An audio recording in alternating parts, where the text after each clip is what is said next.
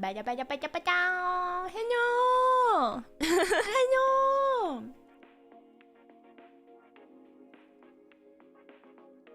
하이 해녀 happy end of month, let's freaking go. Hi 해녀 해녀 hi hello hi. Dude, June got crazy traction on Twitter. They really like her. Hi hello, welcome in, welcome. How is everyone doing today? Hi Juna, hello. I got so much work done yesterday, and literally right before stream I finished like some mixing stuff literally before. Yeah. Hold on, the only tedious part is separation for the there we go. Dude, got new jeans? You got new, what type of jeans? What? Jeans? Like nice blue jeans, black jeans, ripped jeans, not ripped jeans, jeans that could stand on its own if you did it in a certain way.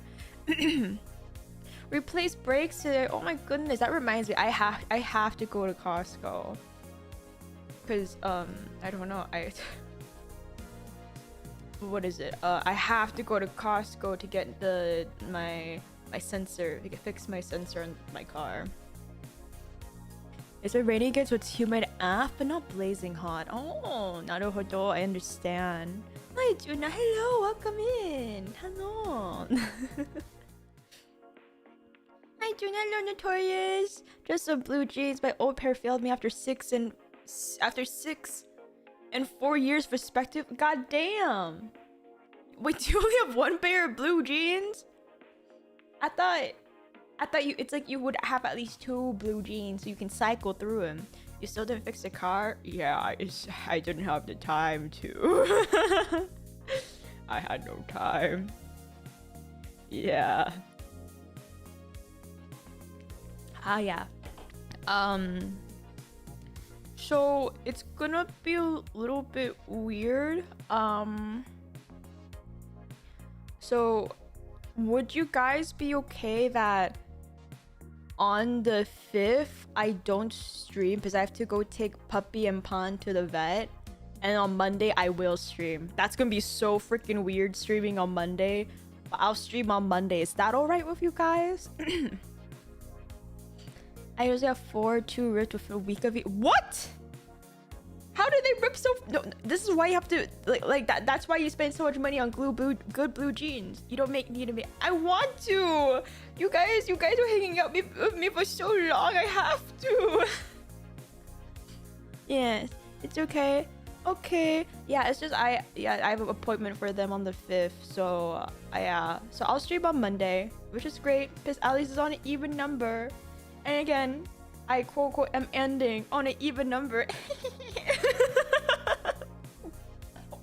I just choked on my own burp. Oh my god. Wait, is my BGM on? Oh, thank god. Oh, past Juna, thank freaking god. So, great news.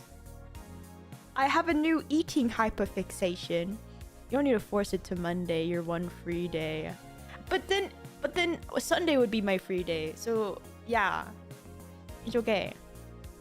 It's just as long as I have one free day of the week, I'm good. Don't worry.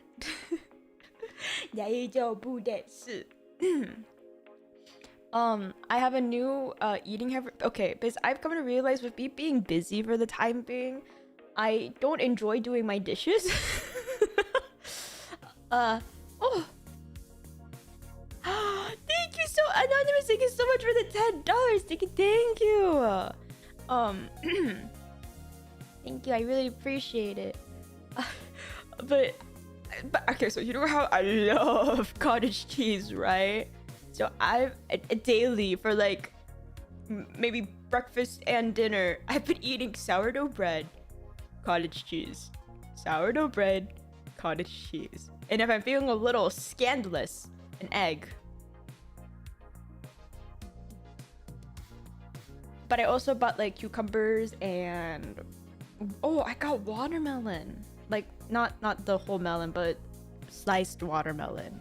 So I'm very I'm excited to eat it. Can I offer you another egg in this trying time, Lamau? Cheese every day. Okay, but it's cottage cheese. It's cottage cheese. It's okay. It's not even real cheese. I say. Hi, Juna. Hello. Surely, if I eat enough cottage cheese, I'll become immune. Because bread and cheese. Look, the cheese got protein and egg and cucumber. I've been romanticizing the idea of just eating ingredients. Like, oh yeah, let me eat that raw, crispy bell pepper. And I have fruit. I have frozen fruit. So like it has strawberry, blueberries, all that, mango. Yeah. Thank you, Phoebe. Thank you. That cookies has never been more needed. No. It's only been like this right now because I've been busy at my desk. So I don't want to do dishes. Thank you. I bought more eggs too, though. Okay, so don't get upset. Thank you so much, Vivi. Arigato.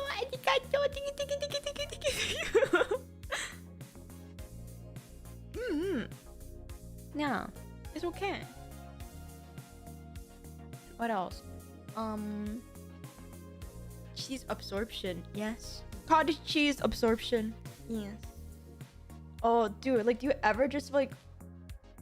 It's like, I don't know. Why cook when you can just put everything on a plate? Why cook when your bread can be the plate? Oh my god, sourdough bread with tomato slices and mozzarella with balsamic vinaigrette. Oh! And I've been drinking a lot more water. I've been more thirsty the past few days. Maybe it's because of the heat, but I have been drinking at least 2 bottles of water a day. Do you use cottage cheese and lasagna or ricotta? Are you one of those? I've never had cottage cheese in. I've never put cottage cheese in my lasagna. I would just use ricotta. Yeah. Or you all cry. Yes, Godfather, send us food, please. I'm actually making a salad right now. Oh, I love salads. You put chicken in there. You put cottage cheese. You put and like, don't worry, I still have my like the peanut butter PB2 something protein shake that I can have. Let's up it to 3. But 3's an odd number, so I guess I have to drink 4. I guess. Oh, if you just because like it's just an even number, I guess I'll have to drink 4 water bottles a day. Don't love me. I can cook for myself, but I'll take you up on cooking for me. I suppose I'll just have to drink 4 water bottles. Who could have done this to me? Yeah.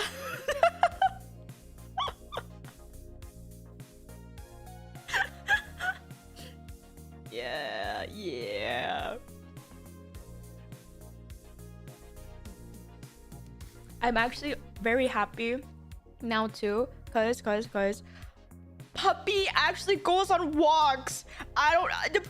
Okay, because the reason why I only let Puppy in the backyard was because Puppy hated the fucking leash. So I was like, okay, well, at least let me try to potty train this bitch first. But I think I accidentally domesticated him when I got angry at him. So because my thought process was, okay, if Puppy is in backyard, and puppy poop in backyard, and puppy eat poop, and that makes him have projectile fucking diarrhea on my wall, then puppy has to go on a fucking walk so that puppy can't eat his own shit because his shit is outside of the walls of his fence. And guess what? Puppy realized going outside of a leash is kind of cool because puppy gets to smell lots of things on the trail. You know what I mean?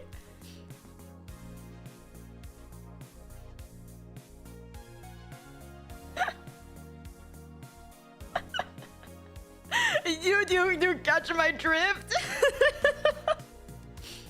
So now puppy likes to go walking and it makes puppy tired. So puppy likes to be in his cage now. Dude, oh my fucking god.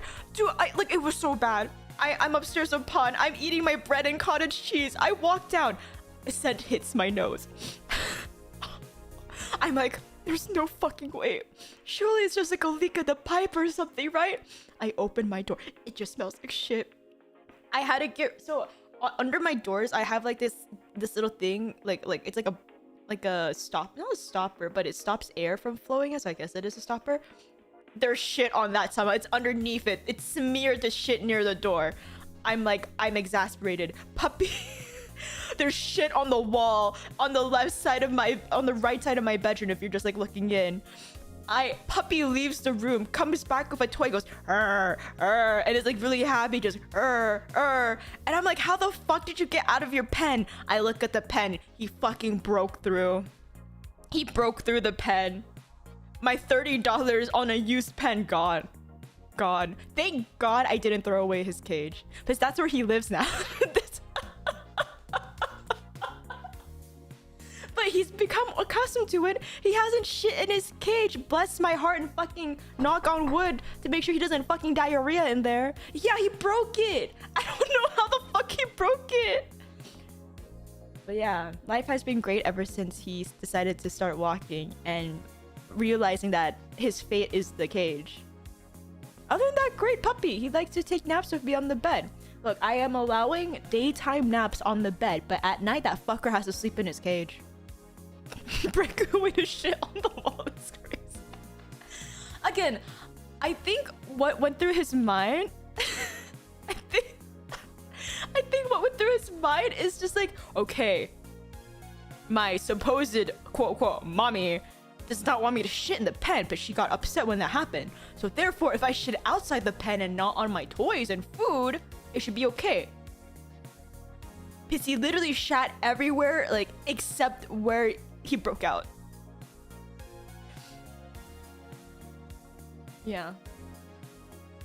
Wait, did I tell you about him, like, jumping into his pen? Did I talk about that when I was, like, feeding him? And he got on my bed?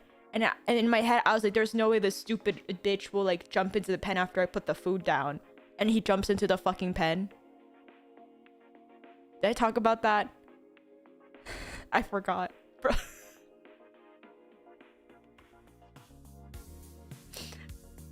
Mind you, the pen is like 24 inches tall.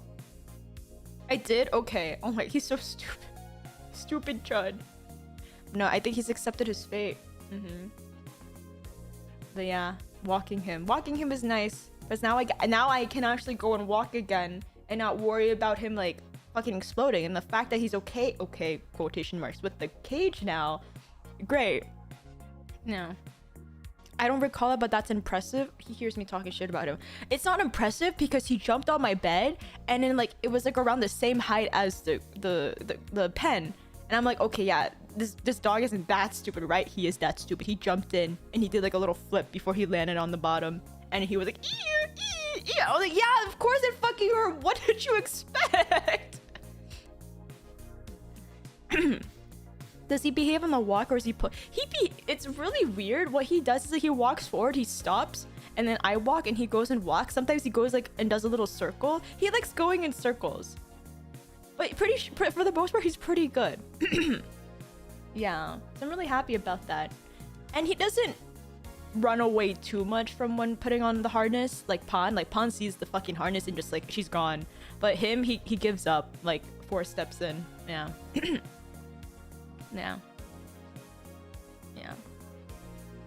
But he got so big though. I have to put everything on max for the harness, and it's like it fits him snugly. So I have to get another harness for the fat bit. Circles are fun, yeah. And then I think because like I'm just walking, he keeps going in circles, and I actually stepped on his paw, and so he stopped going in circles. Wonder boners. Thank you so much for the $5 tippy. Wow, wow, wow, wow, wow. Pow, pow. Thank you. Yeah, so it's okay. I think if he realizes that he should not go in circles because I will step on him, he'll stop going in circles. But yeah, that was my adventure with Puppy.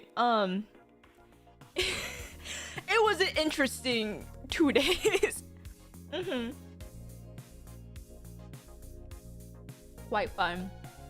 So fun. Yeah. I'm very happy that he's accepted his fate and now is using the cage I got for him. Okay, Spot, don't cry for him. He's fine. He has big yaoi paws. They're bigger than Pawns, but he's supposed to be smaller than her, so I don't really know what's happening. Puppy is your creature. Yup. Chud. That chud. I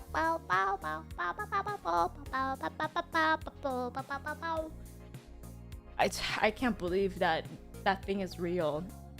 He's become so tall and skinny and lanky. I hear him like moving around the cage. It's kind of scary. But here, you don't hear him whining and bitching, right? Yeah, because I've been ignoring him better. He has realized, yes. Although I will say I am scared ignoring him because sometimes it means he's gonna have an explosive diarrhea. But so far it's been good. Knock on wood. I hope it keeps going like this. Knock on wood. Jesus Christ. Oh, it's scary. It's like a gamble. Is that wine real or is he gonna shit his brains out? We don't know. Thankfully he still had leftover medicine, like the gel from the last time he was having explosive diarrhea, and now he's more willing to eat it because I have to kind of starve him to reset his stomach. So he's like, chicken paste flavor.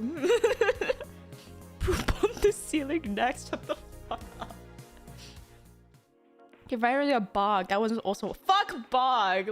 Freaking from Breaking Bad, the grandpa looking ass wheelchair, bing bing bing bing bing looking ass bitch. Stealing my wallet while we're looking at the Steam summer sale. Jesus. Ugh. Oh my god. He's not real. Like, I was on call with a friend too, and then I was like, girl, oh my god. And then I like showed her, I flipped the camera, and she's just like, what the fuck? Disown him. Like, it was horrible. It was horrible. Thank god it did. Like, it was in my bedroom too, so I was like, oh my god, I'm gonna smell shit all night long, and I'm gonna like be so upset. But I used the Swiffer. I Swiffered everything. I wiped down everything. I used the icky poo poo anti-icky poo poo spray, my beloved. Thank god. Icky poo poo spray is goated. If you have a puppy and you have carpets or anything and you want the smell to get out, use anti-icky poo poo spray. I think that's what it's called. The name is fucking hilarious, but it works. It works better than any other of those. Yes, clean enzyme cleaner. No, fuck that. Use anti-icky poo poo spray. Thank you. It works on cat piss and shit too, apparently.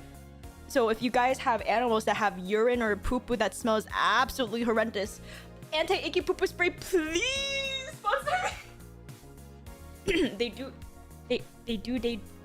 nappies for dogs? I'm gonna be so for real. Even though I asked the vet about that, I remember a month ago, and they're like, I think it for health sake, it's just better for them to shit on the ground because then you'll have to wash them. Started about washing the sheep, but you know, I will kill myself. I needed this info 4 years ago. No! Hashtag ad is crazy. It's for real though. I've never had like a cleaner work so well. Like the smell disappears. Additionally, there's this one carpet cleaner that actually works in getting stains. It's amazing. It's fucking amazing.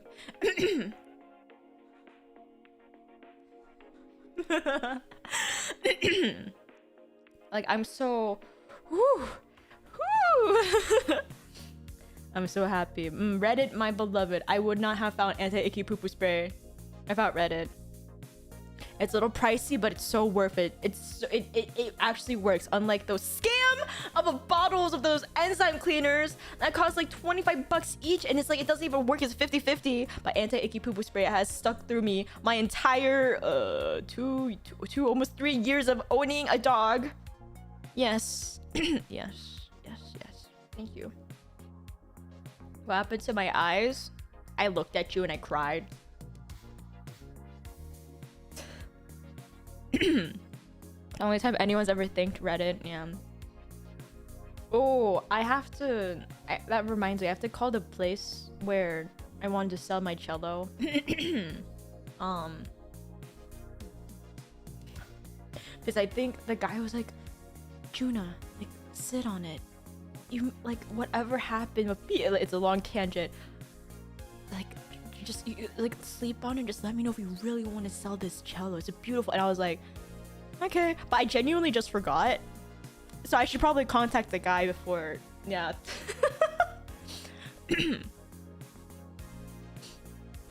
Cello. Yeah, it's like if I am moving internationally, I think the looks of it is quite possible. I can't bring that. And if I want a cello, I can get a cheaper one over there. It's okay. We making donuts, but angrily? Yes. Hopefully, I don't die.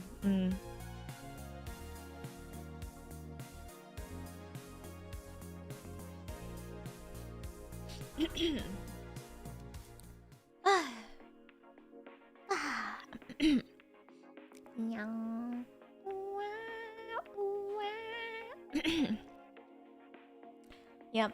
Thank you. I went on a little tangent. That was a long tangent. I apologize. I really needed to talk about it. Are you gonna sign the cello? No. No. I'm not. Yeah. Scorched Earth moving next. Yup. Oh my god. Oh god, I'm so scared about the Blender stuff. Oh god.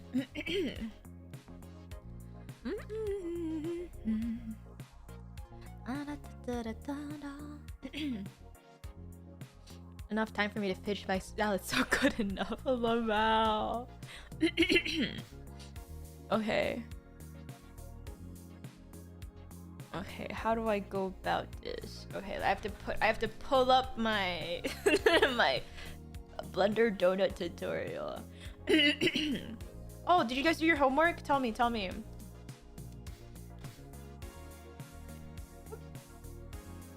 Me good.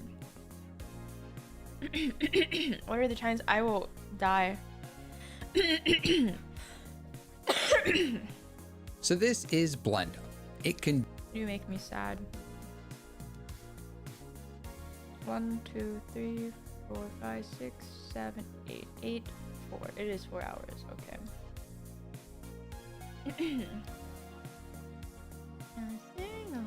The homework was what flavored donut I make. Currently, or did we use making a bird we use making a bird choose between. I'm crying.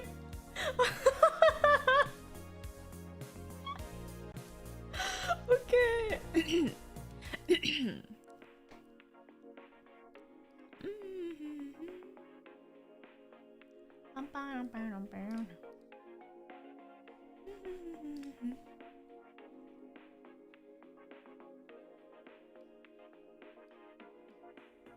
I'm so happy. I was so productive today. You don't understand. Today and yesterday, I was so productive. I was so happy. Sorry. The phlegm in my throat. Oh.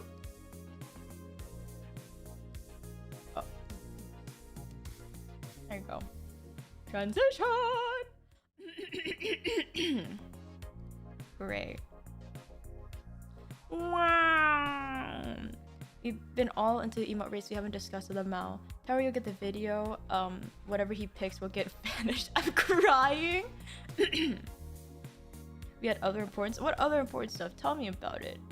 Guys, no. Okay, never mind. I lied. Don't tell me about it. I lied. Okay, guys. I put mail on stream, guys. Do you think I can listen to like a ×2 speed and still understand? What about 1.5? Do 3D modeling, texturing, lighting, shading, and rendering. And I'm going to show you how to do all of those things whilst you make your very own donut. And I know this looks complex and challenging, but I promise you it is achievable for even a complete beginner that has never opened Blender, such as yourself. And I know this because millions of beginners have already made their donut, because this is the 5th version of this tutorial. I remake it for every major Blender release, this one for Blender Factory Applications folder, and also a big section, this big gray area here. This is your big sec Blender from the folder. Pretty cool. Anyway, however you got Blender, open it and you should see this. Then just click anywhere off the splash screen to close it and you're in Blender. Hey, welcome. So this big section, this big gray area here, this is your 3D viewport, and it's where you'll spend probably 98% of your time because it's the 3D world. Whether you're making a character, you're building an environment, it all happens right here.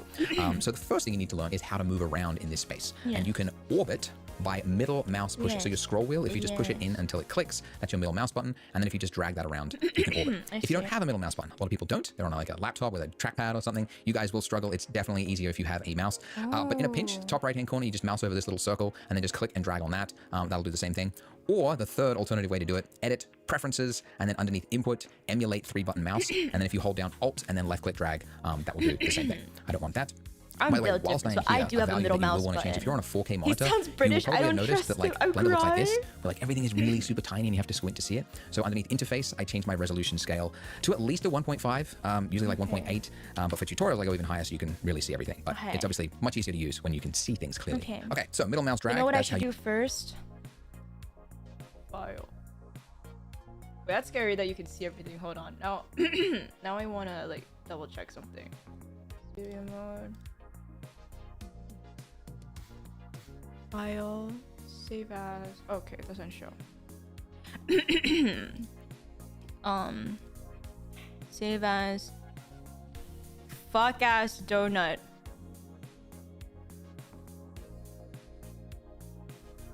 There you go. There you go. Perfect. When you orbit around, you can see we're focusing on our cube at the moment though. So how do we move to somewhere else? You do that by shift middle mouse drag, and that will pan you somewhere else. You can also over here on the side there, click that little hand, that will do the same thing. But yeah, shift middle mouse drag or middle mouse drag to orbit. And what about zoom? You can probably guess, you might have already done it by mistake, but just zooming by scrolling in and out on your wheel. Or again, you can go to the little magnifying glass there, just click on that and do that. Or alternatively, control middle mouse, and then that will also move you in as well. So I've thrown a lot of keyboard shortcuts at you already. Middle mouse for this, shift middle mouse to pan, scroll. If you don't want to have to remember all the hotkeys, because I'm going to throw a lot more at you. If you don't want to have to write them down yourself, I have done it for you. So I put together a Google Doc with all of the most common hotkeys and shortcuts that you might need to use. Link in description. Okay. Link in description of shortcut guide. There's there's 48 people also looking at the shortcut guide. So just click the link below and you can print it out. You can stick it on your wall. A lot of people do that, and it's a big time saver. Okay, now it's really common to like get lost. Like one way is to like end up upside down like this, and you're like, which way is up? How do I, you know? If you just over here, these little this gizmo thing, these colored circle things with lines, those are your axes. So if you just click on one of those, that'll reorient yourself. So the Z, that's the top axis, and then you're back, right? You know which way is up because it's that way, right? Which way that one is pointing. Another way, like if you got like really off into the weeds, like you were over here, and then you're like, how do I get back to where I was? If you've got an object selected and you just want to focus on, like just fly to it, and this is a really common hotkey, you use it all the time. It's numpad period. And that'll just fly you to that. If you don't have a numpad, like you get a lot of keyboards today, they don't sell them with numpads anymore, I guess because people aren't accountants. They don't need to quickly type in numbers, but I love them because it's really useful for Blender. If you don't have one, you can also use the tilde key, which is that little key underneath your escape key. So if you hold that down and then just drag over where it says view selected and then release, that'll do the exact same thing. So that is how you can quickly change focus to the selected object. Tilde 3. I don't remember this. When did he make this tutorial? But yeah, I'm going to be using numpad period from now on. 20, this is so new. we're making Oh my god. We do not need our cube here, so let's delete it. You can just hit delete on your keyboard, or what I like to do is hit X, which is the alternative way, and it's just easier because my finger is like right there. I know it's another hotkey to remember, but you delete stuff a lot as well. Killed it. It's gone. So X and then delete. And now I want to add a new object, and I can do that by going to add at the top of the screen there, or alternatively, the hotkey, another one. What the fuck is? Okay. That's right. Shift A, and I'll just put it wherever your cursor is, and it's the exact same list. But this list here is I mean, it's extensive. There's stuff in here that I have never used in my 21 years of using Blender. Speaker, never ever used it. Don't know what it's for. Most of the time, what you're looking for is underneath mesh. So these are your primitive mesh objects. And generally, when you're making something, you pick one of these that most resembles or is closest to what it is you're making. Like you're making a mailbox, you might start with a cube. You're making a lamp post, you might start with a cylinder. We're starting, well, we're trying to make a donut, so we need to start with a torus. Which is basically a donut. Look at that. Wow, so that's cool. It's a wimpy looking donut though, right? It's a very, very flimsy. You want to make it look more thicker, right? So in the bottom left-hand corner, there's a little box that says add torus. And this has additional options for us. Now, if you accidentally clicked off after you added the torus, that box is gone. You can momentarily bring it back by hitting F9, but that's only if you haven't changed something. So essentially, yeah, it's called the last used function in Blender. So that immediately after you do an action in Blender, sometimes you see in the bottom left-hand corner additional options, which you can tweak and change things if you need. So if you don't see it, it just means you've done something else and it's gone. But yeah, you can bring it back momentarily by hitting F9 sometimes. But I usually just like redo it. Anyways, so first thing I want to change is the size of this thing. So it is 1 meter, which is like 3 feet for the Americans. It's a big donut. Probably shouldn't be that big. It should be about 10% of that. So 0.1, which is 10 centimeters, roughly about that. And then if I zoom in by scrolling forward, I just need to change my minor radius until it looks somewhat like a donut. So I want to just orbit up, right, and around. So I'm just middle mouse moving so I can see the inside. Then I'll just scroll in like so until, yeah, and I'm just going to change this value until it looks like a donut. Now, you can see as I move this, like it's going really quick and I can't get it on the right value. So when you're clicking and dragging on a value in Blender, if you hold down Shift, that will use smaller increments. And that's another one you use all the time. But the because it's, yeah, sometimes you need small values and it's helpful to get smaller increments like that. So that's pretty good. I might go with that. Yeah, about a 0.057. Okay. 0.5, what the And then the other thing you can change here is like the resolution of the donut. You know, you can go like really PlayStation 1 graphics, maybe. I'm going to keep it at 48, but I'm going to increase the other one to about, yeah, let's go 18, like that. 16, 18, yeah, we'll go 18. And that's pretty 10% of that. So 0.1, which is 10 centimeters, roughly about that. More like side. Okay, donut. Now, you can see as I shift, and it's helpful to get smaller increments like that. So that's pretty good. I might go with that.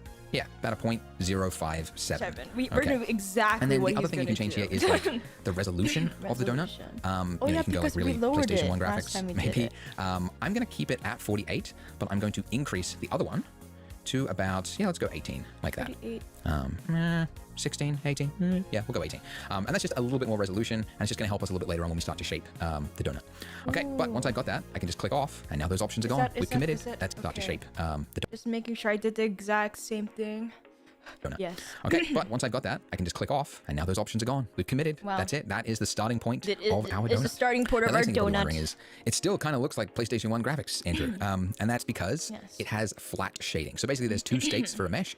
There's smooth shading or there is flat shading, and it defaults to flat. If you want to change it to smooth, you just right-click the object and then go Shade Smooth, like that. And there you go, it's fixed. So it basically shades smooth without getting too technical. Anytime there is like two faces, so different. it just kind of smooths out that point, something else like fakery. So it's not actually adding any additional computation times, which is important, but it's appearing to the eye to be smooth. Okay, so in previous donut versions, we would start making the icing, and although that's fun to make like dribbling icing, it can be a little complicated. A lot of users ran into their first roadblocks at that time. So instead, we're going to do something a little bit easier to start with and more practical, and that's to make a coffee mug.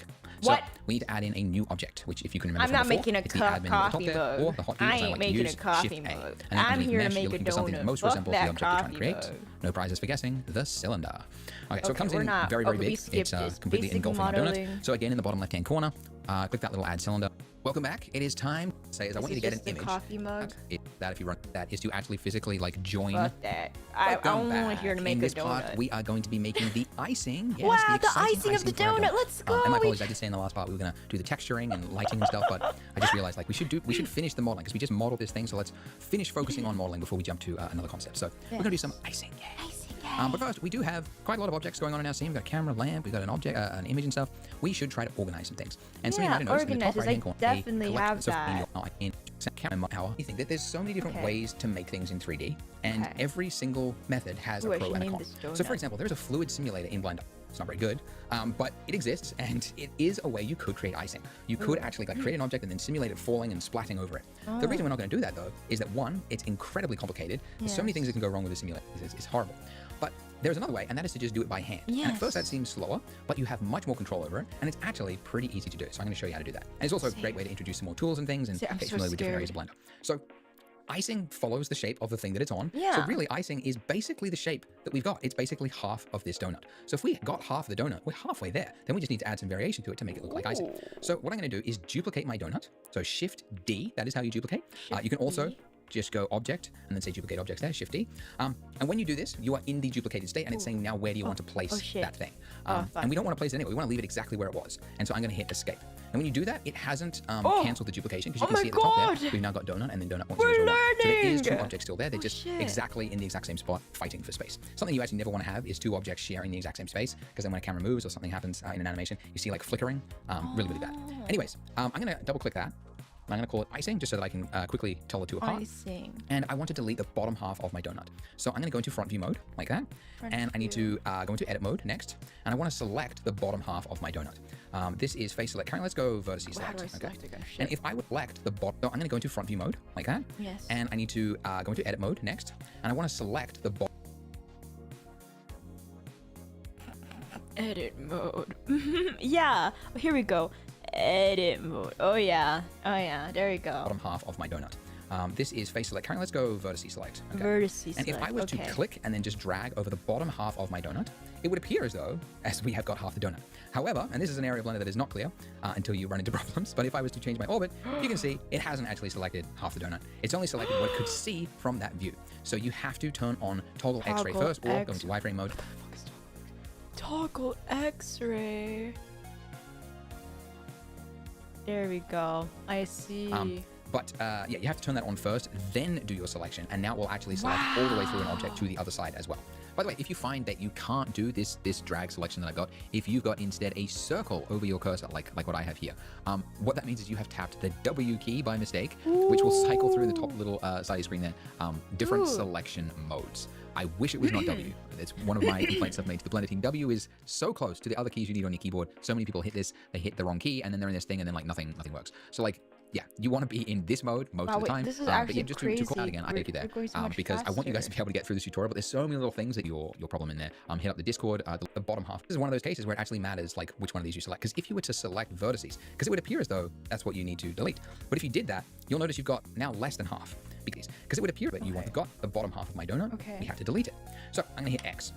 When you do this, it's saying which part of it you want to delete. Now, this is one of those cases where it actually matters like which one of these you select. Because if you were to select vertices, because it would appear as though that's what you need to delete. Yeah, making one every single year. You'll notice you've got now less than half. Because along with the vertices selected is that final line that is cut through the middle there. So I don't want to delete that final line. I want to delete the other stuff. So in my options here, I've got an option for faces, which if we try that, you can see is the solution because when you deleting the faces, you're only deleting what is a whole face. But these individual points here don't make up a whole face. This part does, so that's left behind. But all the other stuff was deleted.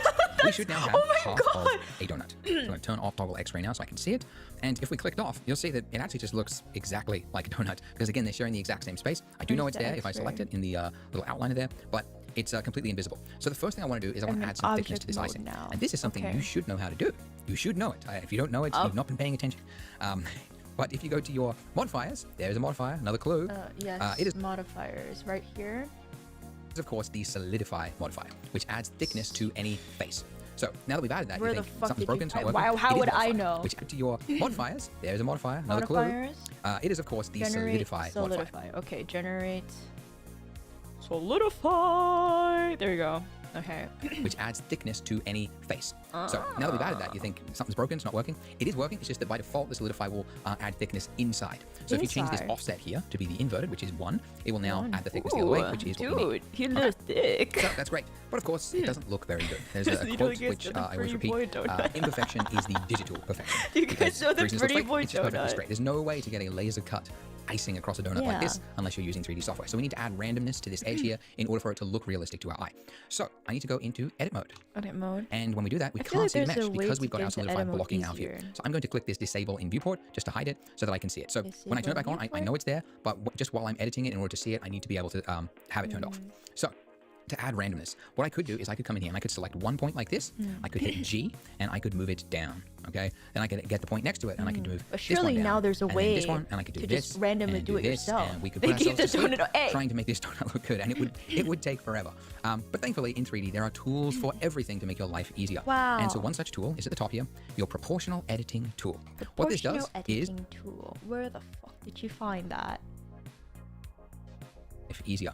And so one such tool is at the top here. At the top, there's like a mountain next. Oh, here we go. Proportional editing tool. Your proportional editing tool. What this does is now when I hit G, it'll move everything at once. No, what it will do is it will move everything with a fall off area around it. The reason it's moving the entire mesh with it is that the fall off is so big that it's actually outside of our view at the moment. This was actually something I called out in my usability talk at the Blender conference last year. We could do better than this, but basically if you zoom way out, you will see there is a circle around it, and that's how big it is. So what we need to do is, whilst we're in this move state, is we need to reduce that, and you do that by scrolling down. Scroll down, down, down, down, down. Oh no, that was the wrong direction. Scroll up. Sorry, scroll up, not down. And that will make it smaller. So scroll up to make it smaller, scroll down. Oh my god! I just completely brain farted. If you don't have a scroll wheel, by the way, and this is another thing to call out, when you're in a move state like we are right now, you can see along the bottom of our screen, you've got a list. I don't remember doing this. When I turn it off, I don't fucking remember doing this. But whilst I'm in this state, there's a bunch of options there. And the keyboard shortcut is actually right there. Page up and page down. Okay, so that is how we can increase or decrease. So again, if you don't see the circle, you just have to keep holding page down or scrolling up until it goes down to something that you can see, basically. Anyways, now that we are in that state, I'm going to hit Z, okay, to grab, so whilst I'm doing, I don't want to just like freehand do it, because if I pull it down like this, watch what happens. If I do it on the edge here like this, it appears as though it's pulling it straight down, right? And I do this and this. But actually, if you looked at it, these would be slightly skewed a little bit, just because of like, we're working in 3D. We're looking at things from a different perspective. Sometimes things appear to be going down, but they're actually at like a slight angle. So it helps to, when you're moving something, to think of which axis it's going on. So I want it to go straight down. So G and then Z, and now I'm going to pull it down. Okay, that was a lot of work just to do this one little bit. I'm sorry. All right, okay, so we pulled it down. Excellent. I'll do a little bit more as well. I'll just do a little bit here. I'll do a little bit here. You can like play with the amount, the fall off, like so. You know, you can play with it. All right, cool. Now, if we turn on our solidify modifier, we've got the thickness back, and you can see we've got some variation to the donut there. So let's continue. Shut up. Sorry, I didn't mean that, sir. I apologize. But Z down. G. Z. Oh. Z. Down. Oh my god. Oh my god. G. Z. Z down. Oh my god. Dude, we didn't have these tools back in, what was it, 2023? Holy shit. Z down. Oh my goodness. G, Z down. Oh my god. Oh my god. You on here. Let's pull this like so. I don't want to go too far because we're going to add some dribbles soon. Oh, okay, not too far. Okay, I apologize. Up. Up. Up. There you go. Up. There you go. Wow. Wow. Dribble sounds gross, but you know, the little runoff droplets. That's going to go down the donut, like so. Okay, that is pretty good. Now you can see it's like partly like intersecting it, and that's obviously because we've got proportional editing, so it's actually kind of moving some of these ones that are up top and pulling it down as well. It's fine with the solidify modifier, but we're actually going to end up fixing it when we do the dribble anyway, because I'm going to introduce another modifier that's going to fix this. But anyways, let's do this. Let's do the dribble part. So I'm going to look for an area. Okay, something let's happened go here. Yeah, and here where this bit's like running down. And I'm going to I want to make this like a dribble that goes down the donut here. Is it? Wait. There we go. There we go. It's okay.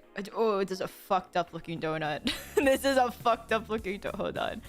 Oh, let's go back to edit mode. Do this. G, Z. There you go.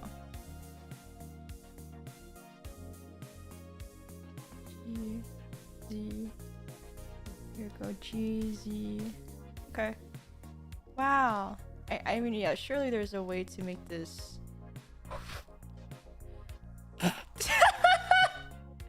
Dude, my donut look like kind of fucked, man. That's a really thick layer of icing. Holy crap.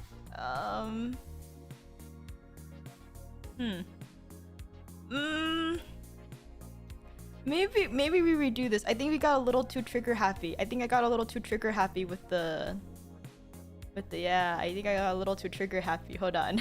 I got a little. Oh shit! I don't think I can go back anymore. Edit.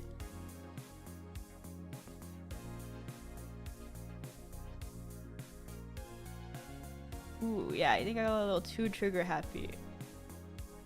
Okay, let's fix this. Let's fix.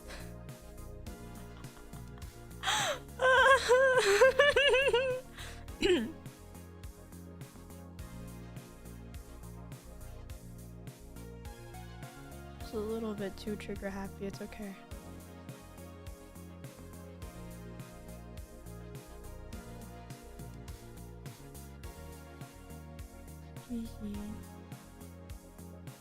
It's just a little bit, I think.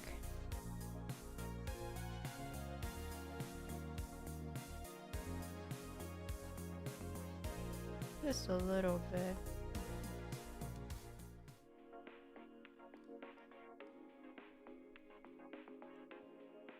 Just a little. There you go. Okay.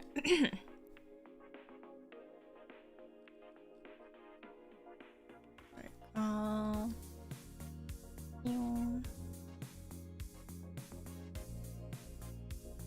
this. And then we do this. And then we do this. And then we do this. There we go. I think that's a lot better. I got a little too excited. That's a little bit more appropriate, maybe. Oh. And currently, I can't really continue to pull this. Like I could like get like a shot. Pensive. Maybe I was a little too weak on it now, huh? Okay. We could be a little picky with this. We could be a little bit picky. Jeezy. This. This part. This. Maybe right here.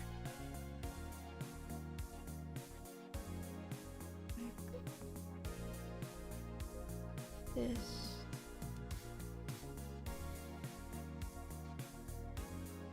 Okay, I think that's good. Maybe just here too. There you go. Okay, sorry. Wow. Okay, that's better. I'll accept this. Sharp point like that, but that does not look very good, right? We need more geometry, essentially. So you might remember the hotkey. If we want to extrude something, it is E. But I can't just extrude one point like that, okay? Because there's no face there. There's nothing that's actually going to be rendered if I just pull one point down. So I need to select 2 points, okay? So 2 points like this. If I hit E and then Z and then pull down, and then... Okay, let's see. Okay. E. Z. Pull. Release. And then if I bring back my solidify modifier, you can see we've got more geometry. Doesn't look very good though. So let's add in another modifier. Okay. Let's see. Add a generate. The same one that we used on the mug as well. It's the subdivision surface mod. Add mother generate subdivision surface. Modifier. As I say, use these all the time. Use it for most objects. Probably have a subdivision modifier because it's so useful. But one of the things it's good for is it, like, besides adding detail, it like smooths things out for us. God. So that little hard little block that we had there has now turned into a smooth hard little what? looking shape, which is exactly what we want. But look, dun, dun, dun, it has separated from the donut. Now, in previous tutorials, I actually did like a thing that showed you how to like use this, but make it like snap onto the donut, and it got all complicated. Everyone screwed up their mesh at this point. You can do this by hand as well. You can like come in here and like try to pull this in piece by piece, but it's actually not necessary because there is a modifier that will just do it for you.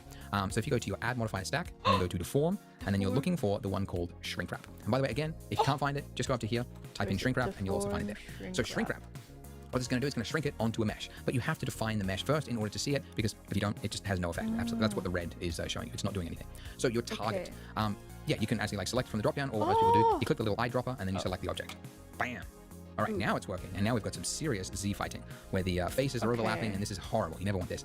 All right, so you remember when I was talking about the modifier that it works top to bottom. So essentially what we've done is we've gone add thickness, then add detail, and then shrink wrap all of that thickness onto the donut itself. So what we need to do is change the order of this. Oh, I'm so fucking smart. I'm so fucking, it's like live 2D. All the way to the top. This so the shrink wrap is happening first. So it's snapping it onto the mesh. Control save, control save, control save, control save. Then underneath that, it's adding the subsurf modifier. And we can actually increase this.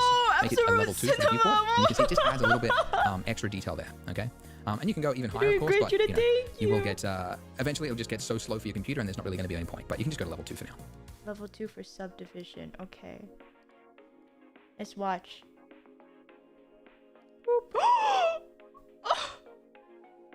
How does she fucking do it? Okay, so to quickly show you as well what the shrink wrap is actually doing, because it's really, it's not that clear. But yeah, this is where it's that little piece is overhanging, and then it's essentially looking for the nearest point to find this mesh underneath it, and then it's just snapping it to that point. So it's pretty good. Like I can drag this like pretty far down, like, but there is an extent. So I'm just doing another extrusion on this point. So, like as I pull it down, you can see it kind of loses it. There's a point where it just won't find the mesh anymore. So there's a point like at which you should start to pull things into the mesh. It's not magic. It's not going to just magically find it. So if I just pull it all the way out, there's no way it's going to be able to find it. So there is a limit. But you can see it does make our job a lot easier because I can pull it down and I can start to make you know, some big dribbles along my mesh here, and I don't have to really worry that much about the placement because it's just going to automatically snap itself to the donut. I just have to make sure the dribbles are straight. And if you look at reference, which you should be doing, I'll put some reference on the link below on my website, so you can have a look and just kind of go through it. References. But yeah, usually when like droplets form, they kind of like the gravity. Yeah, I would know. I draw VTuber tears or like I rig VTuber tears. I would know. Okay, so we're back. Okay, so we just, what is it? So how do I do this? So we're gonna easy this. Oh shit. Yo, what happened?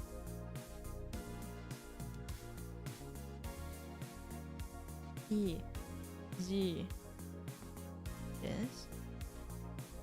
And then do I just, how do I? But it kind of like builds at a point, and it kind of like which you should be doing. I'll put some reference on the link below on my website, so you can have a look and just kind of go through it.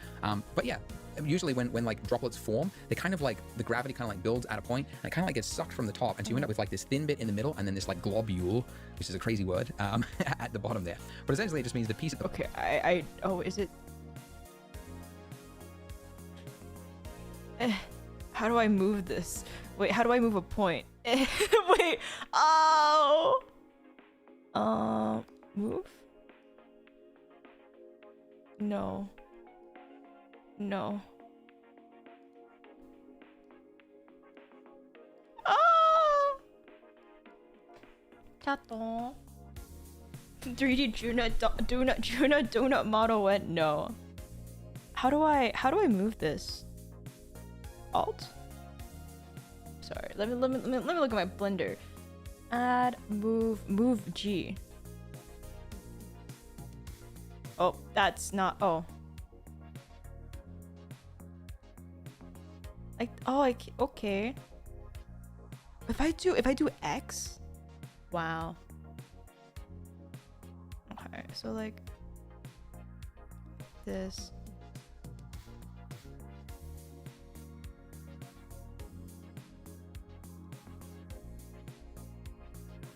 Wow. G.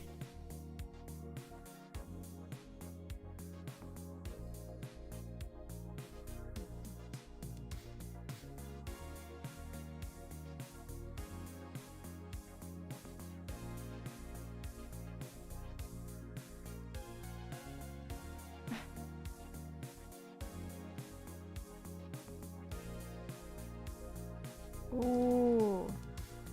Ooh! Wow!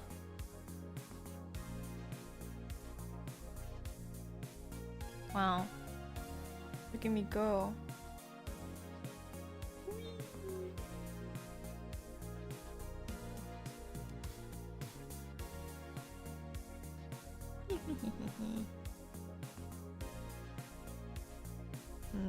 Maybe we should do E here and then just bring it down a little bit, and do G here, bring this up, G, bring it up, E, G.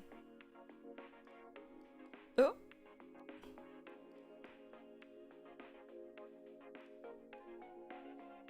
Ooh.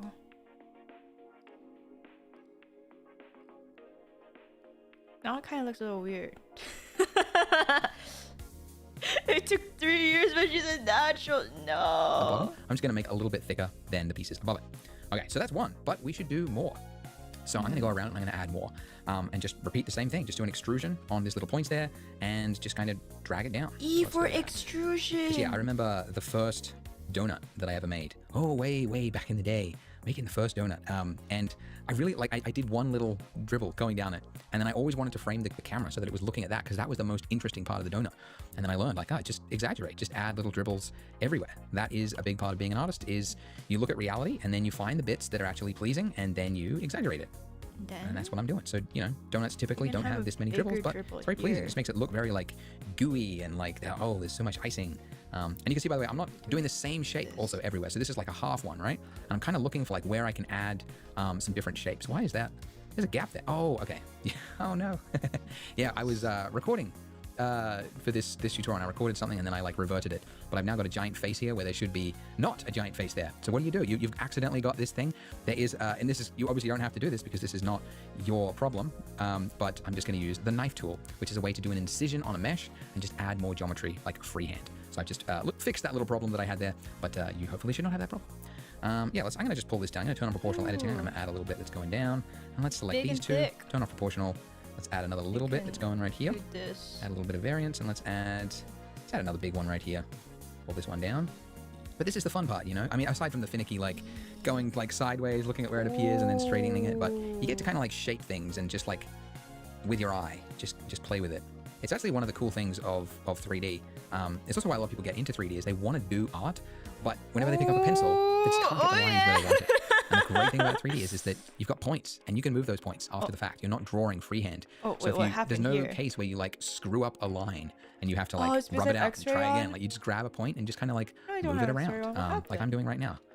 So that's one of the joys of 3D. I'm just doing filler talk, if you can't tell. Just grab a few pieces, move them all down together. Why not? There we go. That's kind of interesting. I might just take this one at the bottom there off, and I'll just maybe pull these out, so we've got more variance that goes all the way around it. But play with it as much as you want. You know, you can pause this and, you know, play with it, but I'm just trying to make it look generally appealing. Now, one way to improve this, you'll notice that the icing is separating from it, right? It's going up like that. And again, that's because of how subsurf modifiers work. There's a point here and there's a point here. So it has to make this really rounded shape. But real liquid, when it is in this state, when it's clinging to an object, this part here, as it hits it, that part will be, like, solid, right? And then the rest of it, like, this part is round, but then this part is, like, hugging the actual surface. So thankfully, we can do that. There is a setting in the solidifier setting options, which I might have to move. There we go, so we can see it. Underneath edge data, there is an option here for a crease. Okay, so what a crease is doing, we didn't really talk about it with the mug, but it's essentially on an edge, it's creasing and saying, like, instead of, like, doing that huge... Wow, I'm like it's so smart.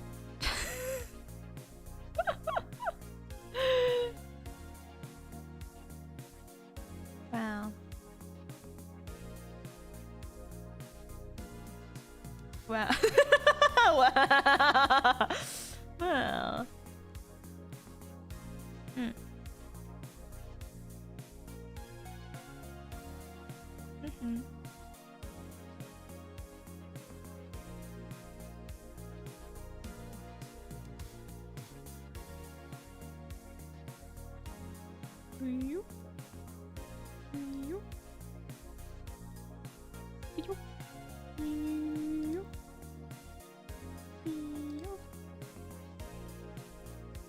Oh, there needs to be one here. I just do. No, it has to be two. Okay.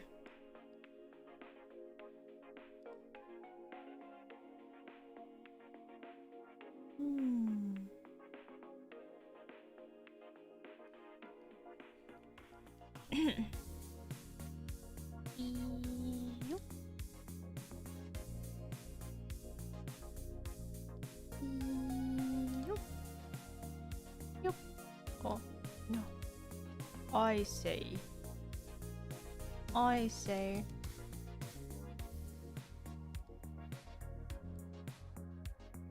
He can do that too.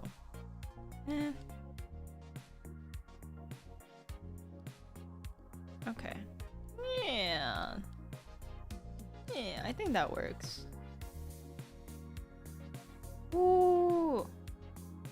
Ooh.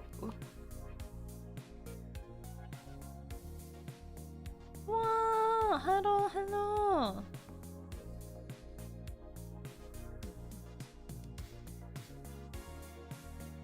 Is it X? Yes.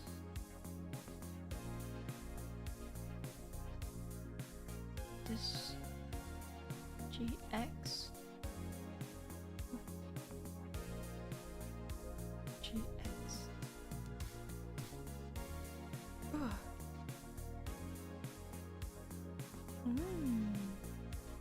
Wow.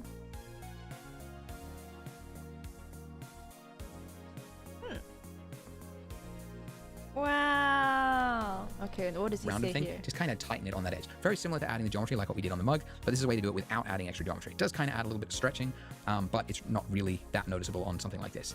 But that is very, this is doing with it, Okay. right? It's clear too, it's going generally appealing. Now, one way to improve this, you'll notice that the icing is separating from it, right? It's going up right there. And again, that's because of how subsurface modifiers work. There's a point here and there's a point here, so it has to make this really rounded shape. But real liquid, when it is in this state, when it's clinging to an object, this part here, as it hits it, that part will be like solid, right? And then the rest of it, like this part is round, but then this part is like hugging the actual surface.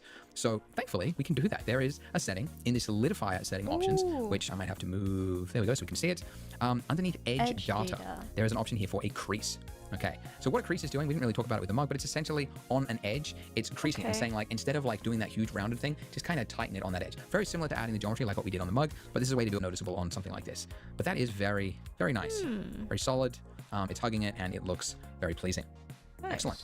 Now we could as well, I didn't actually do this for my final one because I forgot. But I realized after, I was like, oh yeah, I guess like the part that's on the inside of the donut. Yeah, I forgot to do that. But yeah, you can also like do the exact same thing, just playing with it. If you find like it's kind of hard to like look at it inside the donut, if you just select the middle row, so if you just hold down Alt and then select on that middle row, you can use the same focus button, so numpad period or tilde and then view, and then that will just lock it on to those selected vertices. So that focus key that I mentioned, it works on in edit mode as well, which is good. So yeah, you just pull these down like this and just, you know, I see. Man, you should have said that earlier. Man. Okay. Let me see if I do this. Okay, then it's fine. Oh, is it G? No. What did we do? What was it? What did I do? Oh, yes, I have to do that. Quick. This. Z. There you go. Ha ha ha ha. G. Z. G. G. Z. G. Z.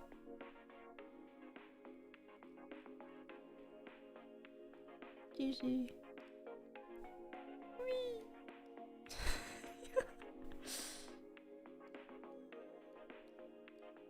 I'm a pro.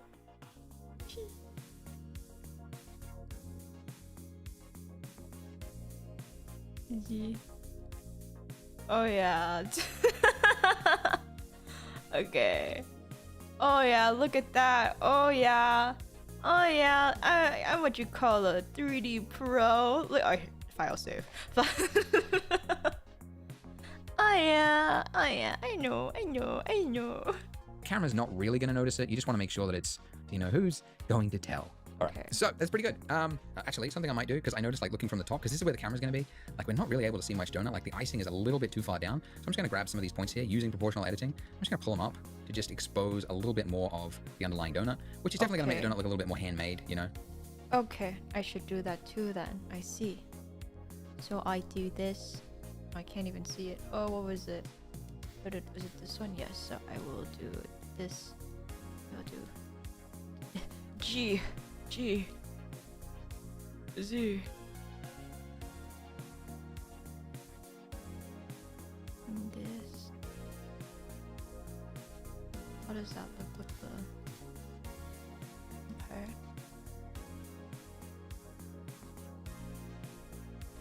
This. Cheesy.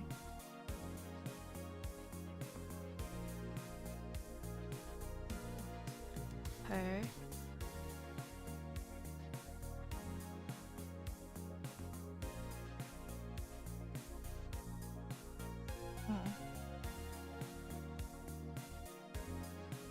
Okay. Wow. Yeah. Woo.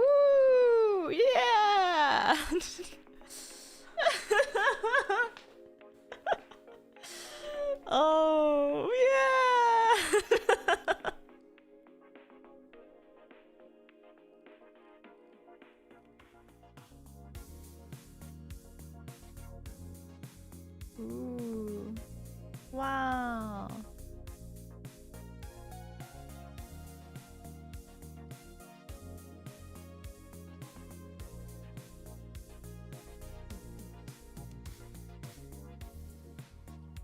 Wow. Wow. Okay. Okay. Okay. Okay. I think, yeah.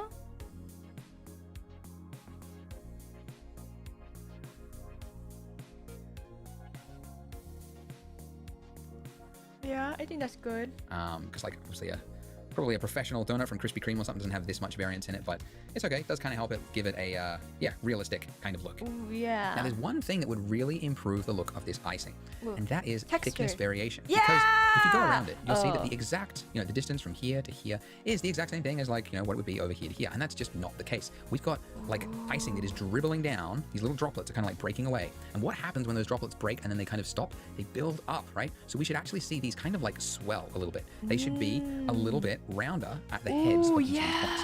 Also along the edges here. Every little edge here should be a little bit more inflated than the rest of it. How do you do that thickness sounds like variation, nothing. Mr. Australia? When you do it, when you actually add this little How do you detail, do it really it? does improve the realism. So we can't do that because all we've got is these little points here, okay? So just like what we did with the mug, there comes a time where you need to break the non-destructive workflow and apply your modifiers. So this shrink wrap here, by the way, when you apply something, you have to apply it in like top to bottom. So even really, although we only want to apply the solidify, that's the main one we want to do. We have to first of all apply the shrink wrap because that's the one that is first, and that's the one, like if we applied this one first, we would lose the shrink wrap would have to go after, and it would just screw it up. So we have to apply the shrink wrap first. So go here and click apply. Okay. Now in edit mode, you can see. Go here. Oh, it's already applied. Oh, not in edit mode. Okay, object. Apply. Okay. Oh. We've still got those single points, but they're now snapped to the mesh, all right? But it means we no longer have that automatic snapping. So if I was to pull these out, you can see they're now separated from the mesh. So just keep that in mind. We still can't edit the mesh there because we haven't applied the solidify. So I'm going to apply the solidify now. And now we've got these points here. Okay, so now if I wanted to, with just these points, I could pull some of these points out, turning off proportional editing, and I could just pull them out a little bit. And that's better. But we don't have enough detail here. We need more geometry to play with in order to add this extra detail. So we need to apply our subsurf modifier. So I'm going to, on here, I'm going to hit apply. And actually there's a hotkey if you don't want to have to go to the drop down each time. Control A will apply the selected modifier. And now in edit mode, look at this. Now we've got all this extra geometry to play with. Oh shit, or so now if I wanted to, I could turn on proportional editing. I could select one point. I could try and get a kind of a shape like this. That would be probably the best way to do it if I was restricted to edit mode. And that'll get me some of the way there. If he was restricted to edit mode, so there's another way. But you can see it's very finicky. And it's there's really another way to use. Because like I said, there are tools for everything in 3D to try to help you to to do things better. So go to the top of your screen. We're currently in layout. That's all we've done so far. We're going to swap to sculpting. Oh shit. Right, now, when you swap to a new one of these views here, it'll it's assuming the default view of Blender, which is like when everything was like 10 meters long or whatever. So our donut is tiny. So we have to focus on the selected object. So I'm just going to hit numpad period. That hasn't worked. Okay, don't worry about that. All right. So instead of in sculpt mode, change to object mode. Hit numpad period or view selected, and then now jump back to sculpt mode. And now we're back to it. For some reason, I thought focus worked in sculpt mode. Yeah. All right. Sometimes you just teach something and then you go, oh, that never worked. What was I talking about? Anyway. Okay. In sculpt mode now, and make sure you're looking at the correct one. Okay. Not the donut, but the icing itself. If I was to now draw over this, you can see we're drawing into the mesh of the icing. Isn't that cool? All right. So what I want to do is I want to change my brush, and I want to find the one brush which is really going to help us here, and it is this one, the inflate deflate brush. Now your brush size here, the one into the mesh of the icing. Isn't that cool? All right. So what I want to is just sculpting, sculpt mold. Oh, there you go. Okay. Do is I want to change my brush, and I want to find the one brush which is really going to help us here, and it is this one, the inflate deflate brush. Now your brush size here can be controlled by the size at the top, or there is a hotkey F, and when you hit F, you just choose with your mouse like how big the size needs to be. Okay, so I can pull out, and then now if I just draw over that little globule there, the end piece, it just adds a little bit of inflation. So I'm just pulling it around just slightly. I don't want to go too far, but just adding these little inflated points will really help this to look realistic. the other thing is you can actually shape some of the mesh as well. So there's another brush that I use all the time, which is the grab brush. You just essentially just pull mesh like that. So that's another easy way to just kind of move pieces around, like so. You can just shape things like this, add a little bit of extra detail if you want. Yep. And all is well. So you can see I'm doing a little bit on the edge here again because all the edges there should have a little bit of buildup of the fluid because that's where gravity kind of makes it stall and like stop because it just kind of like runs out of like the tension will be more than the gravity that's pulling it down. Okay, and then we... Anyways, play with that as much as you like. But of course, we have some homework to finish off this video. So what I want you to make is this hidden object, which is a plate for your donut. So have a look at the shape here that I've got. And have a think about how you would go about creating this and try to do it yourself. Just give it a stab. Even if you don't feel confident, you don't feel like you could achieve it, just give it a go. There's a hint. We've got some modifiers on the right here. And I will also show you what the wireframe looks like because that will probably help some people out as well. Okay, so that's a pretty big hint. But yeah, give it a go. Without any instruction from me, have a stab at that. In the next part, I'll very quickly show you how to create this. Wow, if you're completely lost, you can join me in that part. But please have a go at trying to do it yourself. Anyway, go ahead, join me in the next part after you have tried to create this by yourself. Welcome back. How did you go making your plate? I didn't make my plate. It. If you didn't or you got stuck, don't worry because I'm going to show you how to make it right now. So if you had no problems with it, you might want to skip forward. Do I need to make the plate? Okay. Was the plate a part? Was the plate a... Well, I said making a blender throw. No, I didn't say anything about making a plate. I didn't say...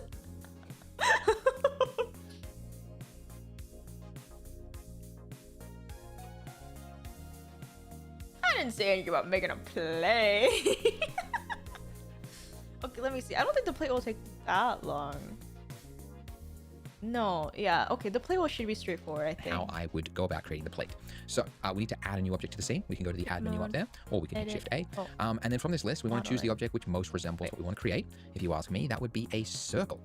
Okay, so just like before, the bottom left-hand corner, we can change some options here. Okay, so we go add circle. Add circle. Biggest one being radius. It's too big, so I'll drop that into about there. And you will notice that you can see through it, okay? And that is because there is no face there. This is just a string of vertices. And as I touched on briefly earlier, vertices don't show up in your render, faces do. So we need to add a type of face underneath the fill. So there's two options. Either of them will do. End on is just one single face shared amongst the 32. Or the triangle fan will mean there's one point in the middle. Oh, shit. You can actually see it in this mode. One point in the middle, and then it just creates. How do I...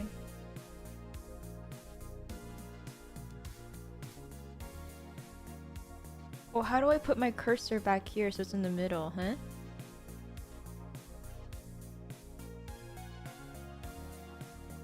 Hello? Shit. I fucked up. Oh.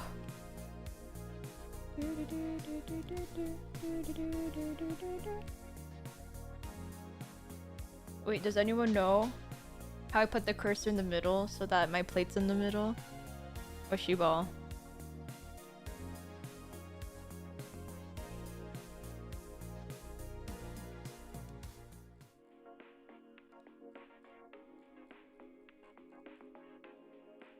End menu?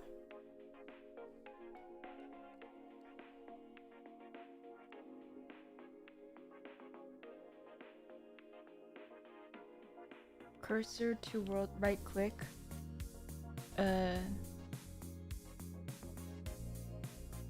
Right click.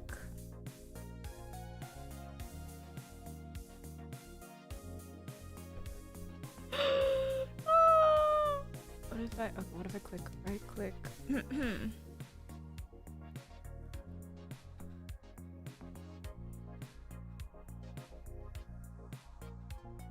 Oh, you're in edit. Oh, oops, sorry. You're right. Cursor.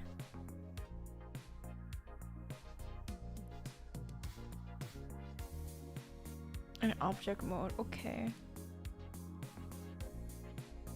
Cursor.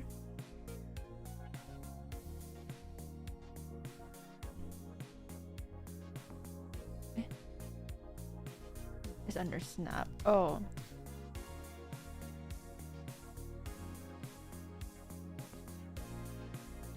Thank you! Thank you so much! Let's go! Yeah, thank you! Okay, so I have to add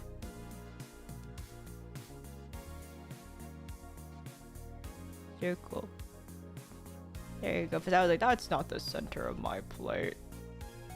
That's not the center. Okay. Triangles to that point. I'm gonna go with N-gon because, you know, N-gon. Whoa. It's never failed me for this option, so I'll just use that.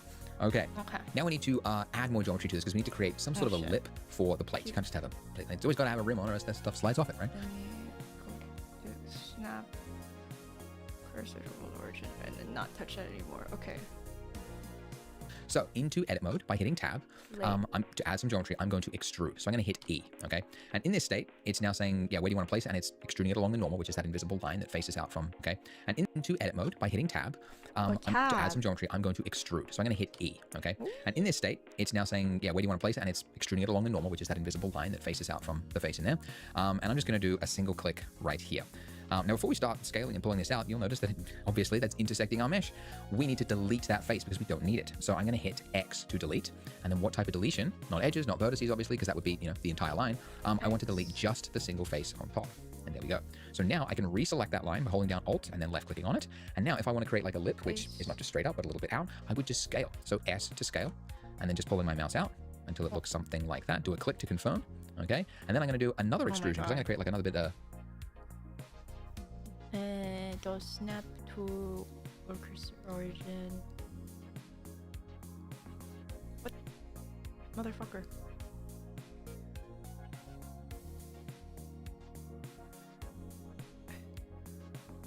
There you go. Okay. How do I just select? Which is where we go. So now I can reselect that line by holding down Alt and then left clicking on it. Oh. Oh no. Oh no. Oh no. Oh no. Wait. Oh no, I fucked up. I'm off to be. Thank you. Thank you. Thank. Oh, I messed up. We have to go back. Just the world origin. Oh no.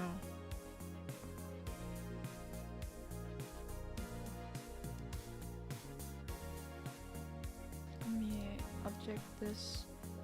Snap to. Wait, because it's supposed to go under it. What do I do? What do I do? Oh no! I fucked up! I fucked up! I'm gonna kill myself!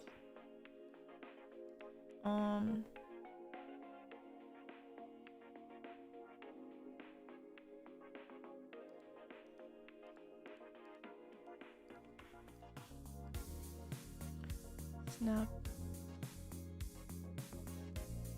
Snap to. No, snap. What do I do? There's a lot of polys. Yeah, that's what it told me to do.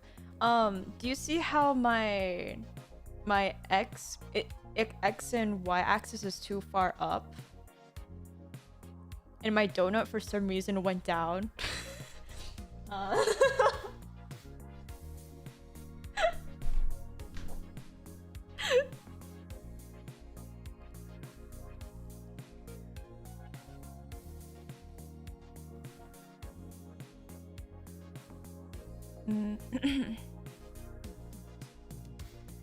This is world origin, but then I don't know why my donut went down.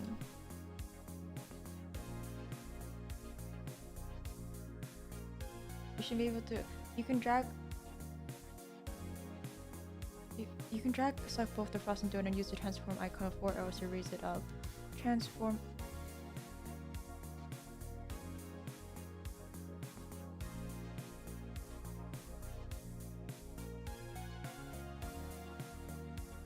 Want the origin, yeah, to be at the bottom of it, yeah.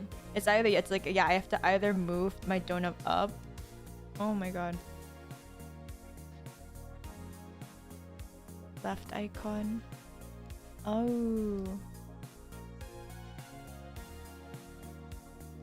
Okay. I don't know how my donut moved.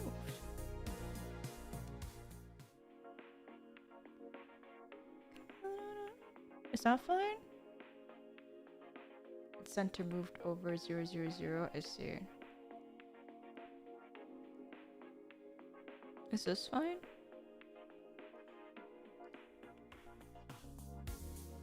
Oh.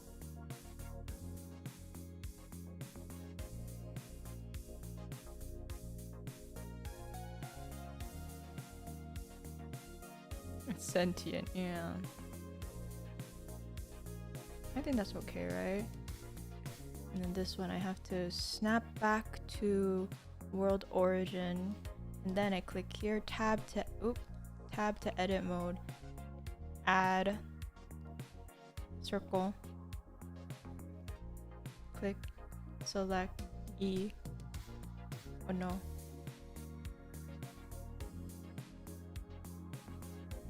Where's my circle?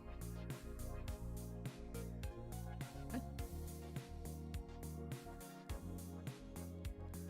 What?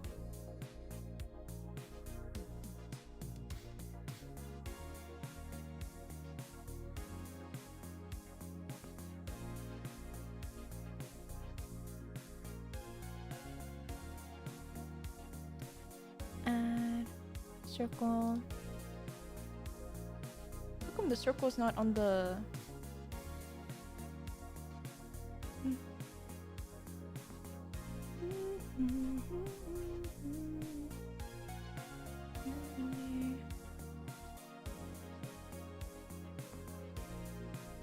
Why is this under donut?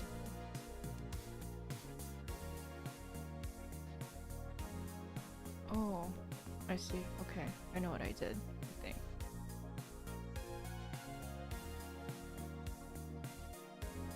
I have to click off of it and then add circle.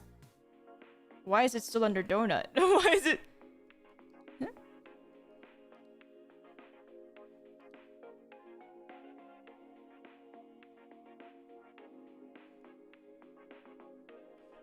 What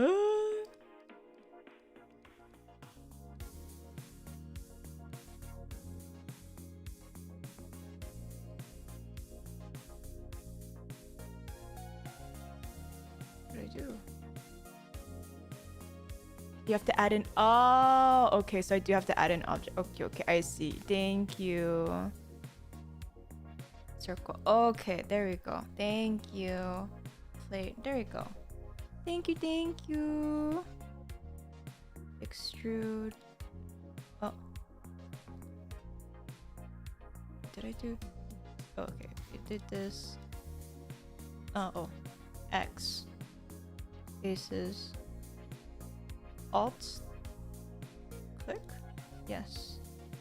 And now if I want to create like a lip, which is not just straight up, but a little bit out, I would just scale. So S to scale, and then just pulling my mouse out until it looks something like that. Do a click to confirm. Okay. And then I'm going to do another extrusion because I'm going to create like another bit, like a little bit of a flat area. Okay. So E, and then I don't actually want to pull it upwards. Obviously I want to pull it outwards. So what I do is I cancel the movement. And now that I'm in that state, I'm going to hit S to pull outwards like so. By the way, I should show you as well. If after you have like extruded something, like let's say you do this, right? Oops. If you did this, if you extruded and then you like cleared its position, but then accidentally clicked off it, you've now got double vertices all along this line here. And that's horrible because it will create jagged artifacts in it. So this is a really super common problem that you'll experience all the time. And the way to fix it is to select your entire mesh, then hit M to merge, and then you're going to go by distance. And you'll see in the bottom there, that little thing, it says removed 32 vertices. And that has cleared up that problem. So I have to show you that because people will do it, it'll happen, and that's how you fix that issue. But again, if you run into issues like this, use my Unstuck Yourself guide link. People will see to select create. If after I don't actually want to pull another extrusion, because I'm going to create like another bit, like a little bit of a flat area.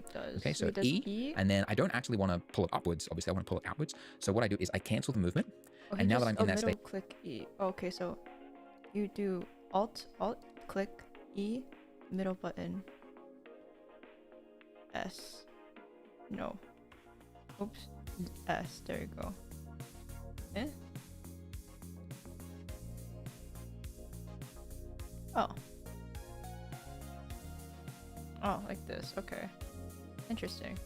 Right. I'm going to hit S to pull outwards, like so. By the way, I should show you as well. Okay. If you extruded, and then you super common problem that you'll experience. But so I have to stuck yourself. As I said, extrude, clear, its like movement, so its placement is exactly where it started from, but then I'm going to hit S to scale outwards. So now I've got a little flat rim to my plate. And then, now that it's here, I'm going to do one further extrusion upwards. And this is just obviously the design of the plate that I'm choosing. So upwards. Now you can see it's like freehand like that. I don't like it, so I'm just going to lock it on the Z axis. So just hit Z, so it's going straight up like so. Okay. Great, we've got a very jaggedy looking plate that you sometimes see in video games. You're playing Call of Duty or something, you get up close and you go like, look at that jagged old plate there. Which by the way is because in games, the plate is like one of a million objects and they can only put so many polys into the scene. So little things, little details on tables and things often end up a little low res. Anyways, go to your modifier stack. And the first one I want to add to kind of smooth this out is our very favorite subdivision surface, right where my head is, or you can access it from the search. Subdivision. There we go. Okay, cool. I'm going to go level 2, and we've got that crimping effect happening to the middle of our plate there. So just like before. And actually, let's hide my donut and my icing just so that I can focus on the plate. And I'm also going to turn off the subdiv just so that I can select this single face here. Because just like before, the reason that's happening is it's like right on the edge there. It has to like convert all that into like a single point in the middle. And it's just too ugly when it starts there. So we just may have to make it start way further in the middle like that. And then when we do that, it's clear. It's practically invisible. You can only see it if you get way further in the middle. Convert all that into like a single point in the middle. And it's just too ugly when it starts there. So we just may have to make it start way further in the middle. Okay, he does I. So you do Alt, click I.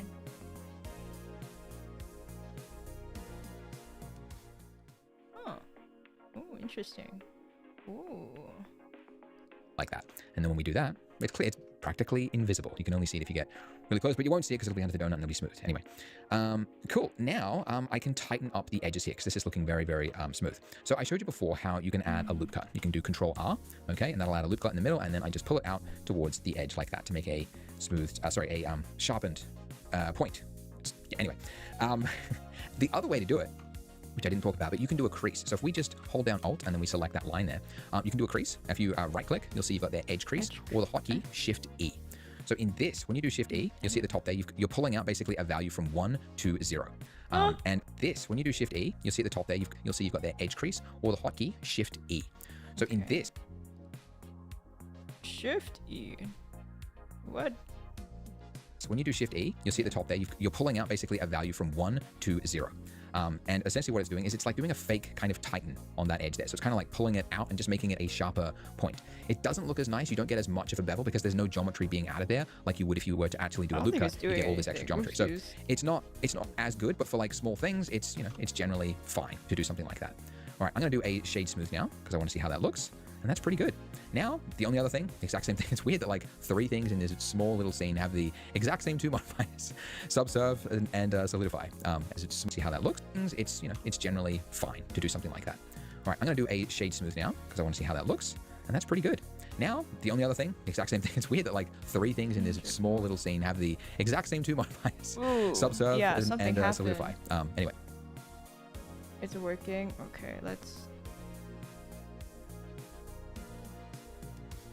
get rid of the donut real quick. Okay. Ooh, I did something wrong. Let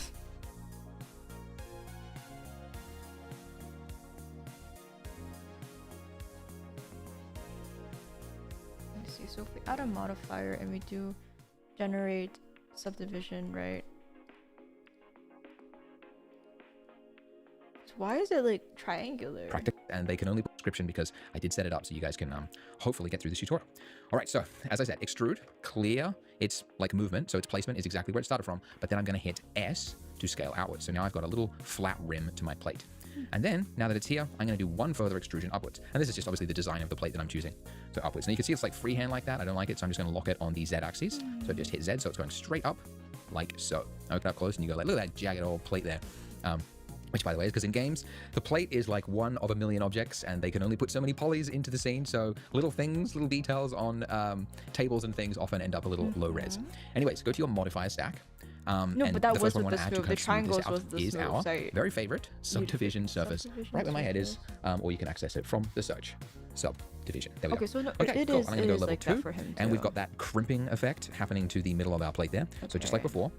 And actually, let's hide my donut and my icing just so that I can focus on the plate. And I'm also going to turn off the subdiv just so that I can select this single face here. Because just like before, the reason that's happening is it's like right on the edge there. It has to like convert all that into like a single point in the middle. And it's just too ugly when it starts there. So we just may have to make it start way further in the middle like that. And then when we do that, it's clear. It's practically in us there. So we just may have to make it start way further in the middle. Oh, so about this.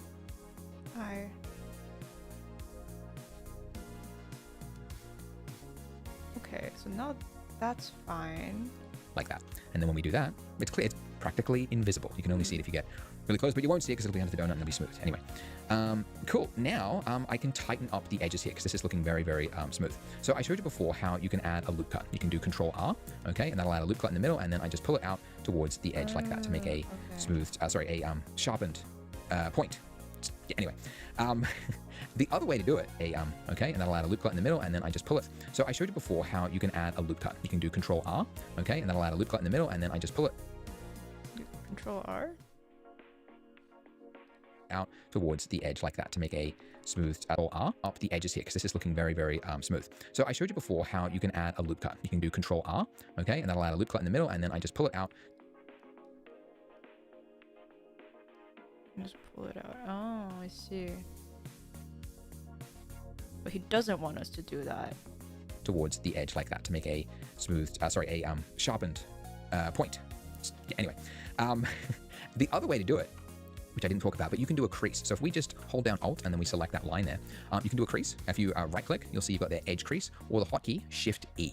So in this, when you do Shift E, you'll see at the top there, you're pulling out basically a value from 1 to 0. I see. Okay. So Shift Control like this. But then if we do Alt this, Control E. Yeah, it's probably doing it, but I can't see it, so that's okay. So now we can do object mode, shade smooth, but now I have a problem with why these black things are appearing. And essentially what it's doing is it's like doing a fake kind of tighten on that edge there. So it's kind of like pulling it out and just making it a sharper point. It doesn't look as nice. You don't get as much of a bevel because there's no geometry being added there like you would if you were to actually do a loop cut. You get all this extra geometry. So it's not as good, but for like small things, it's generally fine to do something like that. All right, I'm going to do a shade smooth now because I want to see how that looks. And that's pretty good. Like now, the only other thing, exact same thing. It's weird that like 3 things in this because I want to fix there. I'm just making... So in this, when you do Shift E, you'll see at the top there, you're pulling out basically a value from 1 to 0. And essentially what it's doing is it's like doing a fake kind of tighten on that edge there. So it's kind of like pulling it out and just making it a sharper point. It doesn't look as nice. You don't get as much of a bevel because there's no geometry being added there like you would if you were to actually do a loop cut. You get all this extra geometry. So it's not as good, but for like small things, it's generally fine to do something like that. All right, I'm going to do a shade smooth now because I want to see how that looks. And that's pretty good. Now, the only other thing, exact same thing. It's weird that like 3 things in this small little scene have the exact same 2 modifiers. Subserve and yeah, because if I do auto smooth, then it gets rid of it. But then that's still a very sharp plate. That looks really good. Thank you. But still, this part right here is not. It's not sharp. So I don't know what I did. And I don't know if the auto smooth I'm supposed to do because that's what got rid of the sharp edge, or sorry, the black artifacting pause.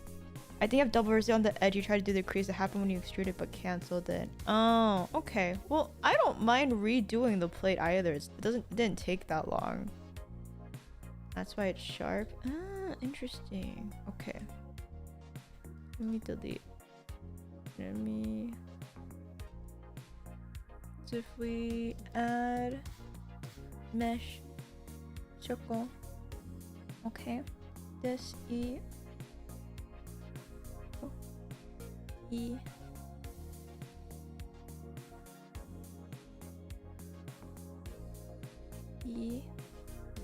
S.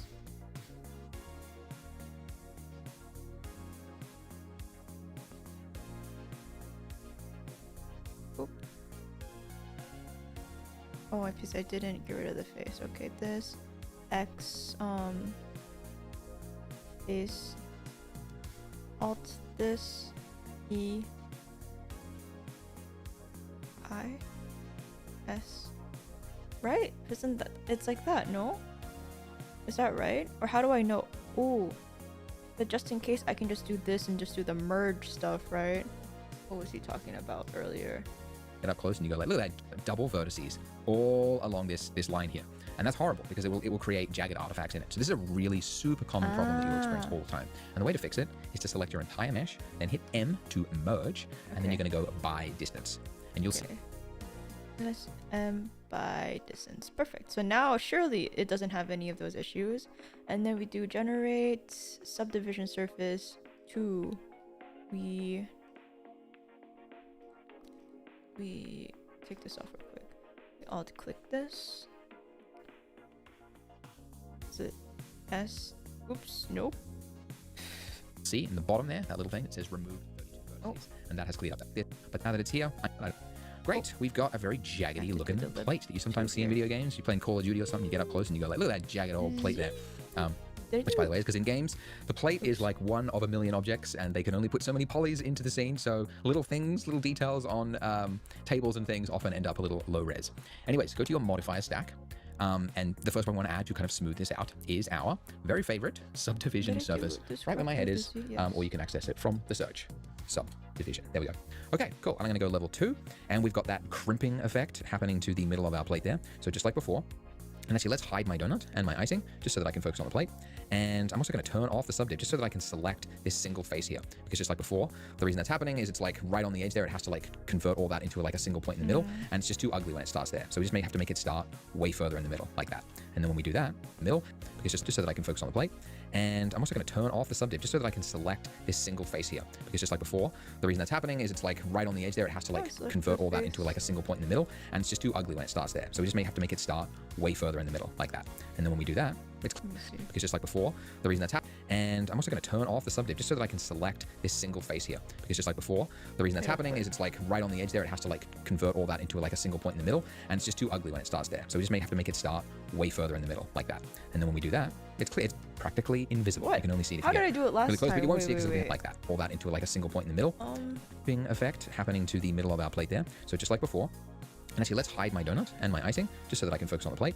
And I'm also going to turn off the subdiv just so that I can select this single face here. Because just like before, the reason that's happening is it's like right on the edge there. How do I select the face?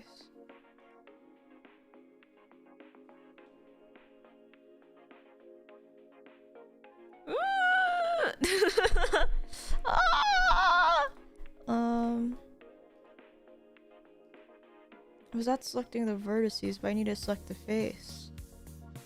How to select a face in Blender.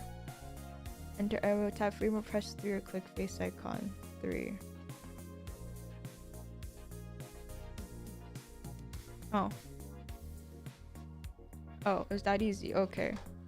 Has to like convert all that into like a single point in the middle, and it's just too ugly when it starts there. So we just may have to make it start way further in the middle like that. And then when we do that, it's clear. It's practically invisible. You can only see it if you get really close, but you won't see it because it'll be under the donut and it'll be smooth. Anyway, cool. Now I can tighten up the edges here because this is looking very, very smooth. So I showed you before how you can add a loop cut. You can do Control R, okay, and that'll add a loop cut in the middle, and then I just pull it out towards the edge like that to make a smooth, sharpened point.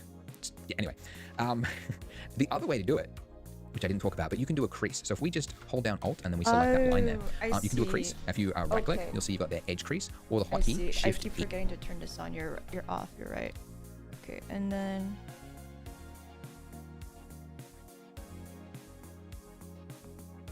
that's not right.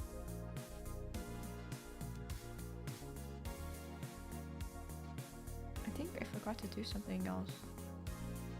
This is the same as my Unstuck Yourself guide. Details on tables and things often end up a little low res. Anyways, go to your modifier stack. Use my Unstuck Yourself guide. Link is in the description because I did set it up so you guys can hopefully get through this tutorial. I fucked up the All right, so as I said, extrude, linear, it's like movement, so its placement is exactly where it started from, but then I'm going to hit S to scale outward. So now I've got a little flat rim to my plate. Okay. I'm a member. Add mesh. Circle. Okay.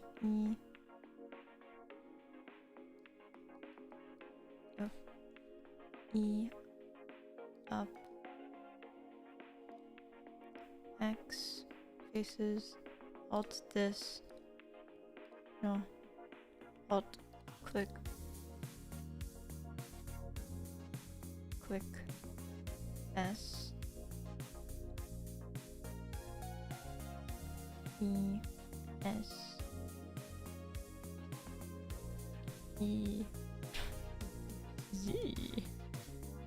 There you go. And then 3 click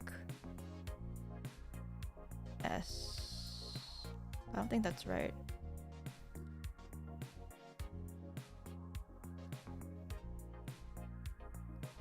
Unless it was supposed to be like that. Donothon, yeah. And then, now that it's here, I'm going to do it. So great, we've got a very jaggedy looking plate that you sometimes see in video games. This little, and I say, let's hide my donut and my icing, just like before, and start invisible. You may have to make it start way faster, just so that. And I say, let's hide my donut and my icing, just so that I can focus on the plate. And I'm also going to turn off the subdiv, just so that I can select this single face here. Because just like before, the reason that's happening is it's like right on the edge there. It has to like convert all that into like a single point in the middle. And it's just too ugly when it starts there. So we just may have to make it start way further in the middle, like that. And then when we do that, it's clear. It's practically invisible. You can only see it if you get really close, but you won't see it because it'll be under the donut and it'll be smooth. Anyway, cool. Now I can tighten up the edges here because this is looking very, very smooth. Okay. So I showed you. That's just okay. How do I?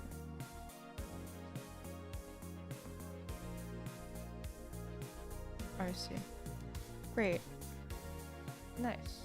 Before how you can add a loop cut. You can do Control R, okay, and that'll add a loop cut in the middle, and then I just pull it out towards the edge like that to make a smooth, sharpened point. Yeah, anyway, the other way to do it, which I didn't talk about, but you can do a crease. So if we just hold down Alt and then we select that line there, you can do a crease. Really if you right-click, you'll see you've got the edge crease, or the hotkey Shift E. So in this, when you do Shift E, you'll see at the top there, you're pulling out basically a value from 1 to 0. I see. And essentially what it's doing is it's sharp, and that'll add a loop, can vary under the donut and it'll be smooth. Anyway, cool. Now I can tighten up the edges here because this is looking very, very smooth. So I showed you before how you can add a loop cut. You can do Control R, okay, and that'll add a loop cut in the middle, and then I just pull it out towards the edge like that to make a smooth, sharpened point. Yeah, anyway, the other way to do it, which I didn't talk about, but you can do a crease. So if we just hold down Alt and then we select that line there, you can do a crease. If you right-click, you'll see you've got the edge crease, or the hotkey like Shift E. So nice. in this, there when you do go. Shift E, you see at the top there, you're pulling out basically a value from 1 to 0. And essentially what it's doing is it's like doing a fake kind of tighten on that edge there. So it's kind of like pulling it out and just making it a sharper point. It doesn't look as nice. You don't get as much of a bevel because there's no geometry being added. So like see how that looks. And that's pretty good. Now, the only other thing, exact same thing. It's weird that like 3 things in this small little scene have the exact same 2 modifiers. Subserve and solidify. Anyways, generate, solidify. And just like before, we want the solidify to go first because otherwise it's doing it after the fact. And then we get this like really annoying like hard line there. So just pull that up to the top and now it's rounded. And look at that. But yeah, I might actually want to make this line a little bit harder. So I'll pull that in. It's still, yeah, there's just not enough geometry there. This is one of the cases where we just need more geometry. So I'm going to add a loop cut here. And I'll add another loop cut underneath it. I see. Interesting. Okay. Plate. We tab and then loop cut. Ugh.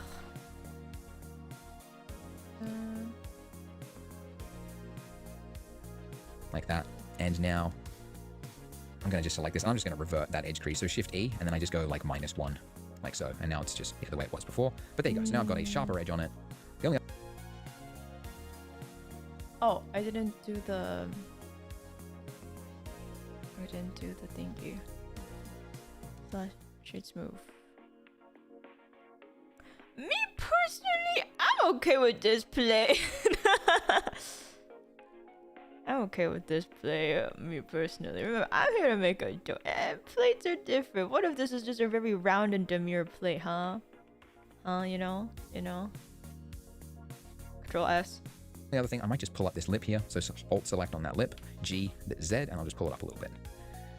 And there you go. And we would model from reference, but I actually had like a photo scan plate from Polygon, which we'll get to later. But yeah, this is just modeling from that reference that I already had, but this is the design of it. So there you go. Great. Now let's bring back our donut and our icing. Now I saw a comment on the last video that said, you didn't make the donut lumpy like last time. It's so over. Why? Oh, ye have little faith. You think I would forget something like that? Maybe I did forget. But I'm actually glad I did, because this is a great opportunity to talk about a new tool. So for those that haven't watched the previous version, before we did the icing, we made the donut lumpy, which I did by going into edit mode, and then I just selected vertices using proportional editing and pulled it out, right? And just kind of maybe I shrink some parts in, this kind of thing. And the reason this is important is that this adds natural variation, because you could have scientists working for as our 3D software, something realistic, right? And it's hard to do this kind of thing after you've already added the icing, because you can see it just has no bearing on the icing over the top, right? So some things in 3D are easier to do earlier than they are to do later. And this is something you just learn as you do 3D, like the amount of work, and you just learn these things over time. Wouldn't the shrink wrap also work again if you redo that enable you to make these sort of changes after. By the way, there is a way, you can select both objects like this, which that is something that you can do right now. You used to always be able to, but you can now edit both objects together. So I could do this. It does have a clipping issue when you're trying to do shrink fatten, but you can get some natural lumpy variations going this way. And you can do that. That's actually fine. But I do want to introduce you to a new tool that is in 5.0. And it is, if you select both of your icing and your donut together, then you hit Shift A, and then you go lattice. There's a new option for lattice deform selected. We always had lattice, but it was very finicky to set up. But now you've got lattice deform selected, and that adds this, what looks like a cube, like a bounding box over your object. But it's not actually going to appear in your render. All it is a deformation bounding box, but it was very finicky to set up. But now you've got lattice deform selected, and that adds this, what looks like a cube, like a bounding box over your object. But it's not actually going to appear in your render. All it is a deformation guide. So if you just select these points, you can see we are twisting the donut. But importantly, the actual donut is underneath, this is a modifier, right? So we're not actually changing the mesh at all. It's just doing this after the fact. And then if I just deleted my lattice, it's gone. It's back to where it was. So this is a non-destructive workflow. These little points here, they enable me to, at any point in the future, change and deform a mesh, which is actually really useful. And it's because you're not often in the exact circumstance where you know exactly what you're going to do. And then at the end of it, you know the order in which to do things. Sometimes you're working with a client and they've got an idea for something. And then far later on, they're like, you know what, let's change the proportions of the car or whatever it is. And you have to be able to fix it without redoing all your mesh. So that's what a lattice can do. Now it comes by default with just this low-res cube over it. But if down here, you click this little data property for the lattice, you've got resolution here. So I can increase this. I can add in some more resolution here. And importantly, I want to add one in the middle here. Because the first thing you notice when you look at reference of donuts is that besides the lumpy shape, the bit around the middle of the donut is often whiter and it's not as puffy. And when you look at how donuts are cooked, it's actually easy to see why. It's half submerged in the oil, and then it is flipped over onto the other side, and then the other side cooks. So it cooks one side and then cooks the other. And the bits, near the surface of the oil, that's the oil is less hot, right? Because it's near the surface, so it's escaping. So that oil is less hot. The oil that's underneath it is much hotter, and then it flips it over. And so again, you always have this bit around the middle that just isn't quite cooked as well as the other stuff. So it ends up being a little bit lighter. It's also less puffy. So no donut actually comes out at that perfectly round shape. It's usually always kind of almost concave actually around the middle. So with this, I can select all of these points here, like so. And shrink it. I have to shift select and I can't do the alt click around it because it's not technically a mesh. And then I can just scale it in like that. Turn off proportional editing if you got it on, and then just shrink it in like that. And that by itself will add just a little bit of... Wow. Wow. Wow, look at me. Problem solving skills. How cool. Yeah, this is so different from what was originally made. Yeah. Ooh.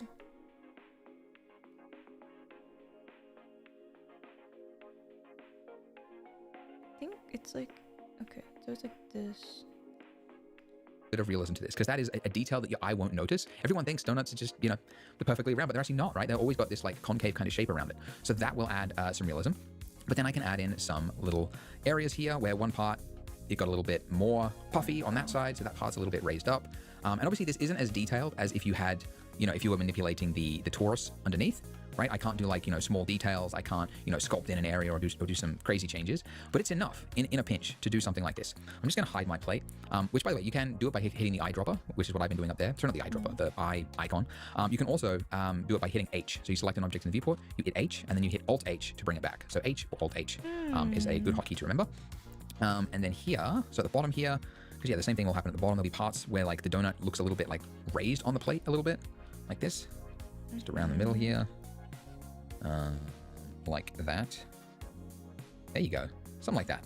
But this is just a small amount of deformation, right? It might seem unnecessary, but it does help. It really does help things to feel more realistic when you go to the trouble of doing some of this.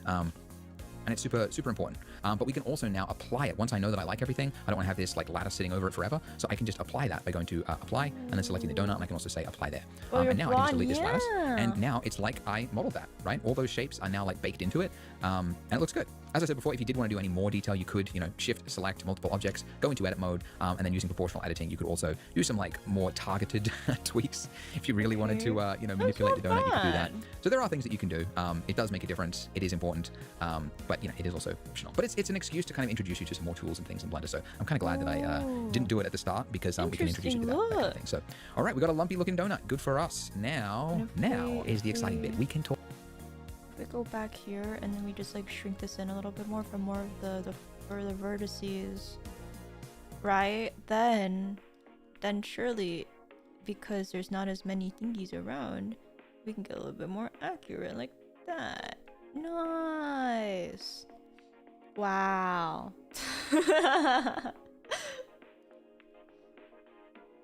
Wow. Things that you can right? And then select it. Once I know that I like everything, I don't want to have this like ladder sitting over it forever. So I can just apply that by going to apply and then selecting the donut. And I can also say apply there. And now I can just delete this lattice. And now it's like I modeled that, right? All those shapes are now like baked into it. And it looks good. As I said before, if you did now, it's like up to so now apply it, go to the information, right? It might seem unnecessary, but it does help. It really does help things to feel more realistic when you go to the trouble of doing some of this. And it's super important. But we can also now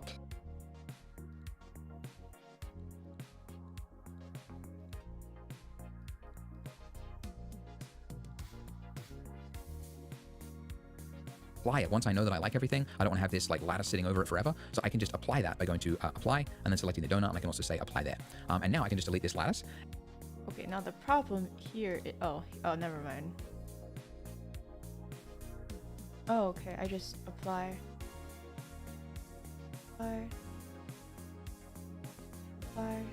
then, I think we can just hide that. That's whatever. It's okay. Oh, look at that. Wow. Wow. Doing it. And now it's like I modeled that, right? All those shapes are now like baked into it. And it looks good. Save. As I said before, if you did want to do any more detail, you could, shift, select multiple objects, go into the, all right, we got a lumpy looking donut. Good for us. Now is the exciting bit. We can talk about rendering, making this actually look good, because this is gray. This is boring. This is called the 3D viewport view. Okay. A 3D image on your keyboard, or by going to render and then saying render image. And now that has taken a snapshot. The problem is it looks like not the view that we were looking at. So we're looking at this view. Why did we get a view up here? The reason is that Blender will always take the render from the camera view. So remember that thing? It's like way out in the middle of nowhere we haven't touched? It's taking the view from that camera. And you can look through the camera by hitting the camera view icon over there. So now that I'm here in this view, how do we move it in close? How do we get it close to, I think? So there's a number of like traditional ways to bring a camera into like in Blender. I'll actually show you the way I first learned to do this, because we're touched. It's taking the view from that camera. And you can look through the camera by hitting the camera view icon. So now that I'm here from that camera, and you can look through the camera by hitting the camera view icon. Camera view right there. So now that I'm here in this view, how do we move it in close? How do we get it close to, I think? So there's a number of like traditional ways to bring a key, but then I'll show you the method that actually most people prefer. So you can just, with the camera selected, you can hit G, you can move the button. That will like, I can like just hit rotate like that, or I can rotate along the Z axis, right? Because I know how to like turn the camera. So that was how I learned to use the camera. If you click this button, now I can use the same controls that I used before, actually just a button right here. If you click this button, now I can use the same controls that I used before to move the camera. Because if you don't have that checked, the moment you just like hit your middle mouse to like orbit somewhere else, it leaves the camera behind, okay? But when you're looking through the camera and you have this checked, now when I orbit around and I zoom and I do all the same controls as before, shift middle mouse, I can position the camera exactly where I want it, get it right there, without having to worry. You just have to remember, don't then immediately orbit like you're going to go do something, because the camera is still locked to your view. So you have to make sure you uncheck it when you're done, and then the camera is locked to that position there. And by the way, this is like a small thing, but when you're working with like small objects, you often have to like change, because Blender is like designed for like environment, like big types of scenes. This camera is just too big. So if you go to the camera settings, click the camera thing, then go to viewport display. I just changed the display of this. This has no bearing on the actual like final render. Viewport display.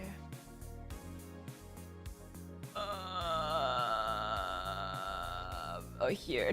Okay. This is just how it displays in your viewport, so that it's not so gigantic it's taking over everything. All right. The other way you can quickly look through the camera is numpad 0. So numpad 0 will take you in and out. All right. But now that I'm there, I can hit F12 and look at that. That is a different, it's still gray because the default materials are gray. But you can see there is shadow there. But check this out, we can do even more. So besides just shadow, like you might notice looking at the, by the way, you can bring back a render by hitting F11. I should also mention, by the way, the first time you do a render, I think the first time, like if you've just opened Blender for the first time and you hit render, it'll have to do a bunch of like shader compilations and stuff like that. It should only need to do that once. It shouldn't have to do it every time you open Blender. We're using Eevee, which is a rendering engine we'll talk about soon. But there is some of that every time you render, like when you create a new shader, it has to like develop those things. But anyways, the first time it should be slow, but it should be quicker for every render after that. Okay, so there's shadow here, but you'll notice like in here, there's no detail. Whereas in the real world, you would see like bounce lighting from the end of the plate there. You would see like some crevice information. I don't like where my light is. And that is because by default, there's an option that is turned off. So if you go to your render properties at the top there, this has all the information just pertaining to how something is going to be rendered. And by default, ray tracing is turned off. Let me see.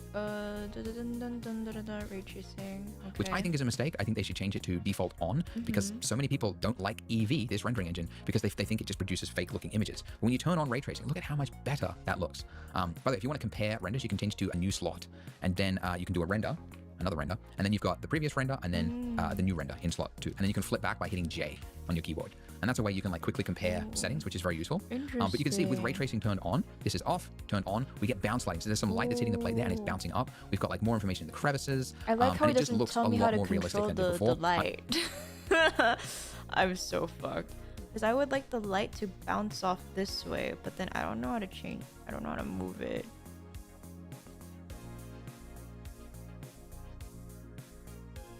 I don't know how to move it. How to move the light. Preview. Or I don't think I was supposed to press that. Oh no. Press G to move. Okay. Oh shit. Oh fuck. Thank God I fucking saved. Okay. G? Oh, do I have to do this? G. I see.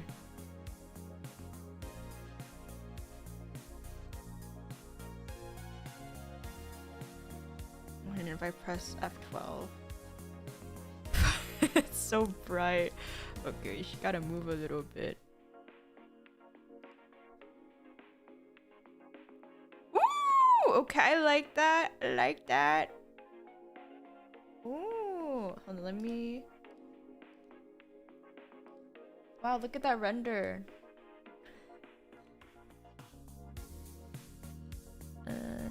G.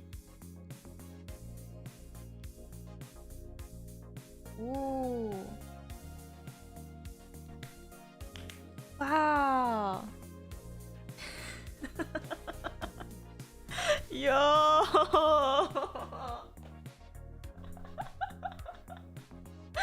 Wow.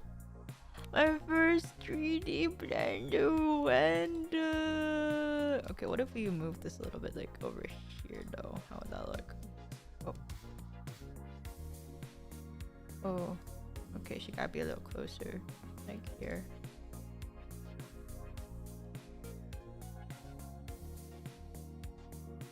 There you go, I think that's good. Thank you. Wow, oh my god, this is so cool. Okay, continue, Australian man. You also have reflections when I show you some material properties. So that is something you should have on all the time when you're using Eevee. By the way, there is another rendering engine called Cycles, and it is much more realistic. However, it is a lot more slower. It's honestly, I'm going to show you at the end a comparison between Cycles and Eevee, but it's actually negligible if you know the right settings for Eevee. So I'm going to keep it on Eevee for the rest, which is actually good because Eevee is actually pretty powerful at doing most things. It's just, it's a game engine style, so it's a rasterized rendering engine, whereas Cycles is a path trace rendering engine. Much more computationally heavy, whereas Eevee is much more faster. So we're going to keep it on Eevee, and I'm going to show you how to get really great results with it. And then at the end, we're going to flip it to Cycles. So if you want to see that final result, you can get it, but we're not going to start there because it's just not necessary. And I don't think most people will actually need it. Okay, so I'm going to talk about some materials, but first, you'll notice like it's kind of annoying to have to like render something, like go to render it every time you want to see an image like that. And thankfully, you don't have to, because in the top view here, these little icons, there is a mode here called Render View Mode. And this puts the render in real time. Look at that. I don't have to hit the render to wait to see my result. I can see it in my viewport. So it used to be that like rendering engines were so slow that really, to do a render was like a big task. You hit render and it would take hours to process something, and it didn't look anything as good as this, right? But now rendering is like, and computers are so fast that we can just have rendering running constantly whilst we are working, and it's usually not computationally heavy. So this is Eevee, which is the much faster one. Cycles would be a little slower, but still. Anyways, now that we're in render view mode, let's talk about materials. So let's start with the most different material. Let's go with the icing. So looking at our icing here, if I want to make this look pink and change its overall appearance, if I go down to my material panel down here, or material properties, and then I can just click on new material, and now I've got a bunch of different options here. Okay, and these all do different things for the surface appearance. Like metallic will make it look like metal, right? Roughness will change like how sharp the reflection looks. The base color, this is like the main one you want to change for almost every object. This is just the base color of the object. So obviously I can make that look pink. We're gonna make it yellow. Yes. Oh, metallic. Whoa, that's such a... There you go. Oh.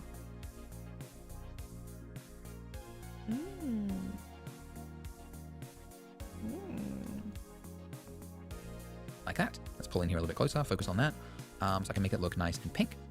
The other thing is it's looking like way too diffuse. It's almost like a chalk looking icing. But if I bring this back, I can make this look more shiny. I don't want to go like too far because then it's like mirror reflection. Yeah. I want to go like, you know, somewhere around 0.2. The great thing is we can really change these values at any point in the future. So when we add in other objects and there's different lighting setups, some of the settings can look a little off at that point. So it's very, very common to like, once you've set up all your lighting and everything, to like reevaluate your materials. But it's completely non-destructive. I can change these at any time.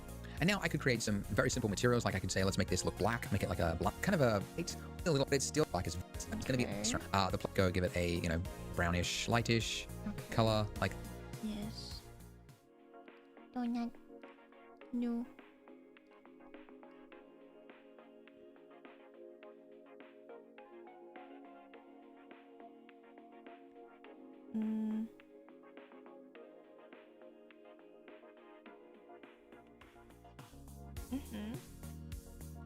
That, make it a little bit darker, like so. Another value, which is super important for something like icing and the donut, and it's really important for just two things, which is food and characters. And it is that when light hits objects like this, they are mushy, right? They're made of like organic matter, and so light actually enters the object and it kind of scatters around inside it and then it re-exits it.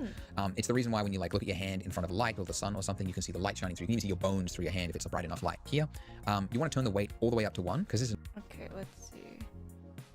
We go back to icing. We go to subsurface.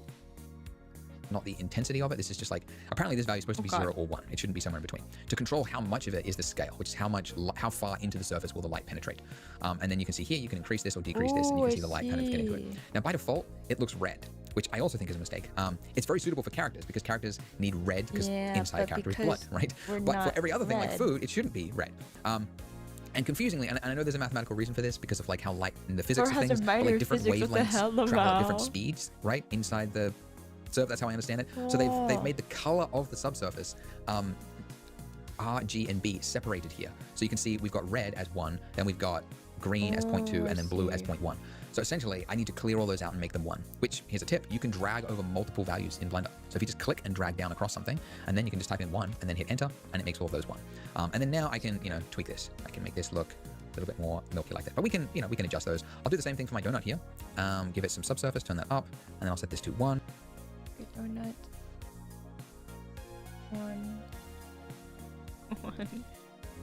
1. And then, yeah, let's just leave it at the default value. But you can see that that's with subsurface on. Actually, let me bring the camera in. All right, I'm gonna go lock it, bring this in, and I'm gonna do a before and after render. His render is so like much high quality than mine. You can use these slots. So this is with subsurface on, then I'll go to slot 2, and now I'm gonna select this, and then I'll turn it off, and then I'll do another render. And now hit J back and forth. So that's the difference.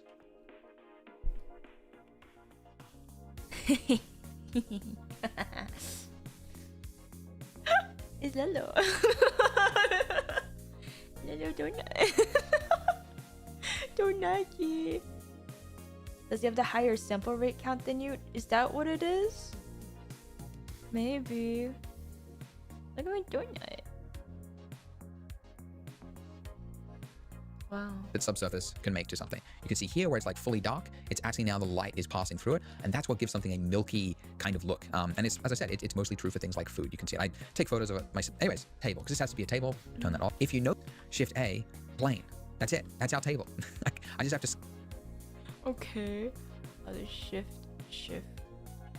A, mesh, or just plain? Just plain. Model an actual we need to model, but this is Shift A, plane. That's it. That's our table. I just have to scale it up a little bit, but this is our table. It's actually really common in 3D if you look at like breakdowns of 3D scenes in movies and stuff. Everything is fakery. They're just like buildings are cards. They're just like a plane with a texture slapped on it. Nothing is real. You know, when the camera moves, they might have to like model things properly. And people go like, oh, I have to model it now. But like if the camera's here, it doesn't matter. Just make it a plane. There you go. So that's a donut on a plate with a mug, and that for somebody who has never used 3D before, that's an achievement. This is the kind of thing that like back in the 90s you probably would have won like scholarships for and stuff if you could pull this off. This used to be insanely difficult. It is still pretty difficult because 3D is hard. But yeah, if you have if you're new at it, this should make you proud. You've pulled this off. If you want to save this, by the way, you can go image and then go save, and then you can do. Okay, but I also need to add stuff on the plate. New base color, not metallic, but just this. Do F12 on that. Ooh. Ooh.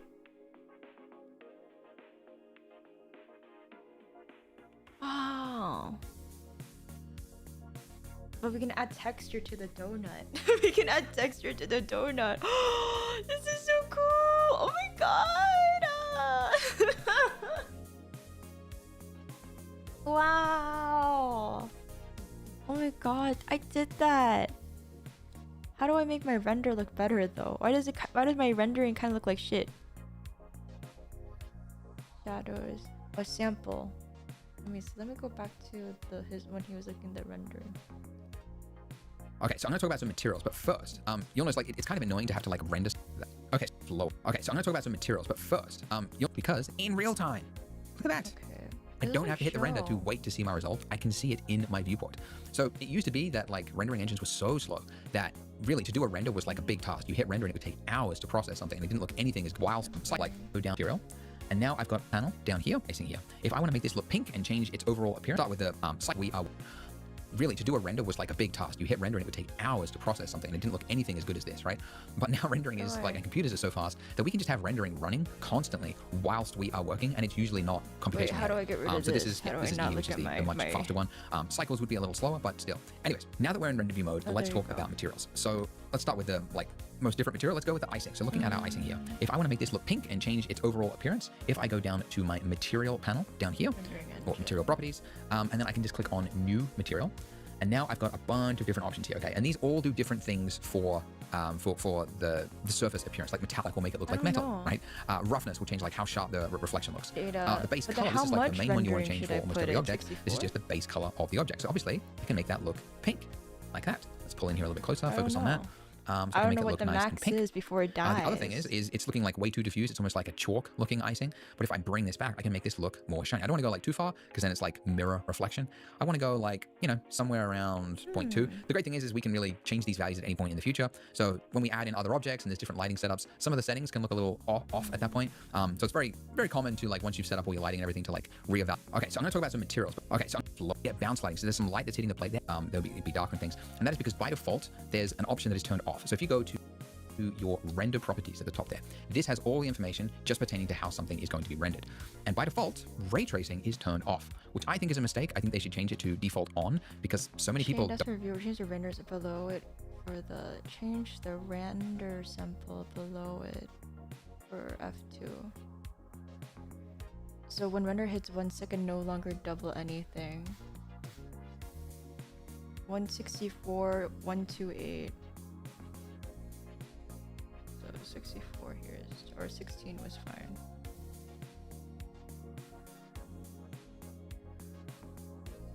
I don't know, it doesn't look different. I don't know.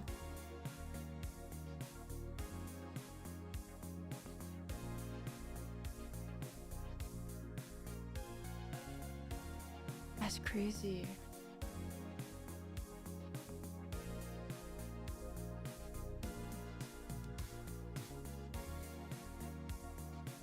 threshold light paths.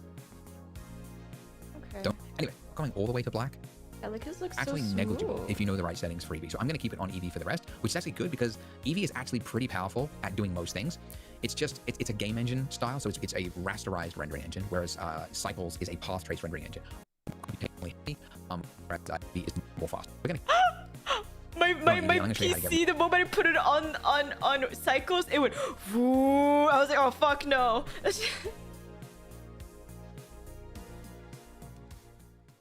Okay. Oh no, not Cycles. Okay. Texture. It's time to texture these bad boys, finally, after hinting at it for so long. So we added some simple materials, and that is actually fine for some types of objects. Like you might actually have a plate and go like, it's just white plate. Doesn't need any text panel right here. And I'm going to add a new material since it doesn't have one. And let's look at how to add a texture. So right here where I'm texture. So I'm going to select my table floor here. I'm going to go to the material panel right here, and I'm going to add a new material since it doesn't have one. And let's look at how to add a texture. So right here where we've got base color, if we want to add a color texture, we just click on this little yellow dot next to it. I know that's not clear. It will become clear when I show you nodes. But when I click this, you get this slide out menu with a bunch of different options here. And the one that I'm looking for says image texture. Okay, so now I can hit open. And just to demonstrate this, I'm going to select a wood texture that I downloaded off the internet just to show you how this works.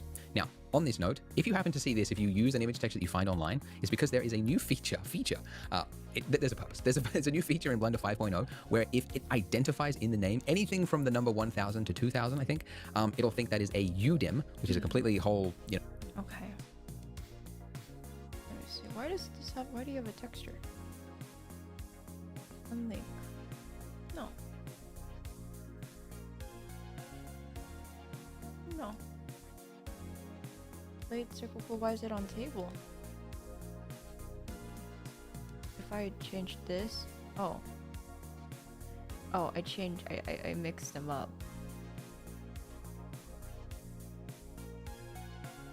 What?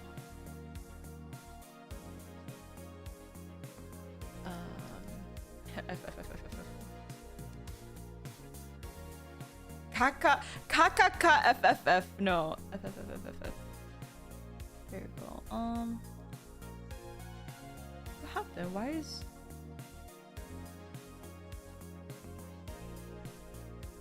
Okay, what if I got rid of the table?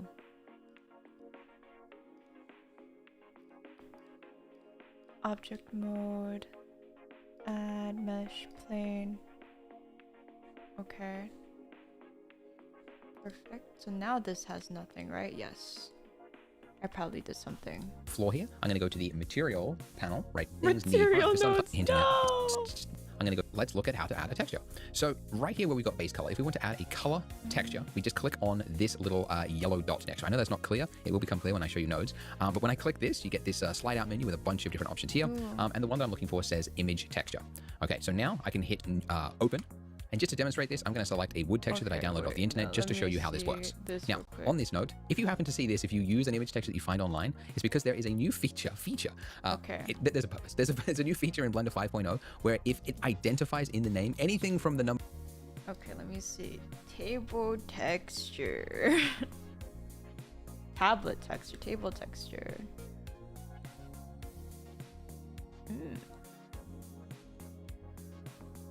Motherfucker.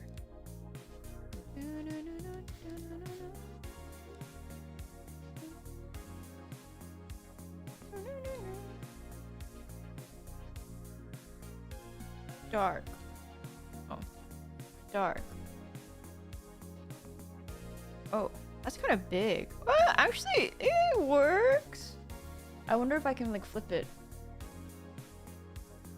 Number 1000 to 2000, and if they add an image like this, you wanted the table to look wood, right? We're not going to do that, but you know, just to show you, you would see it's okay, right? But there is no bump information, okay?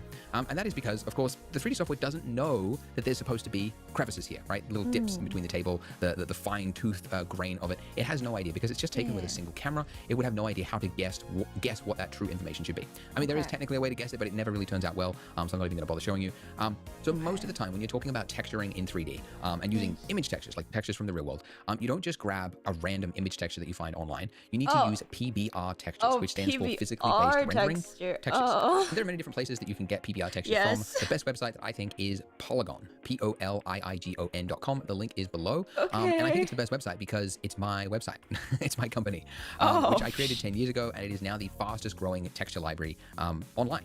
So we've got photographers all over the world, and they use specialized equipment to go out into the world and they capture surfaces, usually like photograph the surface like hundreds of times, which is what enables you to actually capture all of that height information, the bump, the shininess, reflectiveness of materials, and actually capture all of the maps that you can see here. For example, these weird looking maps is exactly what Blender needs to make the material look realistic. So we've got a bunch of different categories. Obviously, like almost anything you want to create, you can find the textures on here. But for just this tutorial, if you go to polygon.com/donut, the link for that is also below. But this has the 6 textures that you'll actually need to follow along for this video. They're all free. We've made them free. All you need to do is get a free account, and you can download all of those by just clicking them and then hitting download. And also, if you scroll down, we've got some premium textures here if you have a subscription with us that you could use for the cafe scene that we're making to kind of spruce it up, make it your own, add some variation there. So we've included some ones here that go well with the scene. And if you use this link, you'll get 10% off any plan you choose. So the first texture I want you to start with is going to be our cafe table. And obviously you could use any texture. You could use some of the ones down there if you want to. But I want you to start with this one, this concrete texture, because we're going to make this look like a concrete texture, something that a lot of cafes can sometimes have. And we actually have a Blender add-on which makes downloading and importing these things even simpler. But I want to give you the traditional way to import PBR textures first, so that you know how to use PBR textures just flat. And then I want to show you the easy way after. So once you've got your free account, you can come back here and you can click on download, this big download button. So that'll give you an 8K texture. You probably don't need it. You could probably get by with 4, but I'm going to get the 8K just to show you how it looks. Now this will download a zipped file like here. Okay, so it should be fairly quick. It's about 289 megs. Once you've downloaded this texture, I need you to unzip it. So with Windows, you just right click and go extract all.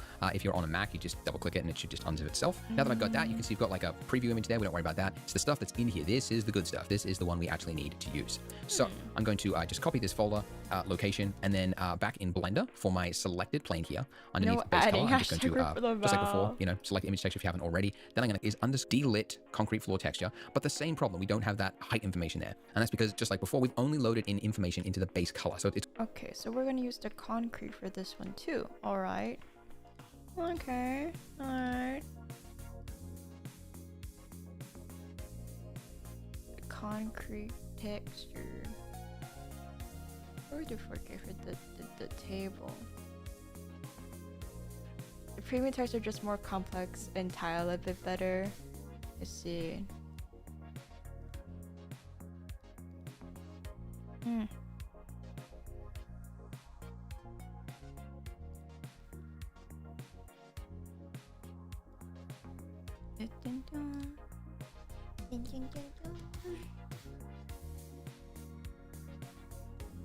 Concrete 8K. Okay, something is still downloading. It's the pastry donut one.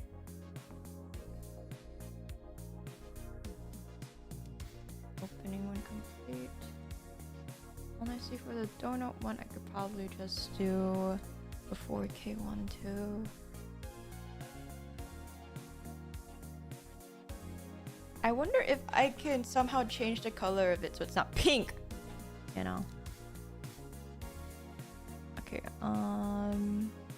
extract all. Extract all. Extract all.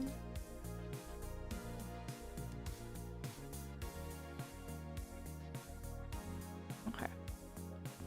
Okay. It's almost like this is copy this folder, location, and then back in Blender for my selected plane here underneath base color. I'm just going to, just like before, select image texture if you haven't already. Then I'm going to click open, and then a lot of these images look pretty similar. There's very little detail across them. There is some, but the one we're looking for is underscore base color. So that is the one we're going to start with. Okay, so this has given us a nice, clean, delit concrete floor texture, but the same problem, we don't have that height information there. And that's because just like before, we've only loaded in information into the base color. So it's almost like this has been printed on all of those different images. And this view here, you can probably tell is like, it's not designed for like complex texturing work. You've got a 3D view at the top. You've got these nodes here, which are very useful. And then you've got 2 over here that I think are kind of pointless. I don't really think they should be here. I've never really wanted them. It's very not designed for like complex texturing work. If you want to do complex texturing work, you should click on the shading tab at the top of your screen. Now this view looks completely different. You've got a 3D view at the top. You've got these nodes here, which are very useful. And then you got 2 over here that I think are kind of pointless. I don't really think they should be here. I've never really wanted them. So I'm going to right click on the like the divider between these little windows here, I'm going to say join left, and then I'm going to do the same for the bottom, join left. And then I want to flip it because I don't really like having like the top view and this in for the bottom, join left. And then I want to flip it because I'm going to say join left, and then I'm going to do the same for the bottom, join left. And then I want to flip it because I don't really like having like the top view and this. It's like, it's too widescreen to like look at things like this. So instead I'm going to right click this, say join down, and then at the top of my screen here, the top of the little divider there, until I get that little arrows, I'm going to right click, and then I'm going to... That's a little sus. It's okay, thankfully I didn't have anything there. Complex texturing work. If you want to do 3D view at the top, you've got here, join left for really one of them. So I'm going to right click on the... Join left. And left. Like the divider between these little windows here, I'm going to say join left, and then I'm going to do the same for the bottom, join left. And then I want to flip it because I don't really like having like the top view and this. It's like, it's too widescreen to like look at things like this. So instead I'm going to right click this, say join down, and then at the top of my screen here, the top of the little divider there, until I get that little arrows, I'm going to right click, and then I'm going to say vertical split. And then to make this one on the right hand side, those same shader nodes that we had from before, I'm going to right click, and then I'm going to say vertical split of my screen here, the top of the little divider there, until I get that little arrows. I'm going to right click, and then I'm going to say vertical split. And then to make this one on the right hand side, those same shader nodes that we had from before, click from this little drop down at the top. By the way, if you don't see it, you just have to like middle mouse, like grab and pull across, and you will get all the way to the end there. But yeah, if I click that and then go shader editor, then close this by hitting the N key. It's a lot of steps. But now I have my shader nodes. So the shader nodes over here, this is actually the same information as what we have in our material over here. For example, if I was to adjust this roughness, you can see that it's adjusting both of those values there. And when we add it in... Does Blender show any other file things out like that? Should be DaVinci Resolve View. I'm gonna kill myself. This, and we clicked image texture, it was basically in the background adding in this node here, which loaded in the image texture. So this is it's a simplified view. If you want to do like small changes to a material, you use this panel here. If you want to do anything more complex than that, you use the shader nodes here. And it's pretty self-explanatory to understand how shader nodes work. It's like over here, this is your material output. It's the final material. And generally you have a shader, which is something like this, principal BSDF. With the pink that is the donut shader one, you use for like I don't need to do the base. Now. I just put everything else on top of it. And then you just have a bunch of values. And then you can connect things into this to do different things. And I'm going to show you how we can like tweak this texture and do a bunch of stuff. But first, let's load in some of those PBR texture maps. By the way, if you're wondering, the view on the left-hand side of the screen here, why does this look different? This is because, and again, a middle mouse drag along the top there, we talked about the 3D viewport, we talked about the rendered view mode. We didn't talk about this one. This is the material preview mode. And it's literally designed for previewing materials because it loads in a like fake world view around it called an HDR, which you can actually swap out here so you can see, you know, different types of environments. But it's a way to like quickly visualize a material without having to like change a bunch of lighting to understand how the material is going to look, because materials look very different in different lighting setups. So it's actually a very useful mode, and it makes sense. It's called material preview. So let's load in another image. So I'm going to hit, I could hit Shift A, or I could just go add at the top of the screen there. It's cool that Blender's hotkeys are the exact same ones everywhere. So Shift A is the same as Shift A over there, right? Add.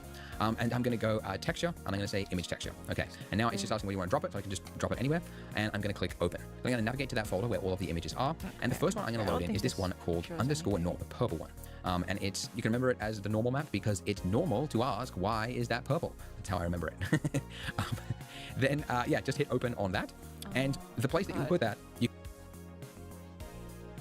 Let me see the purple. Okay, let me see. Concrete. Oh. Purple one. Normal? Normal, normal metallic, normal, warmness. Yeah, normal. Okay. Then, yeah, just hit open on that. And the place that you would put that, you could guess, is the normal input, that little purple input there on our shader there. So the way you connect something to something else is you just, where there's a point, you just click that point and you just drag out and connect it to another point, and then you release. And then it is connected. Now you can see that there is some bump information now, but you wouldn't know it, but this is actually the wrong, it's partly the way to connect something, but we need to do something else. First of all, you can see that between here and here, whoops, we've gone from a yellow input to a purple input. Now it's okay to go from like yellow to gray because gray just means grayscale, so you can go from color information to gray information, that's fine. But normal is like vector information. Yeah, without getting technical, like the normal is the way the face is, like that invisible line of the faces, and this is like faking which direction each of those pixels has. But basically, we need to add something between here and here to convert this from color information into vector information. And we can do that by hitting Shift A to add again, and then going to displacement, this drop down and clicking normal map. You can also, if you can't find it, you can go to the search bar and you can type in normal map as well.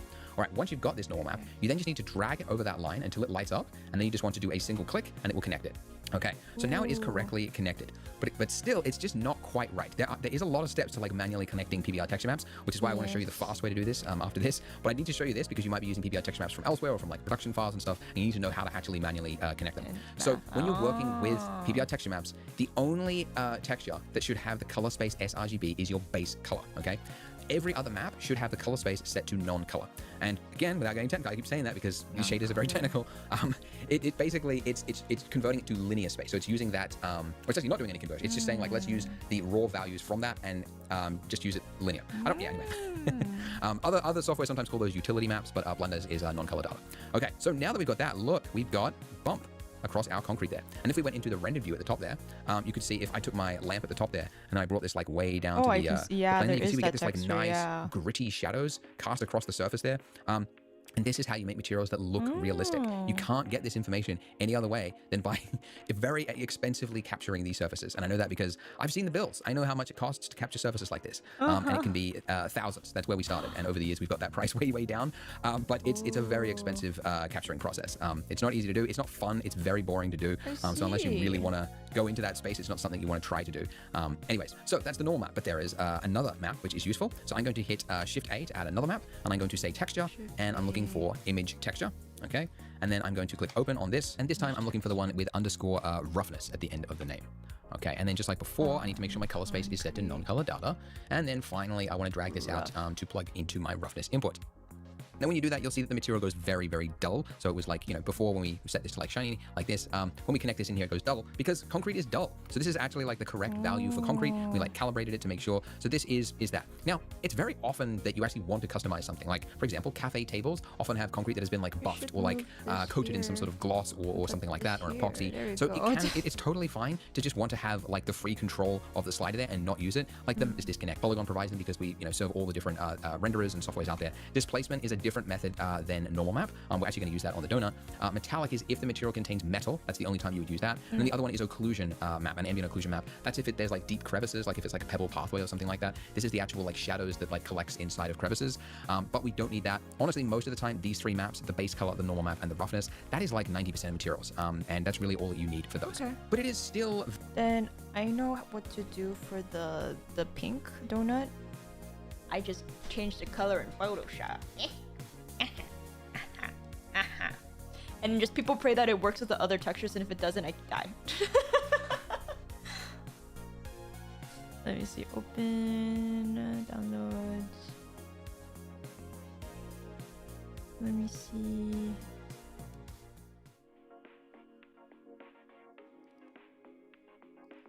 Oh. I open. Let me see. It should be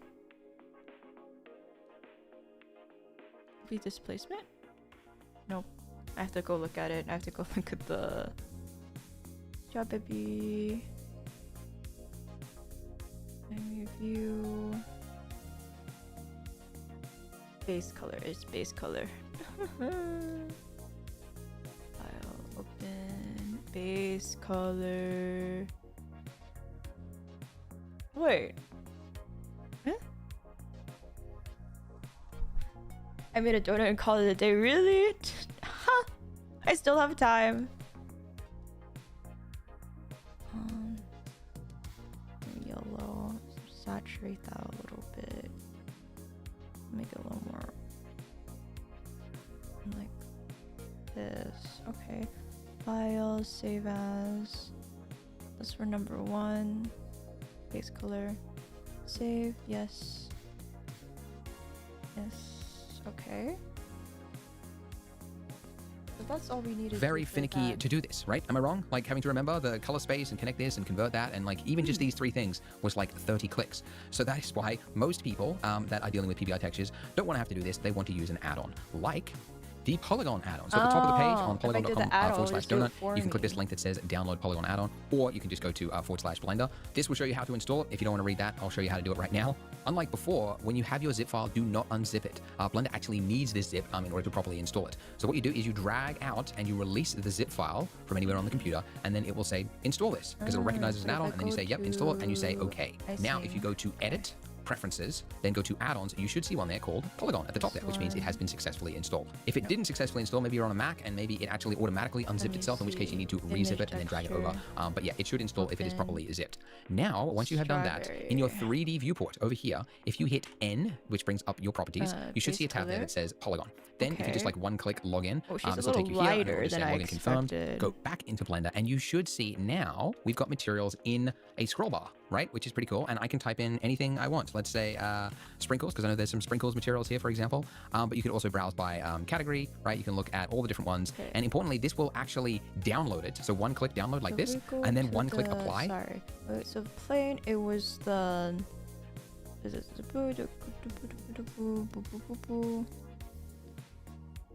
roughness normal? Okay, so yeah, we could do the add-on, but let me see. We did. What was this one though? Oh no, we do have it. Okay, color, base color, and then we do shift A,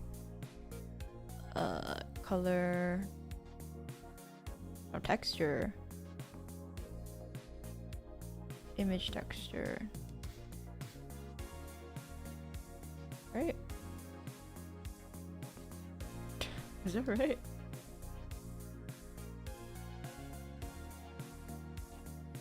Wait.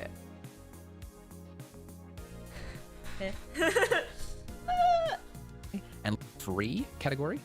So what you can see that the texture is being updated over there. In fact, if I turn off the overlay there to 30 a torus, like certain primitive way around and unwrap my overlays at the top there, these textures. And for example, EV type in normal map as well. All right, once you've got this normal map, and again, a middle mouse drag along the top there, we talked about the 3D viewport.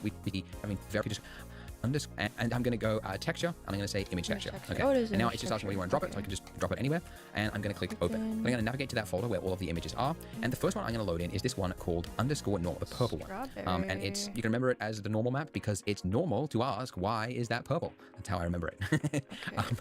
Then yeah, just hit open on that.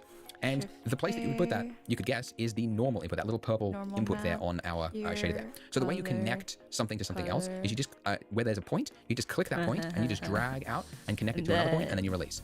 And then it is from display, and it will connect. Because you might be using something with saying that because that's okay. So now that we've got that, look, we've got bump across our concrete there. And if we went into the rendered view at the top there, you could see if I took my lamp at the top there and I brought this like way down to the plane there, you can see we get this like nice gritty shadows cast across the surface there.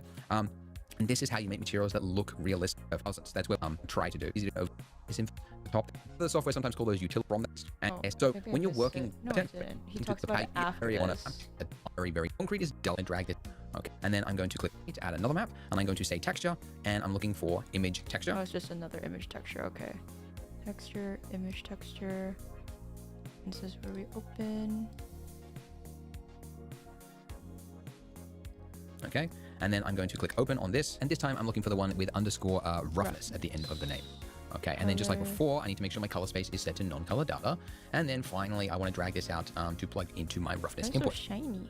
Then when you do that, you'll see that the material goes very, very dull. So it was like, you know, before when we set this to like shiny, like this, when we connect this in here, it goes dull because concrete is dull. So this is actually like the correct value for concrete. We like calibrated it to make sure. So this is that. Now, it's very often that you actually want to customize something. Like, for example, cafe tables often have concrete that has been like buffed or like coated in some sort of gloss or something and not use it. Like the maps are there. If other map, you're going to use that on the donut or a yellow one, ORM. We don't use that in Blender. That's used by game engines. Polygon provides. If you need to, by the way, if you're curious, this yellow one, ORM out there, just use that in Blender. That's used by game engines. Polygon provides them because we, serve all the different renderers and softwares out there. Displacement is a different method than normal map. We're actually going to use that on the donut. Metallic is if the material contains metal. That's the only time you would use that. And then the other one is occlusion map, an ambient occlusion map. That's if there's like deep crevices, like if it's like a pebble pathway or something like that. This is the actual like shadows that like collects. Oh, you're right. I have to put on non-color. You're right.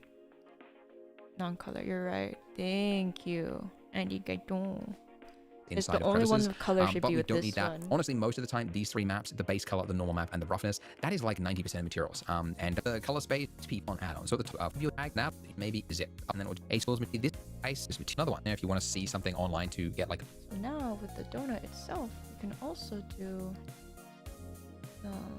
this base color, image texture, then donut. Oh, what is it called? Oh,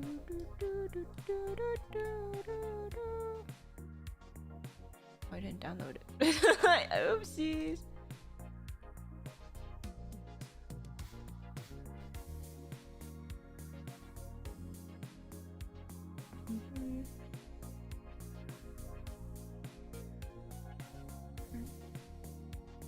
Why did I not remember who I am? I can go goggle. Okay, download. Arigato. Arigato.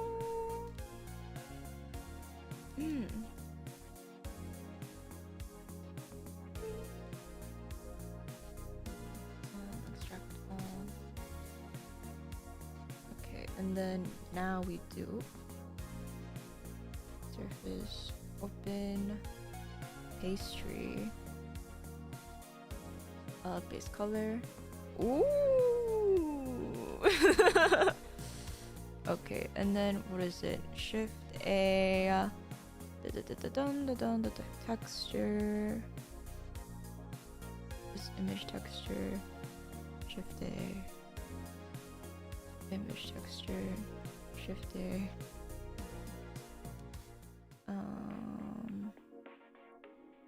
Normal map. So this will go here. This will go here. And then open pastry. Normal. Non-color. Open pastry. Roughness. Ooh, miru. Oh, look at that. Whoa, look. Whoa. Whoa.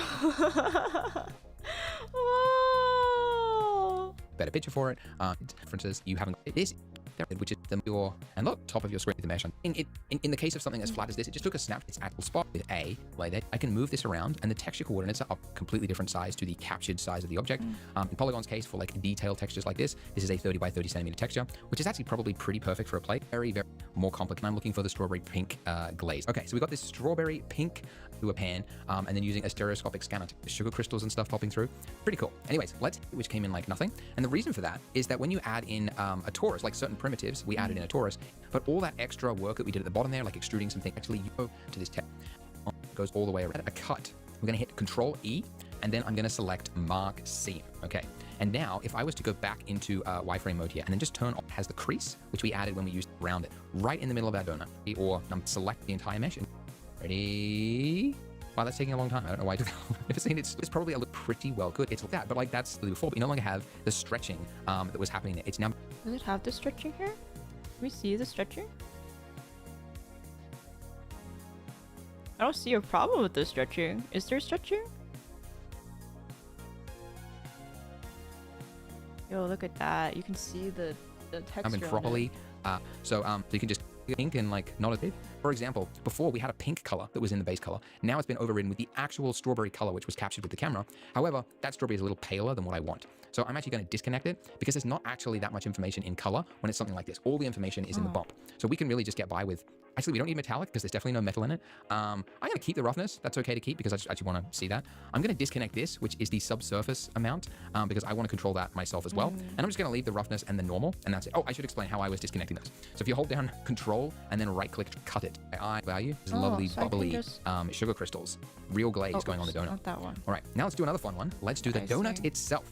Now this is an interesting one that I had my team do before I started recording. I had them go out and scan a real donut, scan it all the way around, then map it to a torus, and then just get the extracted data. And because this has been already UV unwrapped to map the exact square, just like what we, just like what is captured for this type of map here. Now I can just apply this and it'll automatically do it. So let's do that. Hit apply, and that's pretty good. Like that's nice color. We got nice bump there. If we bring back our icing, you can see that's already pretty good. That's crazy. Right? Look at that. But there is something else that we can do, because when I was talking about shading, you might remember I mentioned that there is two different ways of creating bumps, right? And the normal one, the purple one, that's the one we've been using thus far. But there's another one here which comes in disconnected, and it's the displacement map. Now, in the newer versions of the Polygon add-on, like the next version that's coming out after this, you'll be able to, in this last used box here, you'll have an option that says displacement and displacement type. Just came with this feature to enable displacement. It's not yet there, so we would have to connect it ourselves. But essentially, all it's doing is when you change that little drop down there, if I grab all these things here, hit G to move them down, and then I sever this tie with the normal, and then I take my displacement. Don't put it in the normal input though, put it in the displacement output of the material here. And what this is doing now is, well, it's still a fake bump, but the other setting that it would enable is here in your material properties, right down here at the bottom where it says displacement, it would change that to displacement and bump. And now if I select my icing, hit H to hide it, you can see that the mesh has changed, right? This is the underlying mesh. It's now kind of expanded. And this is actually the captured. Okay. So is that still just a texture? If it's, oh yeah. Okay. So like we can try that. I can do Control A, texture, image texture, put that here, open, pastry. Was it the displacement? Yes. Link this over here. I don't think that's right. But because displacement, the only all it's doing is when you change that little drop down there, if I grab all these things here, hit G to move them down, and then I sever this tie with the normal, and then I take my displacement. Don't put it in the normal input though, put it in the displacement output of the material here. And what this is doing now is, well, it's still a fake bump, but the other setting that it would enable is here in your material properties, right down here at the bottom. Right at the bottom. Bottom, where it says displacement, it would change that to Settings. Displacement and bump.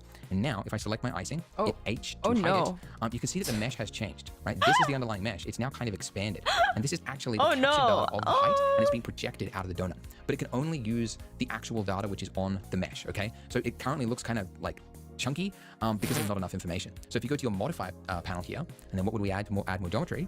We would add in another subdivision surface. And now when we do that, if I increase this, you can see if I increase it 2, 3, 4 times in the viewport. Looks great right in this angle, but if you change it. I think 3 is about it. I'm just gonna, I'll set render to 3 or 4. Yeah, I'll set it to 3. That should be fine.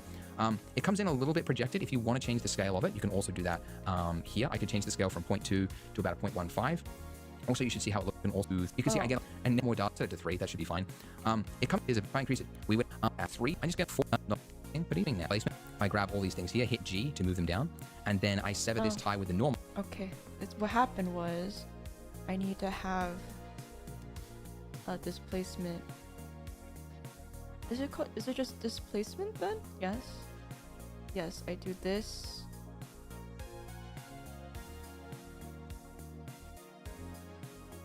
This and then this? I don't think that worked. Let me see. Let me look at his cycles. So if you use that, you can change it here to displacement and bump. But because Eevee only just came with this feature to enable displacement, it's not yet there. So we would have to connect it ourselves. But essentially all it's doing is when you normal, and then I take my displacement, if I grab all these things here, hit G to move them down, and then I sever this tie with the normal. And put it on height. Put this on height. Displacement. And then I take my displacement. Don't put it in the normal input though, put it in the displacement output of the material here.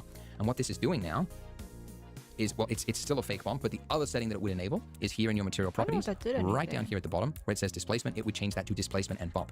And now if I select my icing, hit H to hide it, you can see that the mesh has changed, right? This is the underlying mesh. It's now kind of expanded. And this is actually the captured data of the height, and it's being projected out of the donut. But it can only use the actual data which is on the mesh, okay? So it currently looks kind of like chunky because there's not enough information. So if you go to your modify panel here, and then what would we add to add more geometry? We would add in another subdivision surface. And now when we do that, if I increase this, you can see if I increase it. Okay, and then if we go to modify to add generate subdivision surface. Oh, nothing seems to be happening on this one, so I don't think I'll do anything. Might be the texture, you think so? Yeah. It's okay. Yeah, that looks like, look at that. Damn! Not to toot my own horn or anything.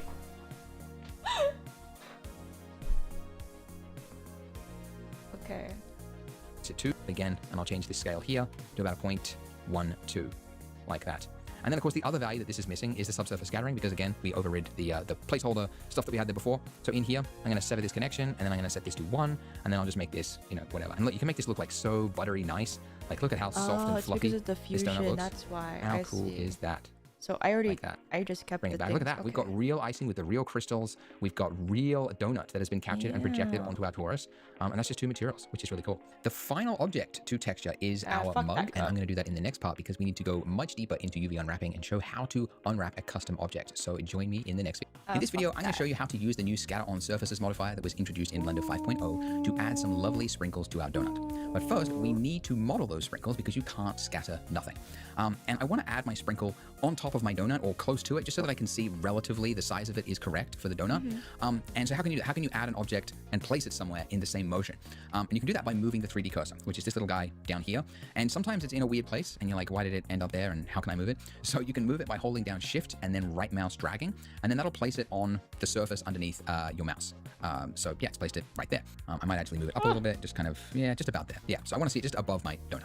All right, so now we need to add a new object, and that is going to be a cylinder, of course. So add mesh and then cylinder. You could also use a sphere if you wanted to, if you want to get like round sprinkles. I'm not a fan of those. They're too crunchy and just like, I don't know. I always like the long ones. So we're going with the long sprinkle with the cylinder.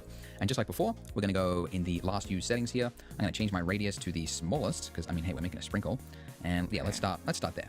So it probably should be a little bit bigger than that. So obviously, if you just like click and drag on this, it's just way too sudden movement, but holding.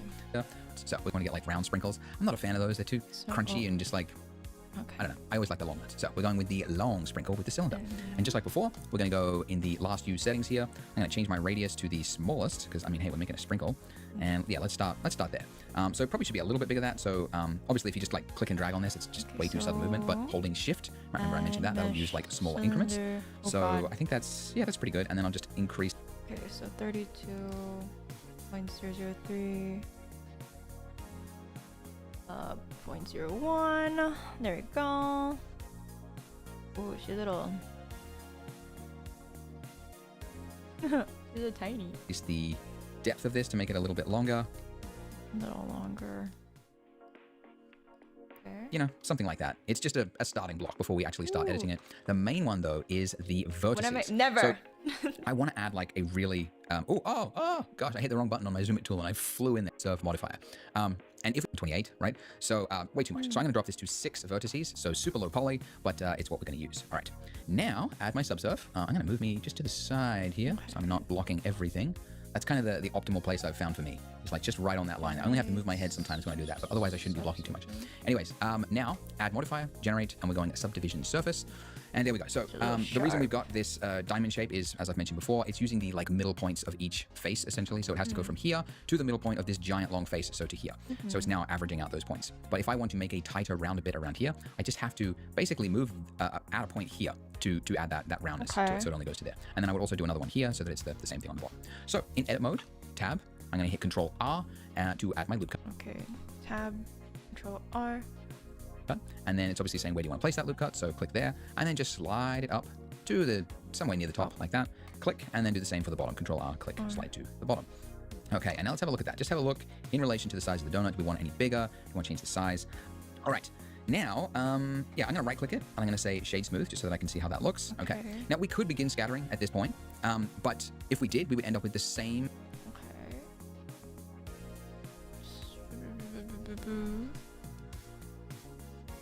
this exact same sprinkle all over it. And in scatter now, yeah, I'm going to right-click it. I'm going to say Shade Smooth. Shade Smooth. Oh, there you go. Wow. So that I can see how that looks. Okay. Now we could begin scattering at this point, but if we did, we would end up with this exact same sprinkle all over it. And that much repetition to your eye just looks fake. Like every single sprinkle, actually the way they make sprinkles is just like from a piping bag, right? So you just literally, and then you just like break it up in sizes. So what I'm gonna do is I'm gonna first of all rename this by hitting F2. I'm gonna call it, oh boy, late in the day. Sprinkle, okay? And now, we haven't really mentioned collections before, but they're basically buckets, and you can move things in and out of buckets. So there's a default one that comes in here, but you can move it out of this whole collection by just taking the sprinkle, clicking, and dragging it up. So I'm going to drop it into my scene collection there. And the reason I'm doing that is now I'm going to select this whole thing, and I'm just going to exclude, okay? So now, when you hit exclude, it's not going to show up in your viewport or your render. It's effectively like it has vanished from the scene, but you can easily bring it back there. So it's just a way to like quickly edit, a bunch of different things and then bring back the rest of your scene. Okay. So here's my sprinkle. I want to create variants of it. So first I'm going to go into front view mode and then focus. So front view mode. Focus. Close enough.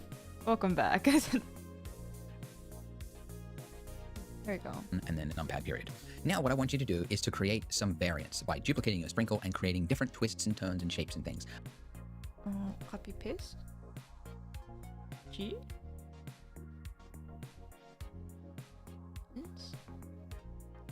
No.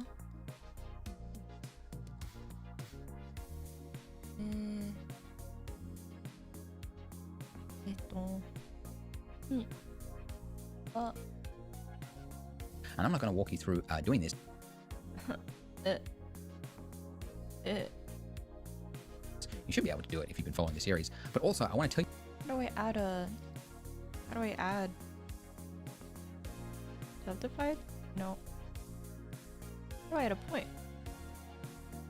Is it just...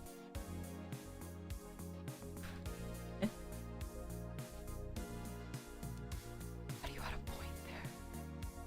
How do you do that? Let me see.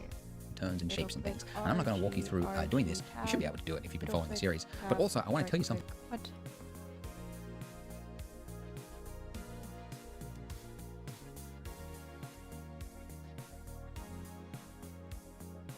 Boop.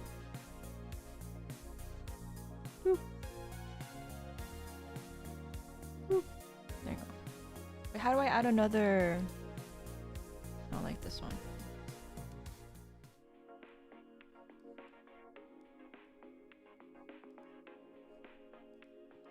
Delete.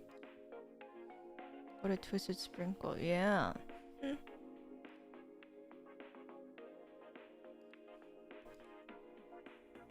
It's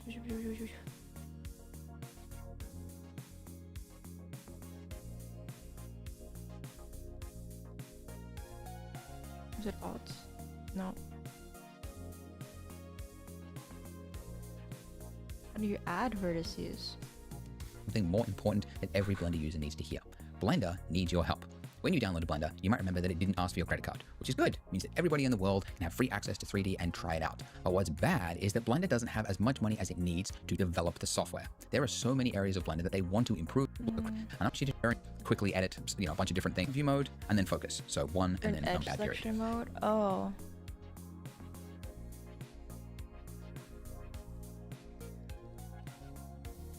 Maybe if I do this R. No. Oh, I was right. Oh my god.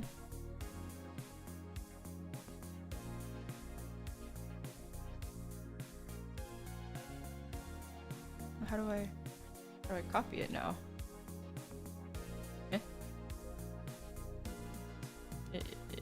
Paste G. Oh. X-ray.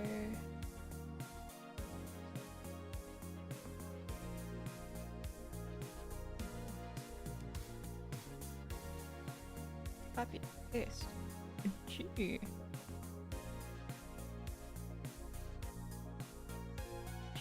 G.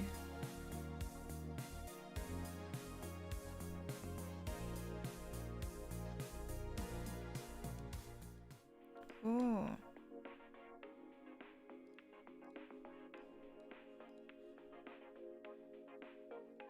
Try Alt D. What does Alt D do? Oh. Okay, now I can't. Now I can't. Wait, what happened?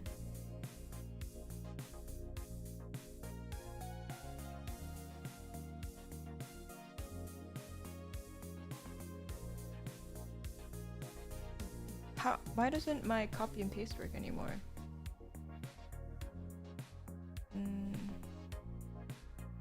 Create variants of it. So first I'm going to go into front view mode and then focus. So 1 and then numpad period. Now what I want you to do is to create some variants by duplicating a sprinkle and creating one. So here's my sprinkle. I want to create variants of it. So first I'm going to go into front view mode and then focus. So 1 and then numpad period. Now what I want you to do is to create some variants by duplicating a sprinkle and... How do you duplicate? Oh. Is...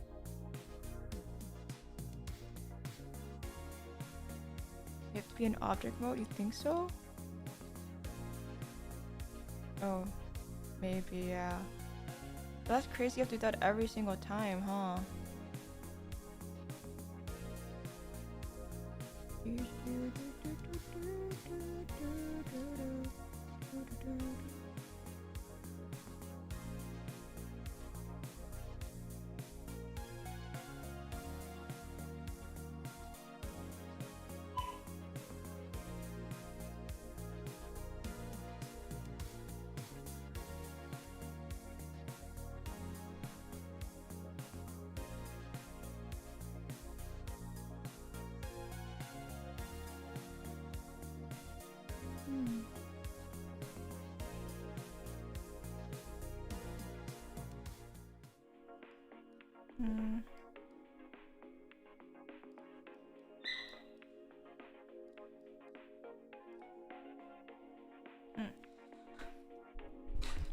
And creating different twists.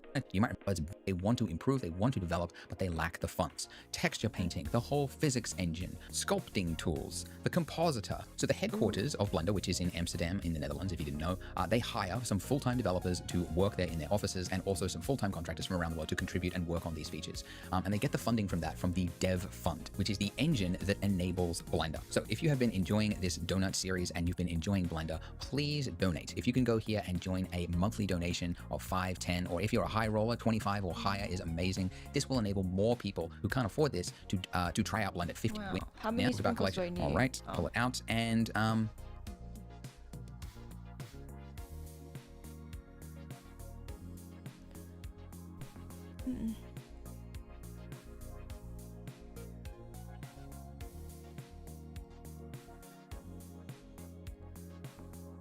One, two, three, four, five, six. 1, 2, 3, 4, 5. I can make one more.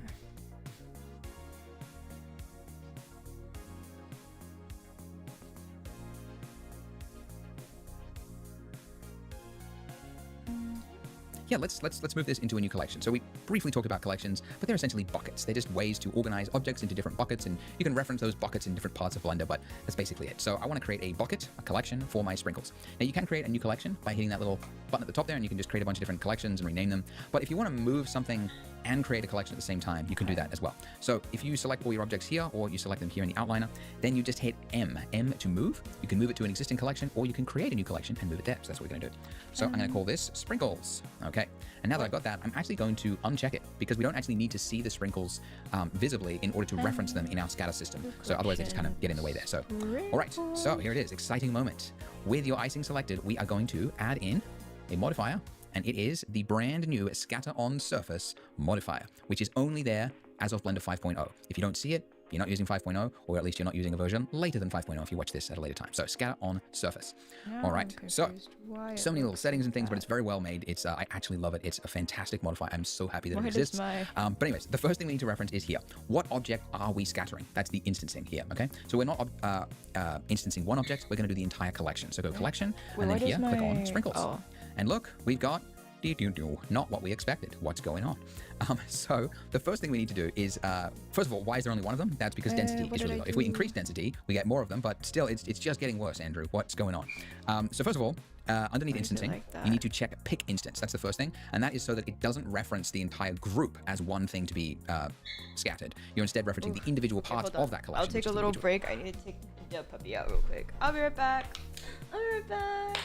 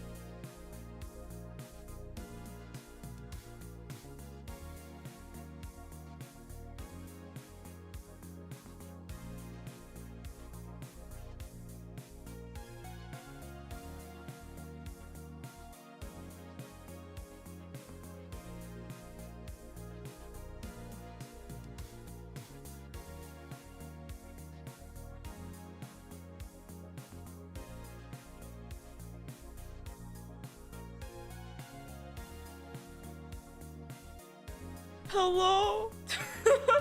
Hello? Can anyone explain to me why my thingy looks like this?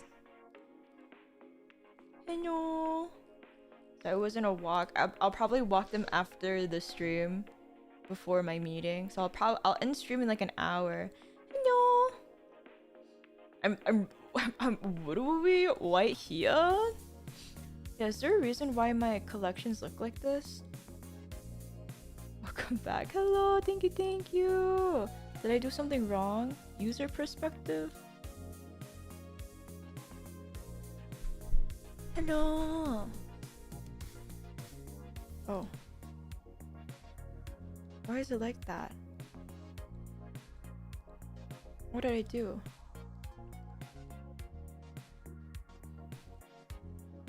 How do I fix this?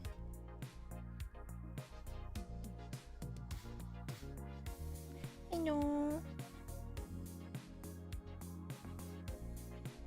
Does anyone know? Does anyone know? Please, please.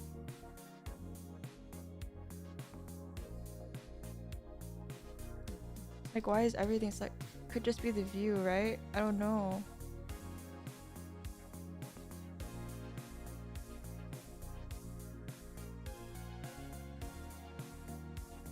I don't know what it is. I don't know why it looks like this.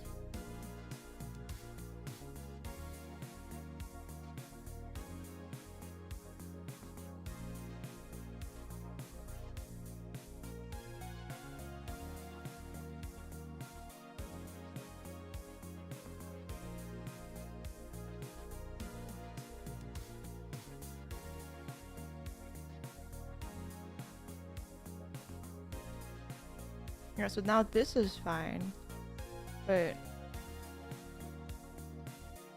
well, actually, is that fine? I don't know what I did, but I don't think this is good.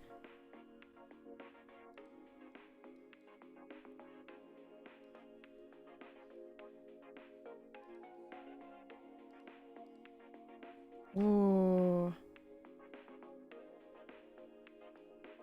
Hello, hello.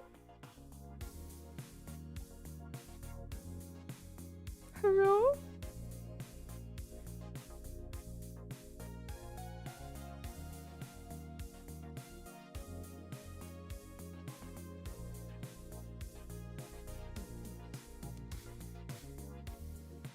Seems fine to me, but I don't know why it has all of this stuff. Like, why is it like transparent?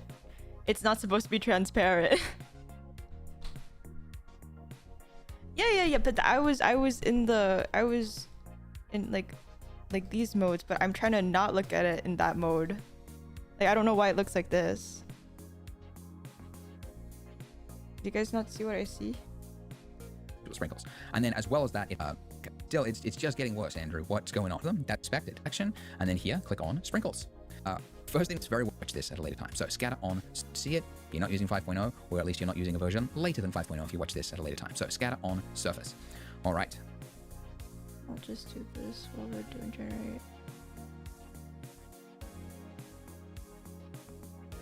Check the oh, you're right. That and X-ray mode. Thank you. So thank you. So many little settings and things, but it's very well made. It's I actually love it. It's a fantastic modifier. I'm so happy that it exists. But anyways, the first thing we need to reference is here. What object are we scattering? That's the instancing here. Okay, go on sprinkles. And look, we've got not what we expected. What's going on? So the first thing we need to do is, first of all, why is there only one of them? That's because density is really low. If we increase density, we get more of them, but still, it's just getting worse, Andrew. What's going on? So first of all, underneath instancing, you need to check pick instance. That's the first thing. And that is so that it doesn't reference the entire group as one thing to be scattered. You're instead referencing the individual parts of that collection, which is the individual sprinkles. And then as well as that, it has reset the transform because like it bases it off of how far away is it from the center of the thing. But if you go reset, then it actually bases it on the point of those sprinkles. Okay, cool. So, ooh, look, we've got a alien looking landscape or something, right? But yeah, you can see you can increase this. The higher you go, the more sprinkles you will get.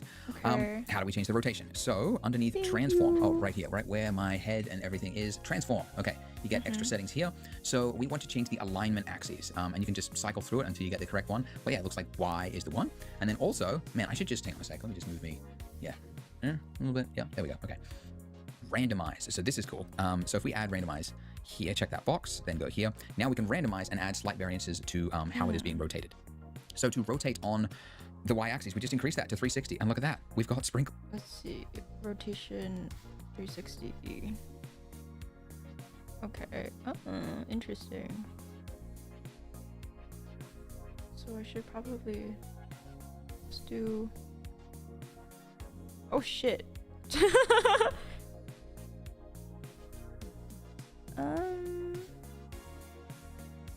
1,600.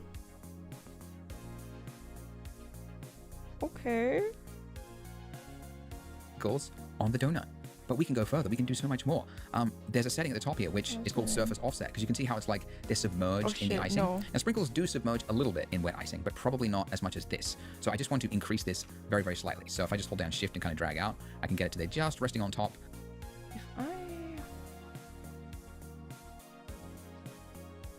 If I were to separate these more a little bit, will they? Oh.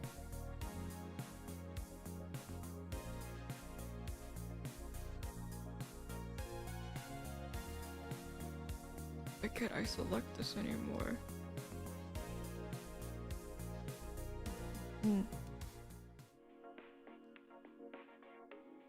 Very demure donut. Why can't I select? Oh, I see.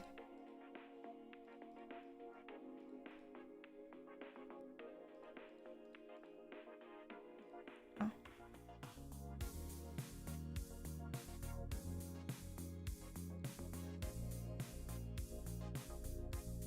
Okay. G.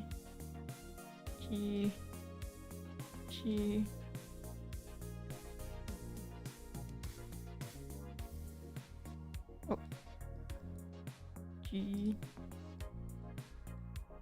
G. Does that affect anything? I don't think so. Let me see. Like that. You wouldn't believe, by the way, how much effort it was to create this into the, because you can see check that box, then go here. Now we can randomize and add slight variances to how it is being rotated. So to rotate on the y-axis, we just increase that to 360, and look at that. We've got sprinkles on the donut. But we can go further. We can do so much more. There's a setting at the top here, which is called surface offset, because you can see how it's like they're submerged in the icing. Now sprinkles do submerge a little bit in wet icing, but probably not as much as this. So I just want to increase this very, very slightly. So if I just hold down shift and kind of drag out, I can get it to there just resting on top like that. You wouldn't believe, by the way, how much effort it was to create this in Blender previously. Like a bit of brief history on scattering in Blender. The old way was to use the particle system in Blender, which was like old and legacy, and it was badly coded. It kind of worked, but it was, it was annoying. And then they came out with geometry nodes, which was all math-based and mathematical, but to do stuff like this required so much work to set it up. And then now they've come out with scatter on surface, which is still geometry nodes. So if you don't know geometry nodes, there's a tab at the top there. You can click it, and this is what it looks like. It's nodes, right? I don't even want to look at the nodes. It's okay. So the next thing you're probably wondering, looking at this, is how do we scatter it in just a specific area? Okay, because you'll see, and in fact, if you select your icing and then /, we've got sprinkles everywhere, the underside, etc. So we only want them around the top of, called weight painting. And you can activate that by going at the top of your screen there and changing from object mode to weight paint mode. And I'm going to deactivate my sprinkles so that I can just see the icing. Now, if you were to click and drag across it when it is active in this state, you'll see that you get like a heat map. And as you can probably guess, where it is red is going to be where your sprinkles are, and where it is black, it's where your sprinkles are not going to be. And if you want to get technical, weight paint mode is actually adding an attribute to the mesh, which is where it is red, that is a value of 1, where it is black is a value of 0. Actually add is going, if you were to click and drag mode to weight paint mode. And I'm going to deactivate my sprinkles so that I can just see the icing. Now, if you were to click and drag across it when it is active in this state, you'll see that you get like a heat map. And as you can probably guess, where it is red is going to be where your sprinkles are, and where it is black, it's where your sprinkles are not going to be. And if you want to get technical, weight paint mode is actually adding an attribute to the mesh, which is where it is red, that is a value of 1, where it is black is a value of 0, and then varying values between there, essentially a heat map of values which are stored in the mesh, and then other parts of Blender can reference this. So it's a very quick way to just do some painting on a mesh to reference in different things. Now, what is not clear though, is that when you're painting painting in this mode, if you go into the isolated view by hitting /, you might notice that you have accidentally painted through your mesh. I wish it wasn't like this, although I understand why it is, because people that are rigging often want this turned on. But your brush, you want to check front faces only, because if you don't do that, then you'll still get your sprinkles underneath your donut. So now that I've got that, I'm going to, yeah, I mean, you can like paint over the mesh like this. A quicker way to do it would be to go into here where my head is, data, then go into edit mode, like this, right? So edit mode, everything is selected. If I drop my weight to 0 and then say assign, then go back into weight paint mode, everything is black. Because this vertex group thing here, this is the weight paint, right? So you can select everything if you want and just make it entirely 1, or you can make it entirely 0. Anyways, now that I've got that, as you can tell, I've got front faces on. Now I can do my painting, all right? So where do you want your sprinkles to go? You just do that painting, right? And you can have, you know, you can change the weight of the brush as well if you want there to be like a lot that's kind of just like on the edge. And all I've got on weight paint mode, edit would be to that isolated view by hitting /. You might notice that you have accidentally painted through your mesh. I wish it wasn't like this, although I understand why it is, because people that are rigging often want this turned on. But your brush, you want to check front faces only, because if you don't do that, then Brush.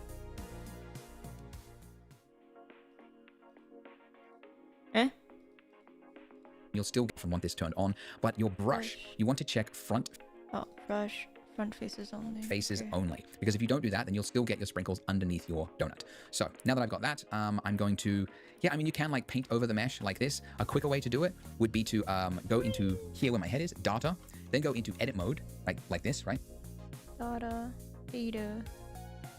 is data here, data. So edit mode, everything is selected. If I drop my weight to 0 and then say assign, then go back into weight paint mode, everything is black. Because this vertex group thing here, this is the weight paint, right? So you can select everything if you want and just make it entirely 1, or is this drop my head is, data, then go into edit mode, like this, right? So edit mode, everything is selected. If I drop my weight to 0 and then say assign, then go back into weight paint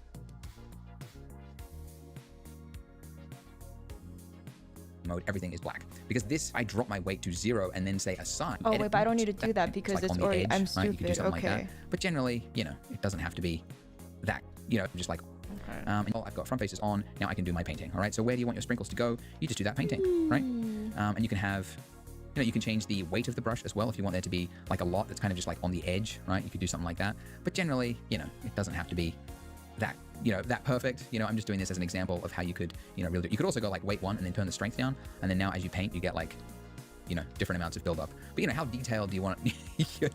Like, do you want, I don't think anybody's ever going to look at your donut render and go like, wow, the distribution of those sprinkles is amazing. You did a great job distributing the sprinkles. But they might notice it if it looks fake, you know? So it's one of those things that seems like pointless in 3D. Like you watch, you know, like Planet of the Apes, like the making of that latest one. I don't know the name of the latest one, but I was at SIGGRAPH and I was watching a talk where they had the most amazing, the guys at WET know how to do a presentation, but it was just like full of detail and like tiny, like they had like monkeys in the rapids and like just the sheeting, and the plants had to have just the right amount of wind or else, you know, and so like artists are just slaving over every single detail. And I'm sure a lot of them were like, come on, who's going to notice, you know? And it's like, people will notice if it looks fake. That's what they'll notice. But they won't know specifically what you did, but they'll know if it looks fake. Anyways. So we've done our weight painting. I did a lot of detailed weight painting, but now how do we make our sprinkles just appear in that place? Oh yeah, bring it back by clicking that. We do it here where it says distribution mask. Okay, so instead of this. And now we go back to the and then this one. Okay. Single value from 0 to 1. We can change it to. Okay. Click this little spreadsheet looking icon. I don't know why they went with that icon, but anyways. Then from the drop down, we want to select group, okay? Which is the name, by the way, inside of data. It's right here. So if you wanted to change that to be sprinkle distribution, you could. And then just, you know, click it there. But yeah, that's what it's referencing. By the way, make sure you're not using it, because you can see there's distribution mask and density. They both have this icon. If you instead used it here, you would see like almost nothing. And that's because it's now overridden what was there, a density value of 900 with a value of 0 to 1 across those areas. Whereas the distribution mark will keep the density of 900, but it'll multiply it by the values of 0 to 1 here. So it's important to get the right one. You can play around with it, obviously. But now let's talk about some other settings you might want. Like, for example, the density. How the sprinkles from intersecting each other. And unfortunately, there's not an easy answer, because this is not easy to do. There's such a thing as like circle packing. That's the fit the close where you can fit in relation to the essential amount. Eventually, if now you can see like, but now pick it on from drop to it. Yeah, see the amounts, like a distribution amount. Okay. And then what I do generally is I just change this seed amount here. Where's seed amount? Scatter on surface seed.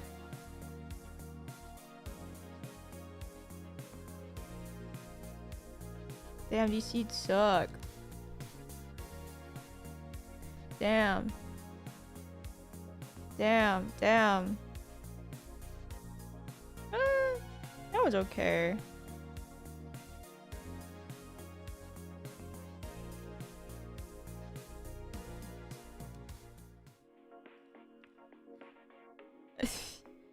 Wait, okay, where's the camera? This way. Does it look good here?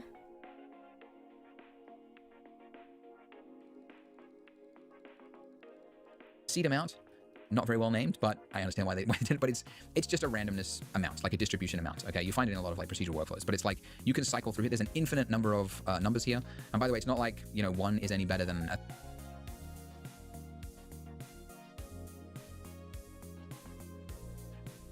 two. No, I like donuts. It's a joke because I have to make a donut in Blender.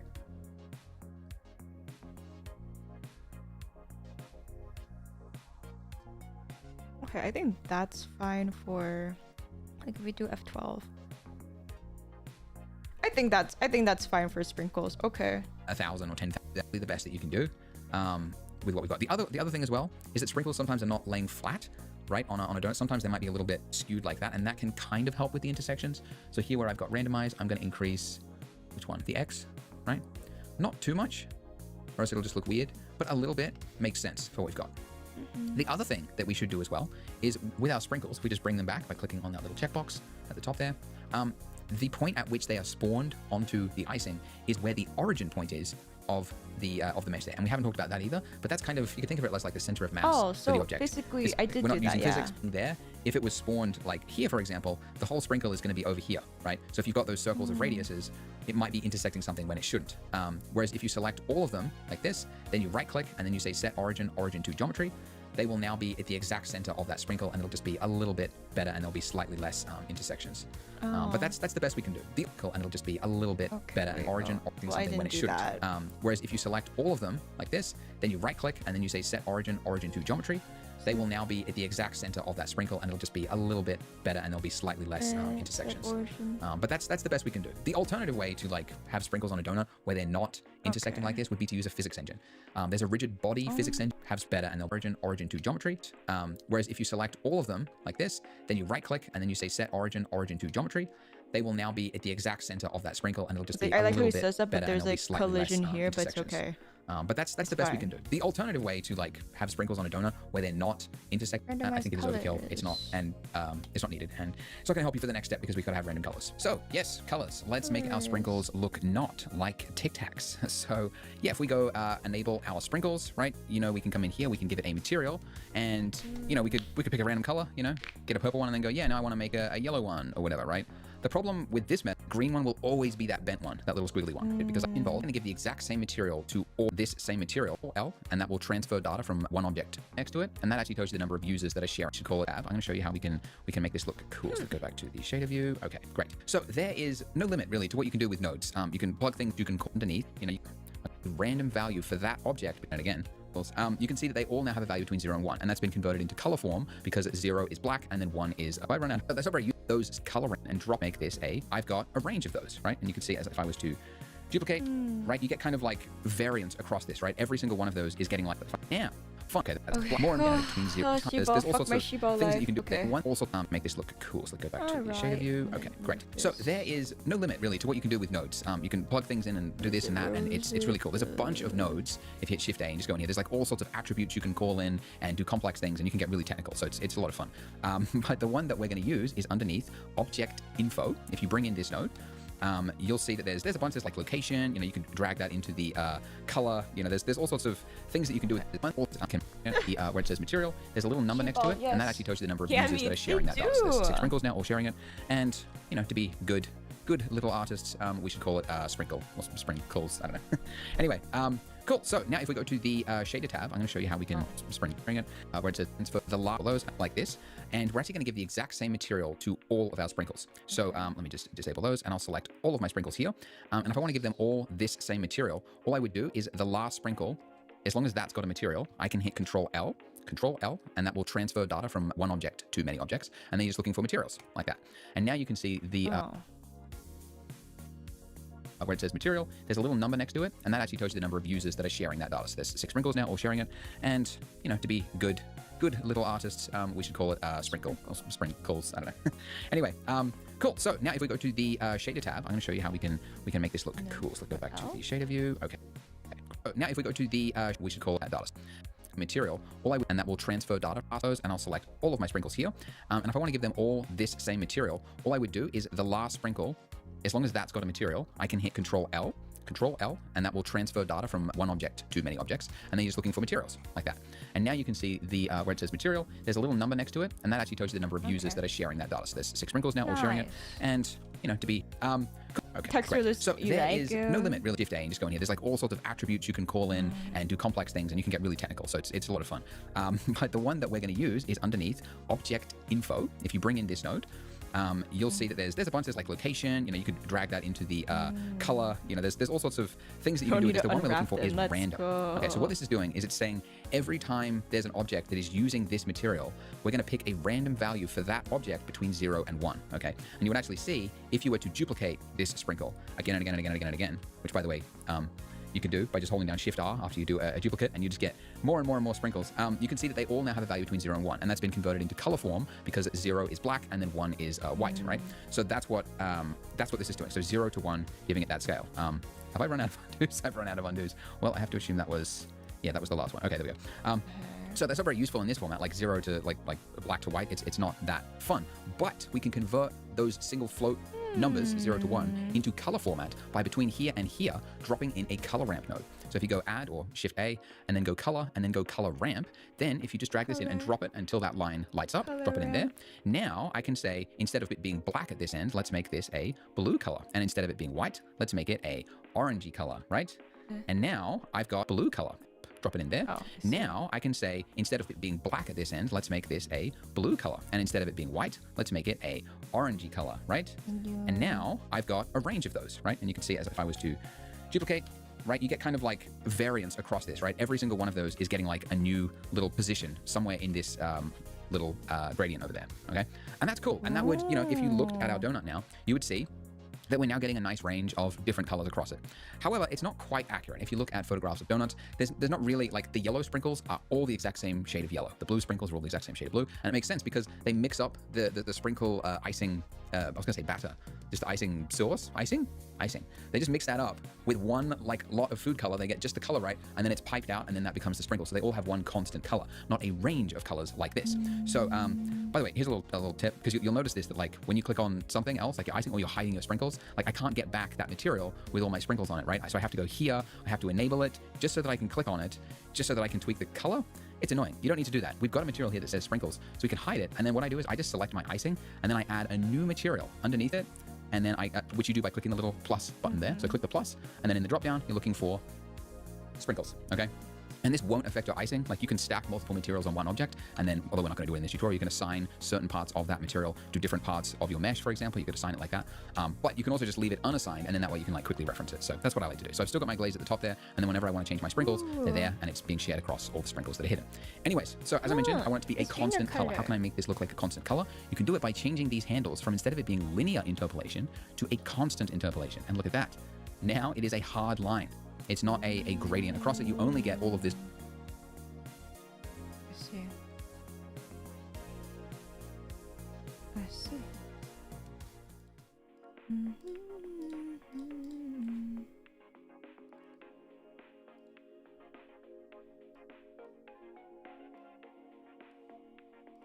How did he do that? Color. You can do it by changing these handles from, instead of it being linear interpolation, to a constant interpolation. And look at that. Now it is a hard line. It's not a gradient across it. You only get all of this blue or all of this orange. So, you know, if you wanted to make a Halloween donut, right, you can go for something. I moved to the United States a couple of years ago, coming up on 2 years ago, and I'm just learning that that's the colors of Halloween, because we don't really do Halloween in Australia where I'm from. Like some people do, but it's really kind of a rare thing that people are into. But it's always, it's the black, orange, the green, and the purple seems to be the colors that people like decorate their houses with and stuff. And Reese's Pieces really lean into that, and they love that they're one of those colors. You know, you can do like fun stuff, right? You can make up a Halloween looking donut if you wanted to. what I'm going to do for mine is I'm going to make mine look like pastel. So I like to go with like a shade of aqua, kind of like that. And then I'm going to go with purple like that. And this is a tip, by the way. You never want to go like 100% like saturated like that. That's weird. Why has no donut got that exact? Well, they're just being washed out. But we're going to be, so by default, your color management, it kind of looks like this. So your colors look a little bit washed out. And we're not going to get into color management, but essentially like everything is kind of a little bit desaturated. And it's designed so that it makes it easier to grade. But it's not really designed for a final render when you're using the none look. Instead, you're better off using medium, high. Okay, go back. Yeah, I think that's high fine contrast, though. or for a YouTube thumbnail, very high contrast. That's what I use. And these aren't like bad. It's not like they're doing like a rough like contrast grab or something. This is like a proper S-log. As you know, a previous render I'd done. Being donut, change the donut color to be something else. You could make more donuts by just stacking donuts on top of each other. But you can do a lot, so have fun. Just kind of teach you. And also, as your homework, add some sprinkles to your plate if you want. I won't show you how to do it because it's basically the same steps as before, scattering on surface. The only thing I'll mention is that you do need to apply your solidify modifier so that you can actually paint on the correct side of your plate, and they will appear as long as that's done. But it's super simple. So I don't need sprinkles on my plate. I don't need them. I don't need them. Able to do that. Anyways, that's it for this video. Join me in the next part. Welcome to your final serving of donut. In this part, we are going to be lighting, rendering, and making our donut actually look good. The final piece of the puzzle, which is the most fun, honestly, because currently it just kind of looks like a early 90s test render or something. Very, very bland. So let's make this actually look good. We're going to be moving around some stuff, and you can see that if you like move an object, you always leave behind something, right?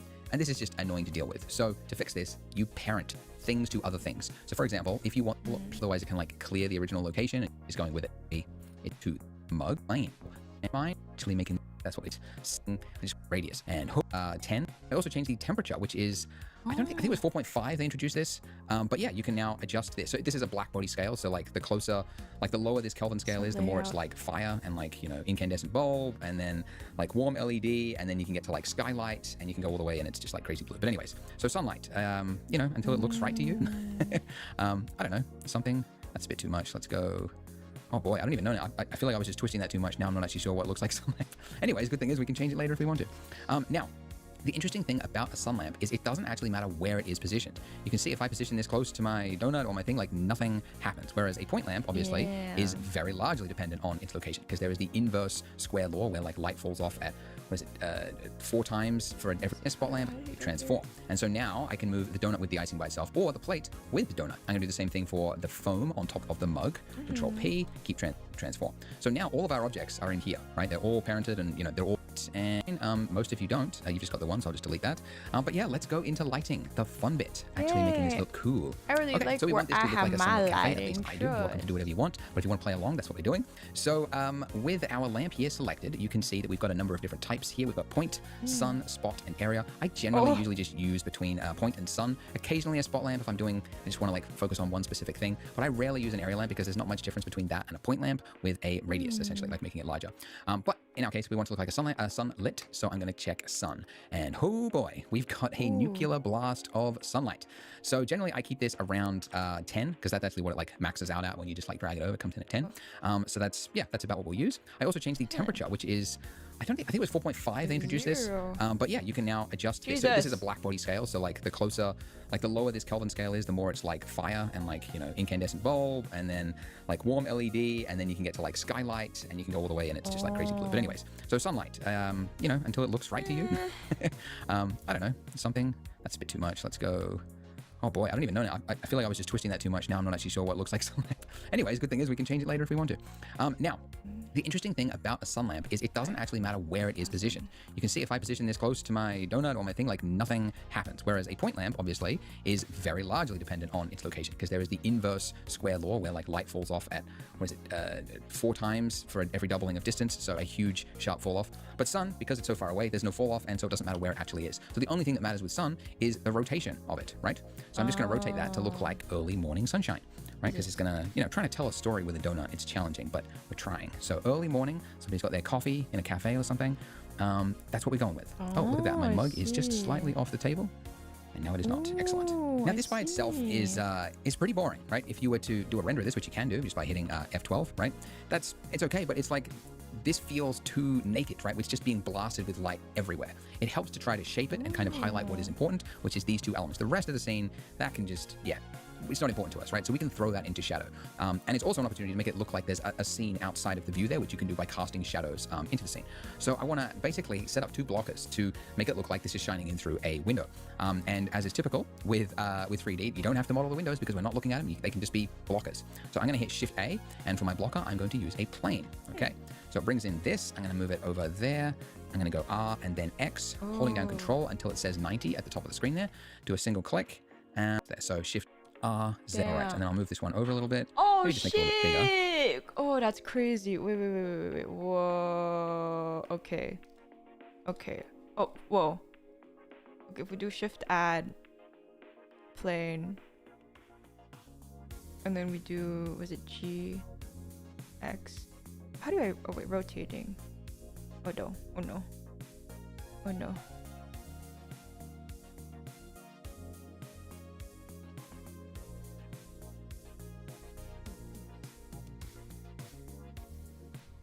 Oh. G, Z? No. It's like this works for... Oh, I see. Interesting. How do I rotate?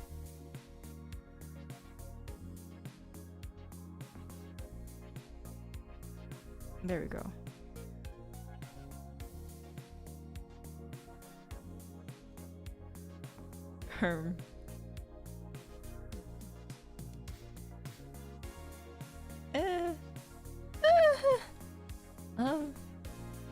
RZ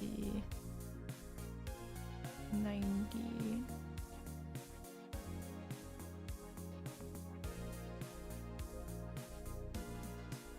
And then G X.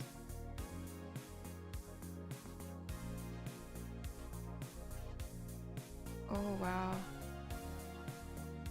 And then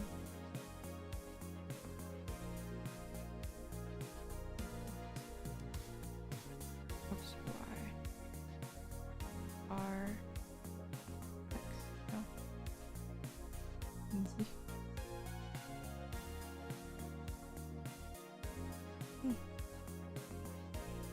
G X. You see, wow. G Y. Okay. Where's my son?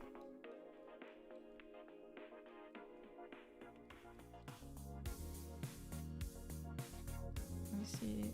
G.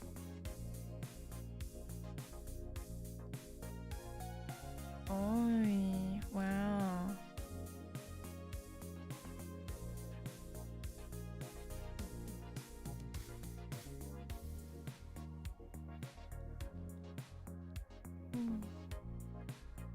I make this.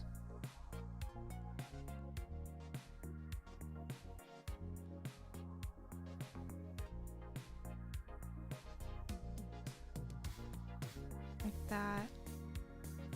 Interesting. Wow.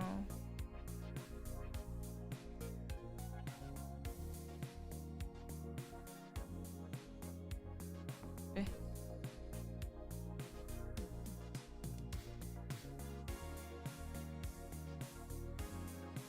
Wow. Ooh, if I press F12, what does it look like? Okay, we gotta change this a little bit. How come? Does it need to be farther away?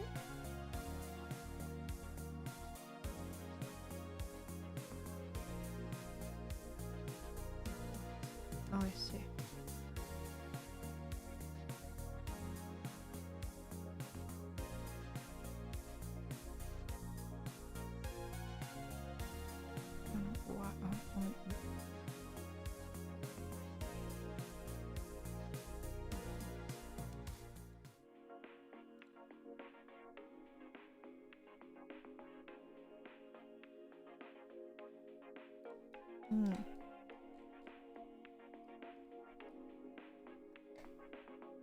Ooh!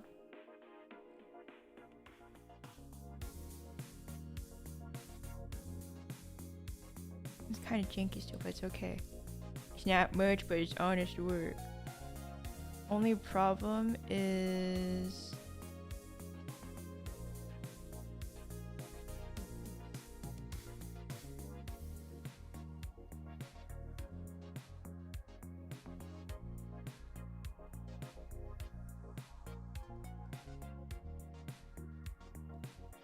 Okay, we do this.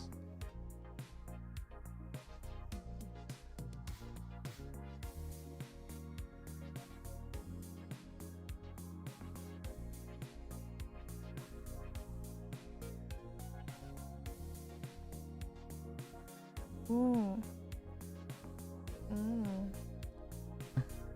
Oh, look at this. We've got our blockers and yeah, let's actually move my light and my blockers. So shift selecting those. I'm going to hit M and I'm going to create a new collection. I'm going to call this lighting. And then we can call these two objects. By the way, if you want to rename it to object, there you go. And okay, lamp like this. And now sky. And I'm going to hide, I'll call this one sun, right, my original one. And then this new one, I'm going to call sky. Oh. Ah! What happened? Oh, okay. Oh my god. Oh my god. Okay, let's... sun. So we will put this into a... Oh. Into a collection. Lighting one. Okay. Oh. Sorry, this will go into that collection. This will also go into this collection. There we go. And I'm going to change, I'll call this new lamp, or I could duplicate the sun. I'll just duplicate the sun. So I'll move this over to there. And I'm now going to hide, I'll call this one sun, right, my original one. And then this new one, I'm going to call sky. And I'm going to change this to be a point lamp, like this. And now I'm going to disable the sky. And this is actually a good tip to do. It's a really bad trap that a lot of beginners do, is when they're working with lighting, they end up just kind of like throwing in lights, but you have to work in isolation. You should only be looking at each light separately to understand what purpose it actually has on the scene. So hiding my sun lamp, I'm going to position this up high because the sky is high, even though there would be like a window there. Something about, actually, let's just see the scale in relation to, get real mathematical here, the scale of the donut in relation to how tall would the window be? Maybe up to about here, I don't know. About there, let's say. Let's move it over a little bit. Okay, and then let's increase this. Let's remove the tint, and instead I'm going to make this, like, you can actually like keep the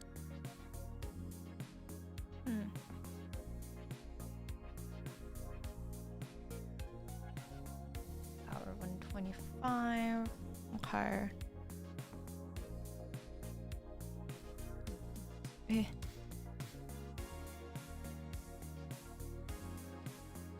Eh. Hi, Mitty.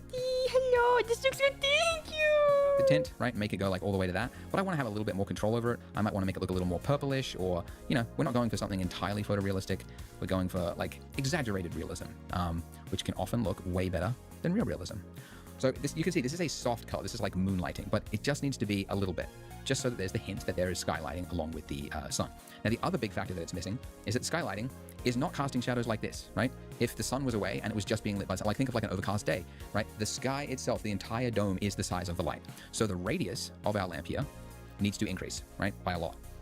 Now, this is a very underused value. Like, it's one of the most important values when it comes to lighting is the radius of something, because it's the softness of the shadow.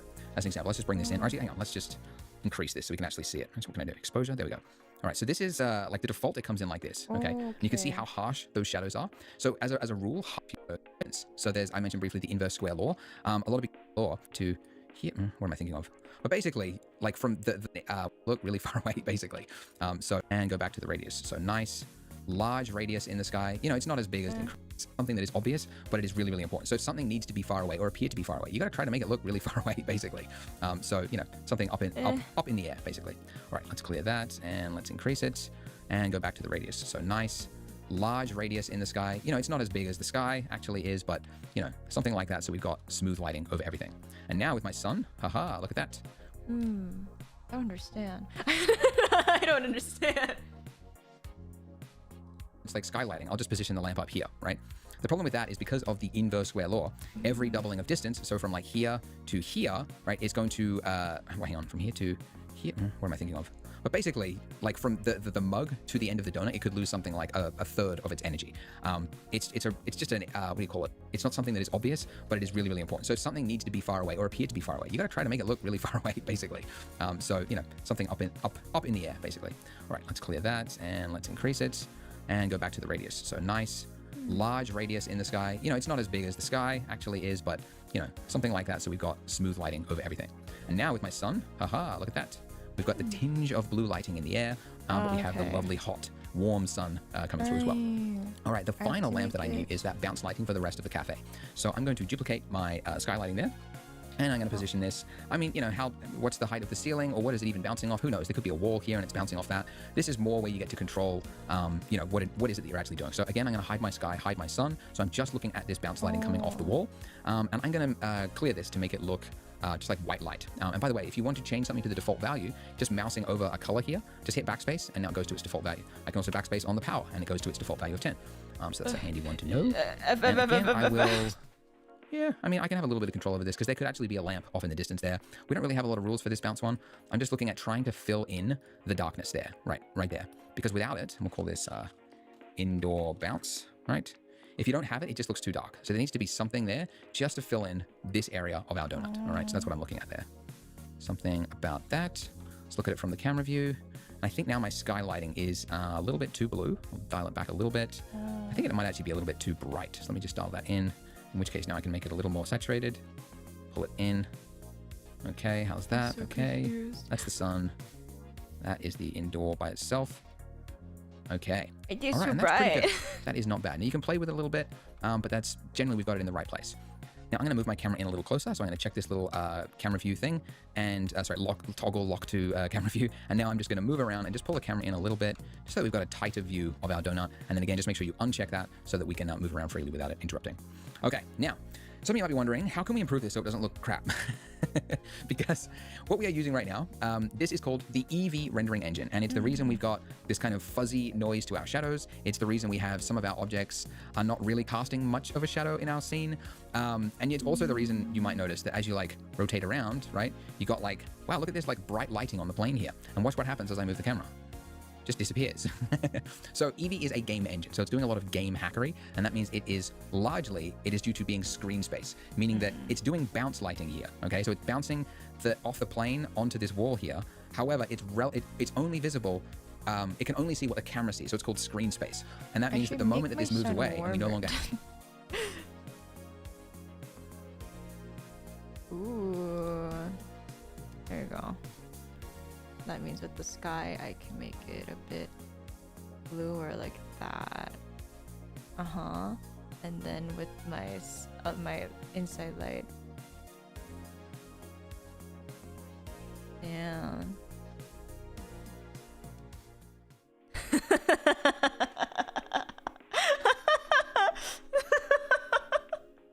my very scuffed donut だよね。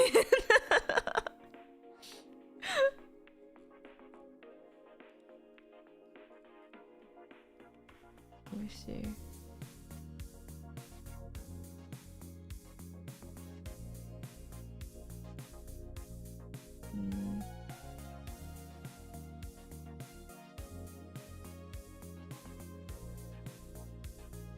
Sky, I can.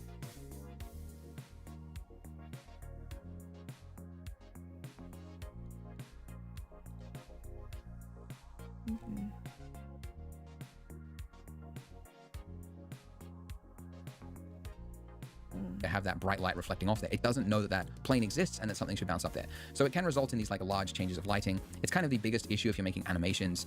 Watch that. You should be all about this and go into more detail. But you know, these are kind of one of the biggest limitations. Is wrong. Like there's no reason it should be that low. Steps, you could think of this like accuracy. Now, if I increase this to 16, which is the maximum value, look at how much better those shadows are, right? This is the before, and then this is to 16, which is the maximum value. Look at how much better those shadows are, right? This is the before, and then this is the after, okay? And it's even more stark here, right? Look at how much more connected that is. And then if I go back to here, look at all this extra crap, right? It's basically an accuracy amount, and it should be maxed out, unless you're working on a really, really poor computer and it happens to stall it or something.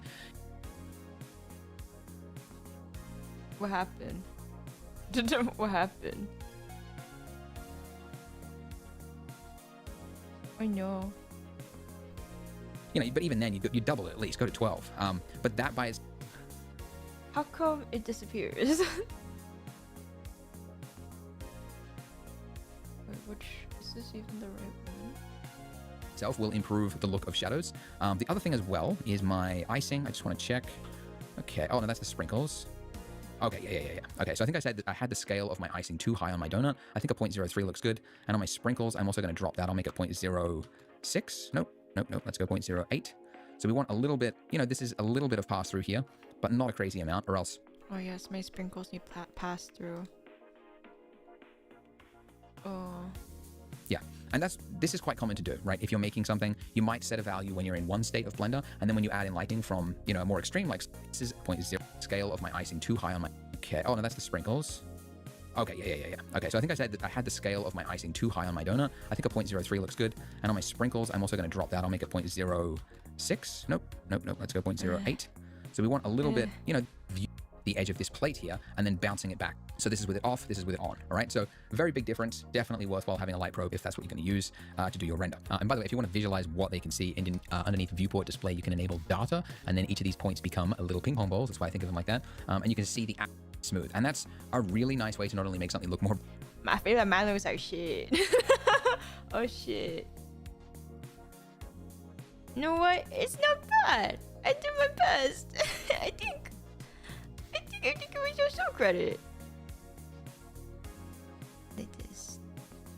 I think with my camera I should zoom it in a little bit, Sherlock.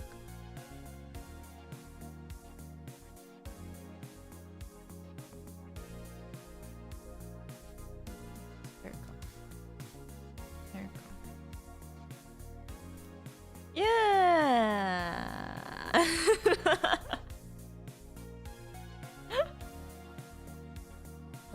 Maybe I can move.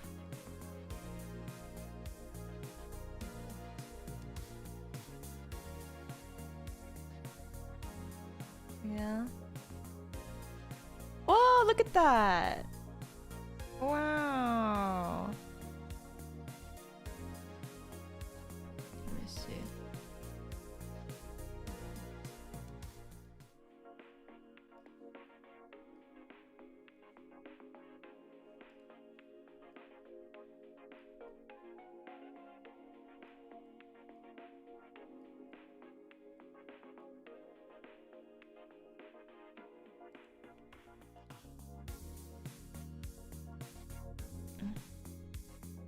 One dozen.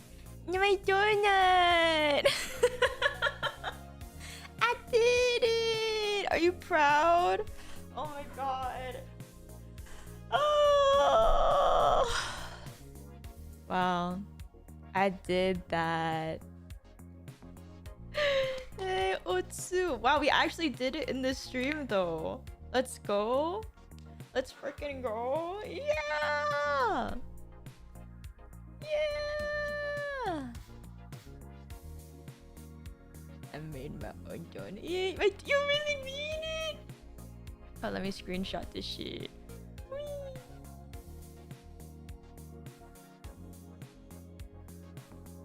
Whee! Okay, let me see Twitter. Insane revenge arc. I freaking did it! Do you have your old? No, I don't have it because the file I forgot to save and the file disappeared forever. It died.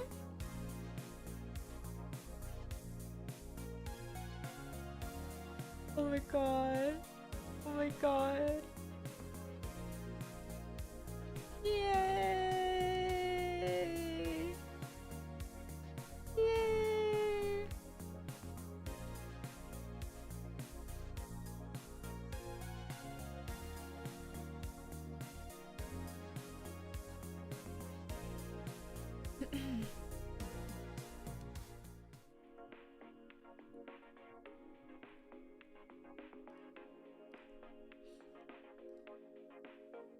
Thank you.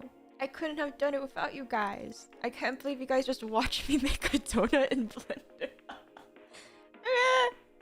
Thank you Thank you for this the $5. Can't think. Donut, please. Okay, say ah. Say ah.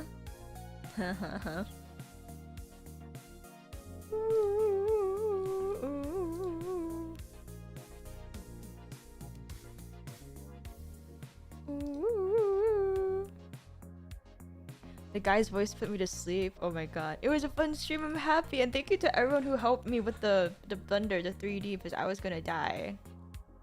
We helped citation needed. Yay! We did it! Fuck that donut. Yeah, and we even added like the cool texture to it too. We did a lot of things. I think. Methinks. Yeah, we did it. Thank you so much. But yes, I do have to prepare to go to the meeting now. But I really appreciate all of you guys staying with me today, even though this stream was literally just me making a donut. But I did not falter. I freaking did it. I did it. Uh-huh. Yep. Yuppers. Good job. Thank you. No, it wasn't backseating. I needed help. I kept asking for help. It's okay. You're perfectly fine. Don't worry. Put that on an asset shop. It would sell. Nah. We're gonna go raid into Pillow. She's playing in the mud supposedly. So yeah. I feel like I did that a lot fast. Like I feel like with the new updated Blender stuff, it was a lot easier. Yeah. Yes. Thank you so much. Thank you so much for hanging out. Thank you. I will see you guys tomorrow. Let's see. We can make the OC tomorrow, so that'll be fun. Are you gonna save the donut as an asset? We'll see. I don't know. I just made it. It was a lot more stable. Yeah, it didn't crash at all. It didn't crash at all. Okay. Otsu donut. Otsu. Bye. Thank you so much for watching. Thank you. I really appreciate it. Oh my god, I did it. I'm so proud. Yeah, okay, bye. Because I'm in the meeting I'm gonna be in. It's gonna be a long ass meeting. Let's go. Okay. Alright. Bye.